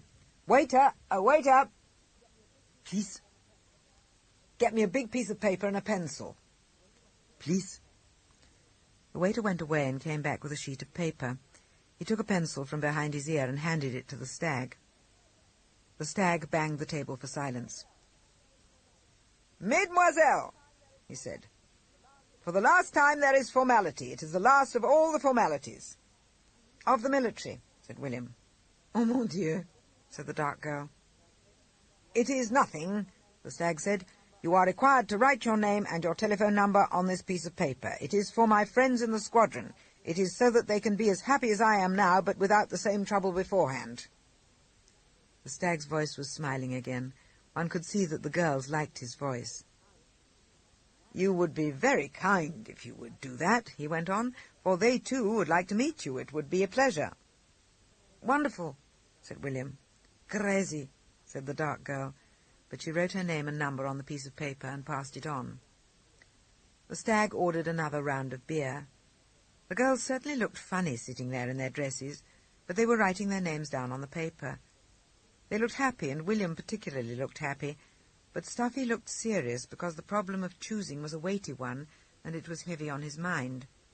They were good-looking girls, young and good-looking, all different, completely different from each other because they were Greek and Syrian and French and Italian and light Egyptian and Yugoslav and many other things. But they were good-looking. All of them were good-looking and handsome. The piece of paper had come back to the stag now, and they had all written on it 14 strangely written names and 14 telephone numbers. The stag looked at it slowly.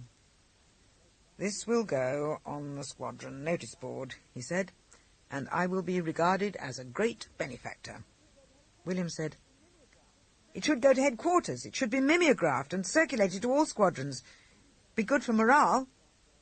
"Oh, mon Dieu," said the dark girl, "you are crazy."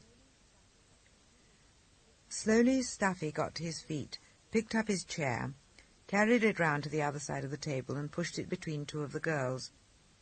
All he said was, "Excuse me, do you mind if I sit here?" At last he had made up his mind, and now he turned towards the one on his right and quietly went to work.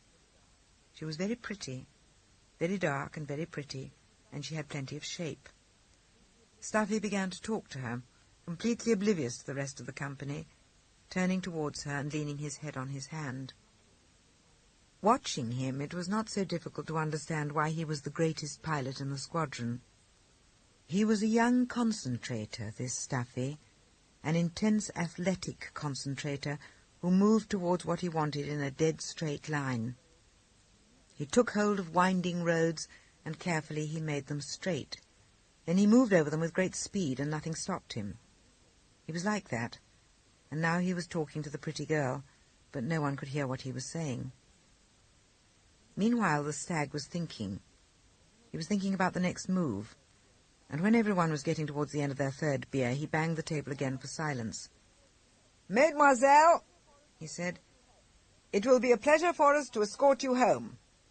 I will take 5 of you." He had worked it all out. "Stuffy will take 5, and Jamface will take 4.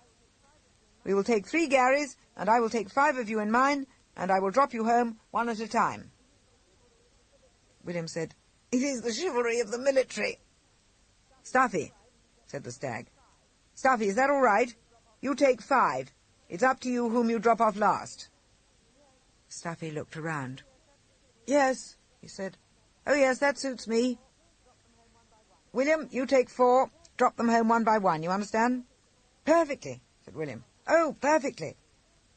They all got up and moved towards the door. The tall one with dark hair took the stag's arm and said, "You take me?" "Yes," he answered. "I take you." "You drop me off last?" "Yes, I drop you off last." "Oh, mon Dieu," she said. "That will be fine." Outside they got 3 Garys, and they split up into parties. Stuffy was moving quickly. He got his girls into the carriage quickly, climbed in after them, and the stag saw the Gary drive off down the street. Then he saw William's Gary move off, but it seemed to start away with a sudden jerk, with the horses breaking into a gallop at once. The stag looked again, and he saw William perched high up on the driver's seat with the reins in his hands. The stag said, "Let's go." His 5 girls got into their Gary. It was a squash, but everyone got in. The stag sat back in his seat, and then he felt an arm pushing up and under and linking with his. It was the tall one with dark hair. He turned and looked at her. "Hello," he said. "Hello, you." "Ah," she whispered. "You are such goddamn crazy people." And the stag felt a warmness inside him, and he began to hum a little tune as the Gary rattled on through the dark streets.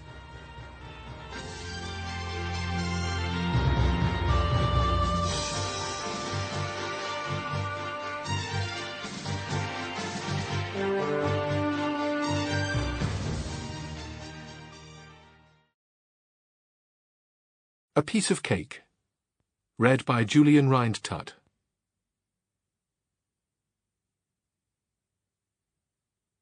I do not remember much of it. Not beforehand, anyway. not until it happened. There was the landing at Fuka, where the Blenheim boys were helpful and gave us tea while we were being refuelled. I remember the quietness of the Blenheim boys, how they came into the mess tent to get some tea and sat down to drink it without saying anything, how they got up and went out when they had finished drinking, and still they did not say anything.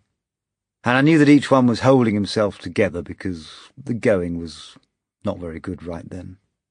They were having to go out too often, and there were no replacements coming along. We thanked them for the tea and went out to see if they had finished refuelling our gladiators.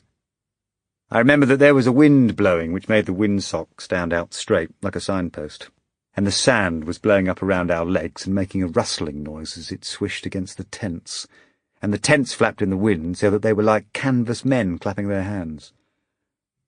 "Bomber boys unhappy," Peter said. "Not unhappy," I answered. "Well, they're browned off." "No, they've had it, that's all. But they'll keep going. You can see they're trying to keep going." Our two old gladiators were standing beside each other in the sand. The airmen, in their khaki shirts and shorts, seemed still to be busy with the refuelling. I was wearing a thin, white cotton flying suit, and Peter had on a blue one. It wasn't necessary to fly with anything warmer. Peter said, "How far away is it?" 21 miles beyond Charing Cross," I answered, "on the right side of the road." Charing Cross was where the desert road branched north to Mercer Matruh. The Italian army was outside Mercer, and they were doing pretty well. It's about the only time, so far as I know, that the Italians have done pretty well. Their morale goes up and down like a sensitive altimeter, and right then it was at 40,000 because the Axis was on top of the world. We hung around waiting for the refuelling to finish. Peter said, "It's a piece of cake." "Yep, it ought to be easy." We separated, and I climbed into my cockpit. I always remembered the face of the airman who helped me to strap in. He was oldish, about 40, and bald, except for a neat patch of golden hair at the back of his head. His face was all wrinkles. His eyes were like my grandmother's eyes, and he looked as though he had spent his life helping to strap in pilots who never came back. He stood on the wing pulling my straps and said, "Be careful. There isn't any sense not being careful." "Piece of cake," I said. "Like hell." "Really, it isn't anything at all. It's a piece of cake." I don't remember much about the next bit. I only remember about later on. I suppose we took off from Fuka and flew west towards Mercer, and I suppose we flew at about 800 feet. I suppose we saw the sea to starboard, and I suppose, no, I'm certain, that it was blue and that it was beautiful, especially where it rolled up onto the sand and made a long, thick white line east and west as far as you could see. I suppose we flew over Charing Cross and flew on for 21 miles to where they had said it would be, but I do not know. I know only that there was trouble. Lots and lots of trouble. And I know that we had turned round and were coming back when the trouble got worse. The biggest trouble of all was that I was too low to bail out, and it is from that point on that my memory comes back to me. I remember the dipping of the nose of the aircraft, and I remember looking down the nose of the machine at the ground, and seeing a little clump of camel thorn growing there all by itself. I remember seeing some rocks lying in the sand beside the camel thorn, and the camel thorn and the sand and the rocks leapt out of the ground and came to me. I remember that very clearly. Then there was a small gap of not remembering. It might have been 1 second, or it might have been 30. I do not know. I have an idea that it was very short, a second perhaps, and the next I heard a crump from the right as the starboard wing tank caught fire, then another crump from the left as the port tank did the same.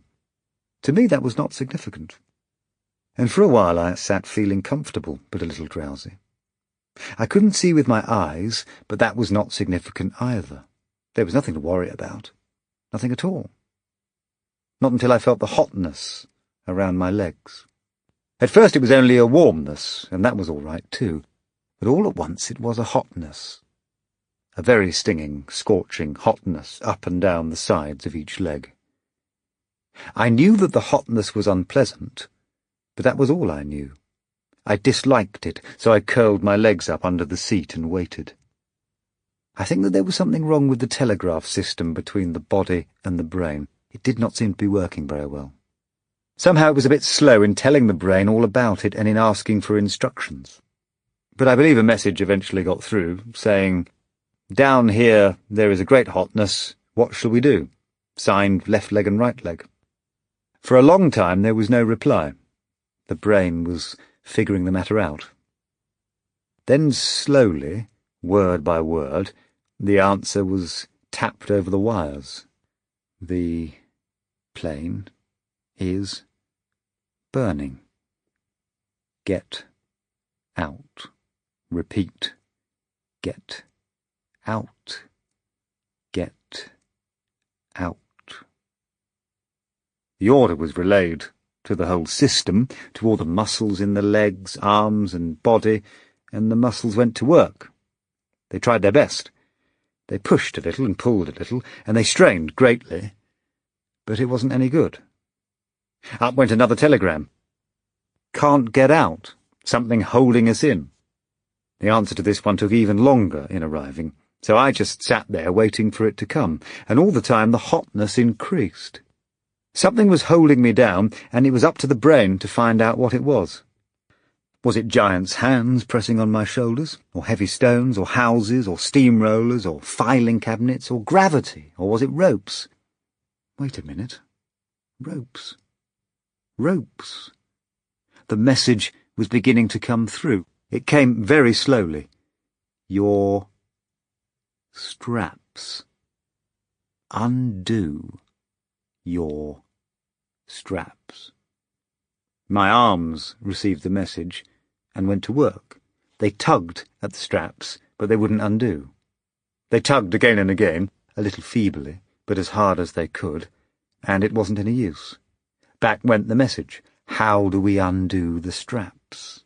This time I think that I sat there for 3 or 4 minutes, waiting for the answer. It wasn't any use hurrying or getting impatient. That was the one thing of which I was sure.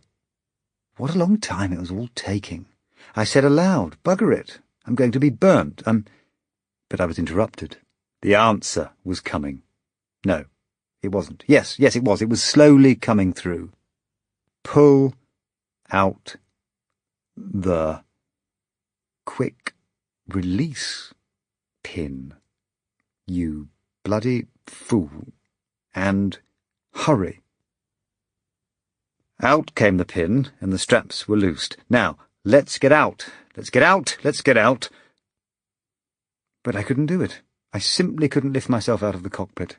Arms and legs tried their best, but it wasn't any use. A last desperate message was flashed upwards, and this time it was marked urgent. Something else is holding us down, it said. Something else. Something else. Something heavy. Still the arms and legs did not fight. They seemed to know instinctively that there was no point in using up their strength. They stayed quiet and waited for the answer. And oh, what a time it took. 20, 30, 40 hot seconds. None of them really white-hot yet, no sizzling of flesh or smell of burning meat, but that would come any moment now, because those old gladiators aren't made of stressed steel, like a hurricane or a spit. They have taut canvas wings, covered with magnificently inflammable dope, and underneath there are hundreds of small thin sticks, the kind you put under the logs for kindling, only these are drier and thinner. If a clever man said, "I'm going to build a big thing that will burn better and quicker than anything else in the world," and if he applied himself diligently to his task, he would probably finish up by building something very like a gladiator. I sat still, waiting. Then suddenly the reply, beautiful in its briefness, but at the same time explaining everything. Your parachute. Turn the buckle.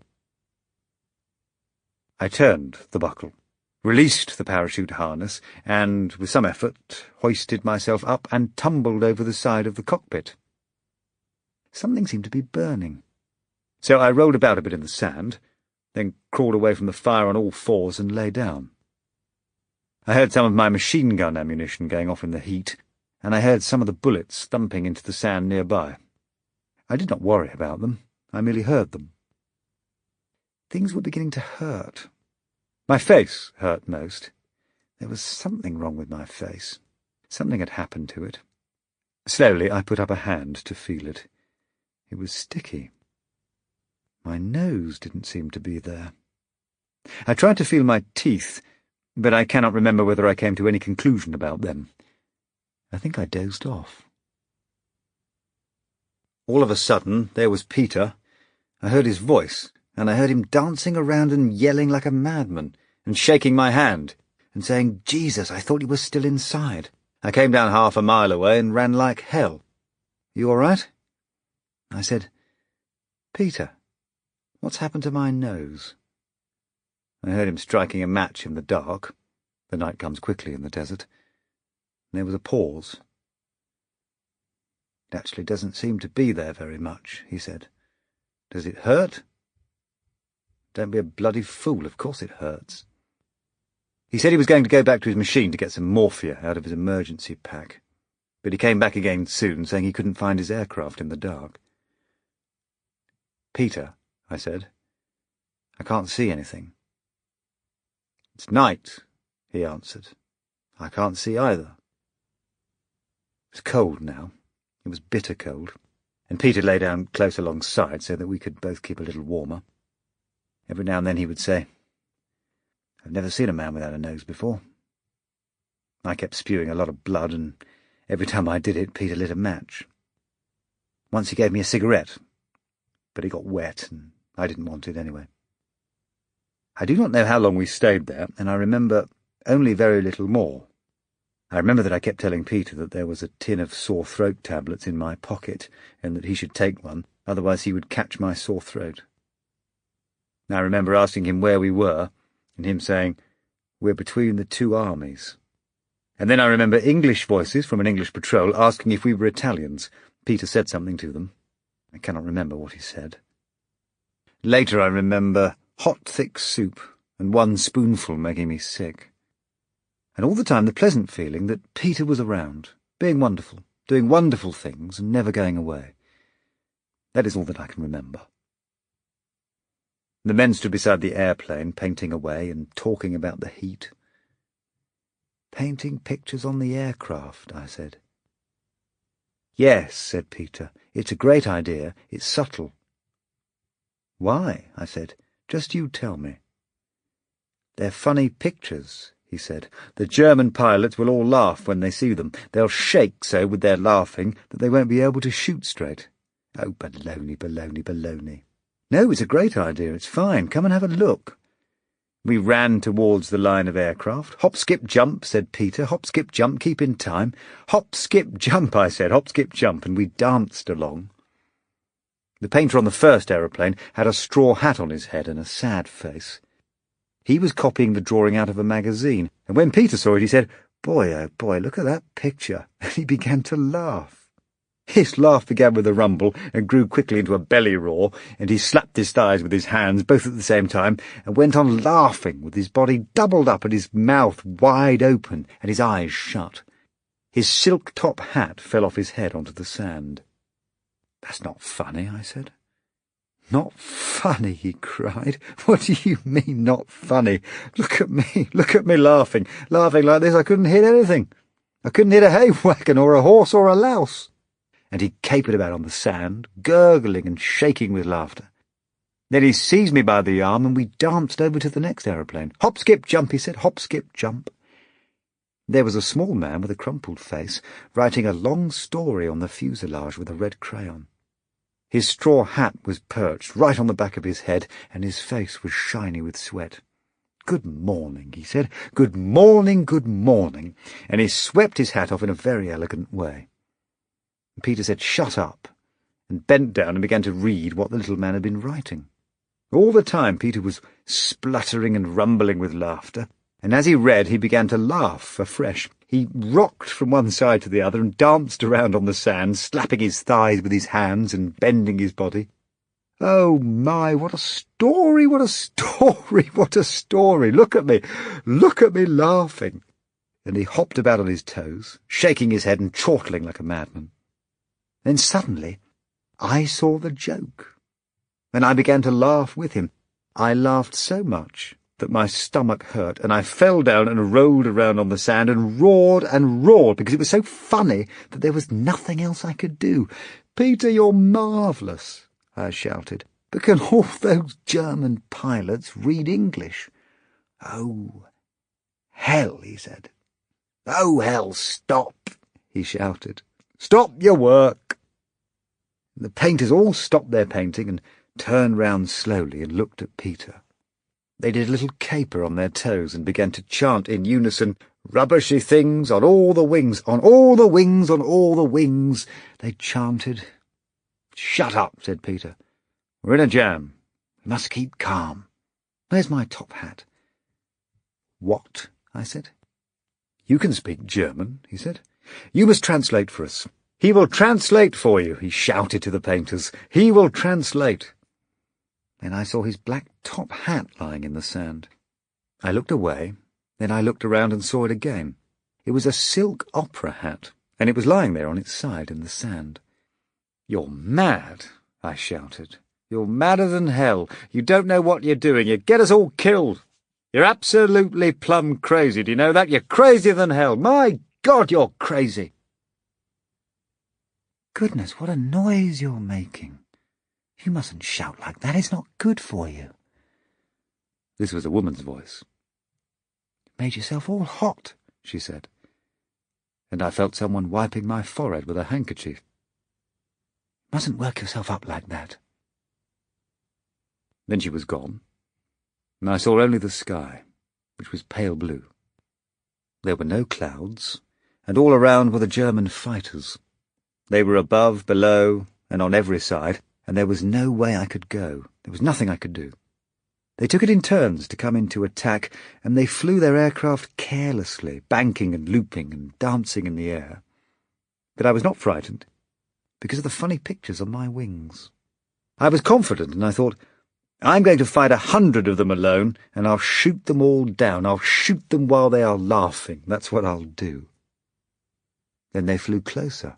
The whole sky was full of them. There were so many that I did not know which ones to watch and which ones to attack. There were so many that they made a black curtain over the sky, and only here and there could I see a little of the blue showing through. But there was enough to patch a Dutchman's trousers, which was all that mattered.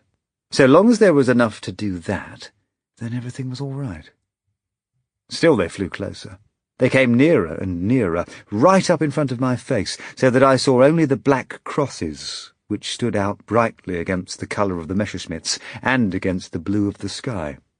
And as I turned my head quickly from one side to the other, I saw more aircraft and more crosses, and then I saw nothing but the arms of the crosses and the blue of the sky. The arms had hands, and they joined together and made a circle and danced around my gladiator, while the engines of the Messerschmitts sang joyfully in a deep voice. They were playing Oranges and Lemons, and every now and then two would detach themselves and come out into the middle of the floor and make an attack, and I knew then that it was Oranges and Lemons. They banked and swerved and danced upon their toes, and they leant against the air, first to one side, then to the other. Oranges and lemons at the bells of St. Clement's, sang the engines. But I was still confident. I could dance better than they, and I had a better partner. She was the most beautiful girl in the world. I looked down and saw the curve of her neck and the gentle slope of her pale shoulders, and I saw her slender arms, eager and outstretched. Suddenly I saw some bullet holes in my starboard wing, and I got angry and scared both at the same time, but mostly I got angry. Then I got confident, and I said, "The German who did that had no sense of humour. There's always one man in a party who has no sense of humour, but there's nothing to worry about. There's nothing at all to worry about." Then I saw more bullet holes, and I got scared. I slid back the hood of the cockpit and stood up and shouted, "You fools, look at the funny pictures! Look at the one on my tail! Look at the story on my fuselage! Please look at the story on my fuselage!" But they kept on coming. They tripped into the middle of the floor in twos, shooting at me as they came. and the engines of the Messerschmitt sang loudly. "When will you pay me?" said the bells of Old Bailey, sang the engines, and as they sang, the black crosses danced and swayed to the rhythm of the music. There were more holes in my wings, in the engine cowling, and in the cockpit. Then suddenly there was some in my body. But there was no pain, even when I went into a spin, when the wings of my plane went flip, flip, flip, flip, faster and faster, when the blue sky and the black sea chased each other round and round, until there was no longer any sky or sea, but just the flashing of the sun as I turned. But the black crosses were following me down, still dancing and still holding hands, and I could still hear the singing of their engines. "Here comes a candle to light you to bed. Here comes a chopper to chop off your head," sang the engines. And still the wings went flip, flip, flip, flip, and there was neither sky nor sea around me, but only the sun. Then there was only the sea. I could see it below me, and I could see the white horses, and I said to myself, "Those are white horses riding a rough sea." I knew then that my brain was going well because of the white horses and because of the sea. I knew that there was not much time because the sea and the white horses were nearer. The white horses were bigger, and the sea was like a sea and like water, not like a smooth plate. Then there was only one white horse, rushing forward madly with his bit in his teeth, foaming at the mouth, scattering the spray with his hooves, and arching his neck as he ran. He galloped on madly over the sea, riderless and uncontrollable, and I could tell that we were going to crash. After that it was warmer, and there were no black crosses, and there was no sky. But it was only warm because it was not hot and it was not cold. I was sitting in a great red chair made of velvet, and it was evening.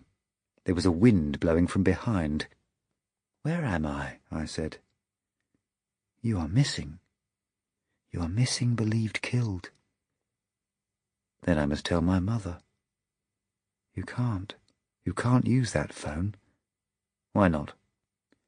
"It goes only to God." "What did you say I was?" "Missing. Believed killed." "That's not true. It's a lie. It's a lousy lie, because here I am, and I'm not missing. You're just trying to frighten me, and you won't succeed. You won't succeed, I tell you, because I know it's a lie, and I'm going back to my squadron. You can't stop me, because I'll just go. I'm going, you see, I'm going." I got up from the red chair and began to run. "Let me see those X-rays again, nurse." "They're here, Doctor." This was the woman's voice again, and now it came closer. "You have been making a noise tonight, haven't you? Let me straighten your pillow for you. You're pushing it onto the floor." The voice was close, and it was very soft and nice. "Am I missing?" "No, of course not. You're fine." "They said I was missing." "Don't be silly. You're fine." Oh, everyone's silly, silly, silly. But it was a lovely day, and I did not want to run, but I couldn't stop. I kept on running across the grass, and I couldn't stop because my legs were carrying me, and I had no control over them. It was as if they did not belong to me, although when I looked down I saw that they were mine, that the shoes on the feet were mine, and that the legs were joined to my body. But they would not do what I wanted. They just went on running across the field, and I had to go with them. I ran and ran and ran, and although in some places the field was rough and bumpy, I never stumbled. I ran past trees and hedges, and in one field there were some sheep which stopped their eating and scampered off as I ran past them. Once I saw my mother, in a pale grey dress, bending down picking mushrooms, and as I ran past she looked up and said, "My basket's nearly full. Shall we go home soon?" But my legs wouldn't stop, and I had to go on. Then I saw the cliff ahead, and I saw how dark it was beyond the cliff. There was this great cliff, and beyond it there was nothing but darkness, although the sun was shining in the field where I was running. The light of the sun stopped dead at the edge of the cliff, and there was only darkness beyond. That must be where the night begins, I thought. And once more I tried to stop, but it was not any good. My legs began to go faster towards the cliff, and they began to take longer strides, and I reached down with my hand and tried to stop them by clutching the cloth of my trousers, but it did not work. And then I tried to fall down. But my legs were nimble, and each time I threw myself, I landed on my toes and went on running. Now the cliff and the darkness were much nearer, and I could see that unless I stopped quickly, I should go over the edge. Once more I tried to throw myself to the ground, and once more I landed on my toes and went on running. I was going fast as I came to the edge, and I went straight on over it into the darkness and began to fall. At first it was not quite dark. I could see little trees growing out of the face of the cliff, and I grabbed at them with my hands as I went down. Several times I managed to catch hold of a branch, but it always broke off at once because I was so heavy and because I was falling so fast. And once I caught a thick branch with both hands, and the tree leaned forward, and I heard the snapping of the roots one by one, until it came away from the cliff, and I went on falling. Then it became darker, because the sun and the day were in the fields far away, at the top of the cliff. And as I fell, I kept my eyes open and watched the darkness turn from grey-black to black, from black to jet-black, and from jet-black to pure, liquid blackness, which I could touch with my hands, but which I could not see. But I went on falling, and it was so black that there was nothing anywhere, and it was not any use doing anything or caring or thinking because of the blackness and because of the falling. It was not any use. "You're better this morning. You're much better." It was the woman's voice again. "Hello. Hello. We thought you were never going to get conscious." "Where am I?" "In Alexandria, in hospital." "How long have I been here?" 4 days. "What time is it?" 7 o'clock in the morning. "Why can't I see?" I heard her walking a little closer. "Oh, we've just put a bandage around your eyes for a bit." "How long for?" "Just for a while. Don't worry. You're fine. You were very lucky, you know." I was feeling my face with my fingers, but I couldn't feel it. I could only feel something else. "What's wrong with my face?" I heard her coming up to the side of my bed, and I felt her hand touching my shoulder. "You mustn't talk any more. You're not allowed to talk. It's bad for you. Just lie still and don't worry. You're fine." I heard the sound of her footsteps as she walked across the floor, and I heard her open the door and shut it again. "Nurse?" I said. "Nurse?" But she was gone.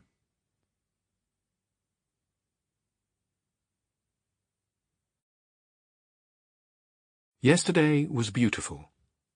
Read by Juliet Stevenson.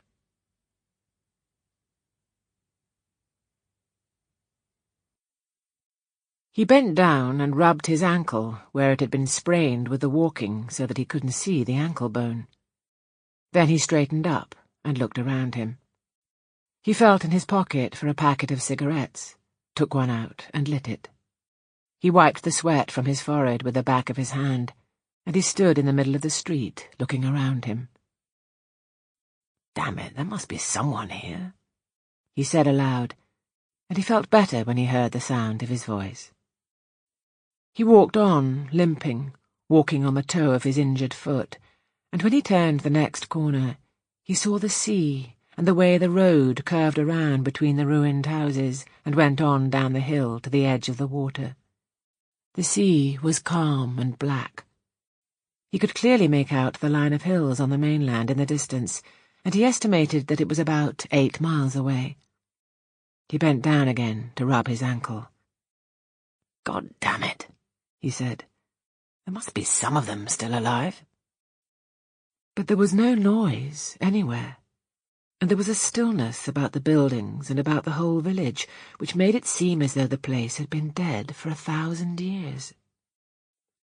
Suddenly he heard a little noise, as though someone had moved his feet on the gravel, and when he looked around he saw the old man. He was sitting in the shade on a stone beside a water trough, and it seemed strange that he hadn't seen him before. Health to you, said the pilot. Yasu. He'd learned Greek from the people up around Larissa and Yanina. The old man looked up slowly, turning his head but not moving his shoulders. He had a greyish-white beard.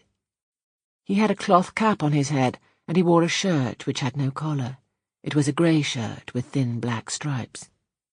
He looked at the pilot, and he was like a blind man who looks towards something but does not see. Old man, I'm glad to see you. Are there no other people in the village? There was no answer. The pilot sat down on the edge of the water trough to rest his ankle. I am Inglesi, he said. I am an aviator who's been shot down and jumped out by the parachute. I'm Inglesi. The old man moved his head slowly up and down. Inglesus, he said quietly. You are Inglesus. Yes, I'm looking for someone who has a boat. I wish to go back to the mainland. There was a pause, and when he spoke, the old man seemed to be talking in his sleep. They come over all the time, he said. The Germani, they come over all the time. The voice had no expression. He looked up into the sky, then he turned and looked behind him in the sky. They will come again today, Inglesi. They will come again soon. There was no anxiety in his voice. There was no expression whatsoever. I do not understand why they come to us, he added. The pilot said, Perhaps not today. It's late now. I think they've finished for today. I do not understand why they come to us, Inglese. There is no one here. The pilot said, I'm looking for a man who has a boat who can take me across to the mainland. Is there a boat owner now in the village? A boat? Yes. There was a pause while the question was considered. There is such a man. Could I find him? Where does he live? There is a man in the village who owns a boat. Please tell me, what is his name? The old man looked up again at the sky. Yanis is the one here who has a boat. Yanis who? Yanis Spirakis. And he smiled. The name seemed to have a significance for the old man, and he smiled. Where does he live? The pilot said. I'm sorry to be giving you this trouble. Where he lives? Yes? The old man considered this, too. Then he turned and looked down the street towards the sea. Yanis was living in the house nearest to the water. But his house isn't anymore. The Germani hit it this morning. It was early, and it was still dark. You can see the house isn't anymore. It isn't anymore. Where is he now? He is living in the house of Antonin Angelou. That house there with the red collar on the window. He pointed down the street. Thank you very much. I will go and call on the boat owner. Ever since he was a boy, the old man went on, Yanis has had a boat. His boat is white, with a blue line around the top. And he smiled again. But at the moment, I do not think he will be in the house. His wife will be there. Anna will be there, with Antonine Angelou. They will be home. Thank you again. I will go and speak to his wife. The pilot got up and started to go down the street, but almost at once the man called after him, Inglese! The pilot turned. When you speak to the wife of Yanis, when you speak to Anna, you should remember something. He paused, searching for words. His voice wasn't expressionless any longer, and he was looking up at the pilot. Her daughter was in the house when the Germani came. It is just something that you should remember. The pilot stood on the road, waiting. Maria. Her name was Maria. I will remember, answered the pilot. I'm sorry. He turned away and walked down the hill to the house with the red windows. He knocked and waited. He knocked again, louder, and waited. There was a noise of footsteps, and the door opened. It was dark in the house, and all he could see was that the woman had black hair and that her eyes were black like her hair. She looked at the pilot, who was standing out in the sunshine. Health to you, he said. I am Inglese. She did not move. I'm looking for Yanis Spirakis. They say that he owns a boat. Still she did not move.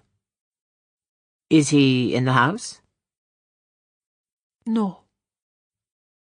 Perhaps his wife is here. She could know where he is? At first there was no answer. Then the woman stepped back and held open the door. Come in, Inglesus, she said. He followed her down the passage and into a back room. The room was dark because there was no glass in the windows, only patches of cardboard. But he could see the old woman who was sitting on the bench with her arms resting on the table. She was tiny. She was small like a child, and her face was like a little screwed-up ball of brown paper. Who is it? She said in a high voice. The first woman said, This is an Inglesus. He is looking for your husband, because he requires a boat. Health to you, Inglesus, the old woman said. The pilot stood by the door, just inside the room. The first woman stood by the window, and her arms hung down by her sides. The old woman said, Where are the Germani? Her voice seemed bigger than her body. Now they're around Lamia. Lamia, she nodded. Soon they will be here. Perhaps tomorrow they will be here. But I do not care. Do you hear me, Inglesus? I do not care. She was leaning forward a little in her chair, and the pitch of her voice was becoming higher. When they come, it will be nothing new. They have already been here. Every day they have been here. Every day they come over and they boom, boom, boom, and you shut your eyes and you open them again and you get up and you go outside and the houses are just dust. And the people. Her voice rose and fell. She paused, breathing quickly, then she spoke more quietly. How many have you killed, Inglesus? The pilot put out a hand and leant against the door to rest his ankle. "I've killed some," he said quietly. How many? "As many as I could, old woman. We cannot count the number of men." Kill them all, she said softly. Go and kill every man and every woman and every baby. Do you hear me, Inglesos? You must kill them all. The little brown ball of paper became smaller and more screwed up. The first one I shall see, I shall kill. She paused. And then, Inglesos, and then later, his family will hear that he is dead. The pilot did not say anything. She looked up at him, and her voice was different. What is it you want, Inglesos? He said, "About the Germani. I'm sorry, but there's not much we can do." No, she answered. There is nothing. And you? "I'm looking for Yanis. I wish to use his boat." Yanis, she said quietly, is not here. He is out. Suddenly she pushed back the bench, got to her feet, and went out of the room. Come, she said. He followed her down the passage towards the front door.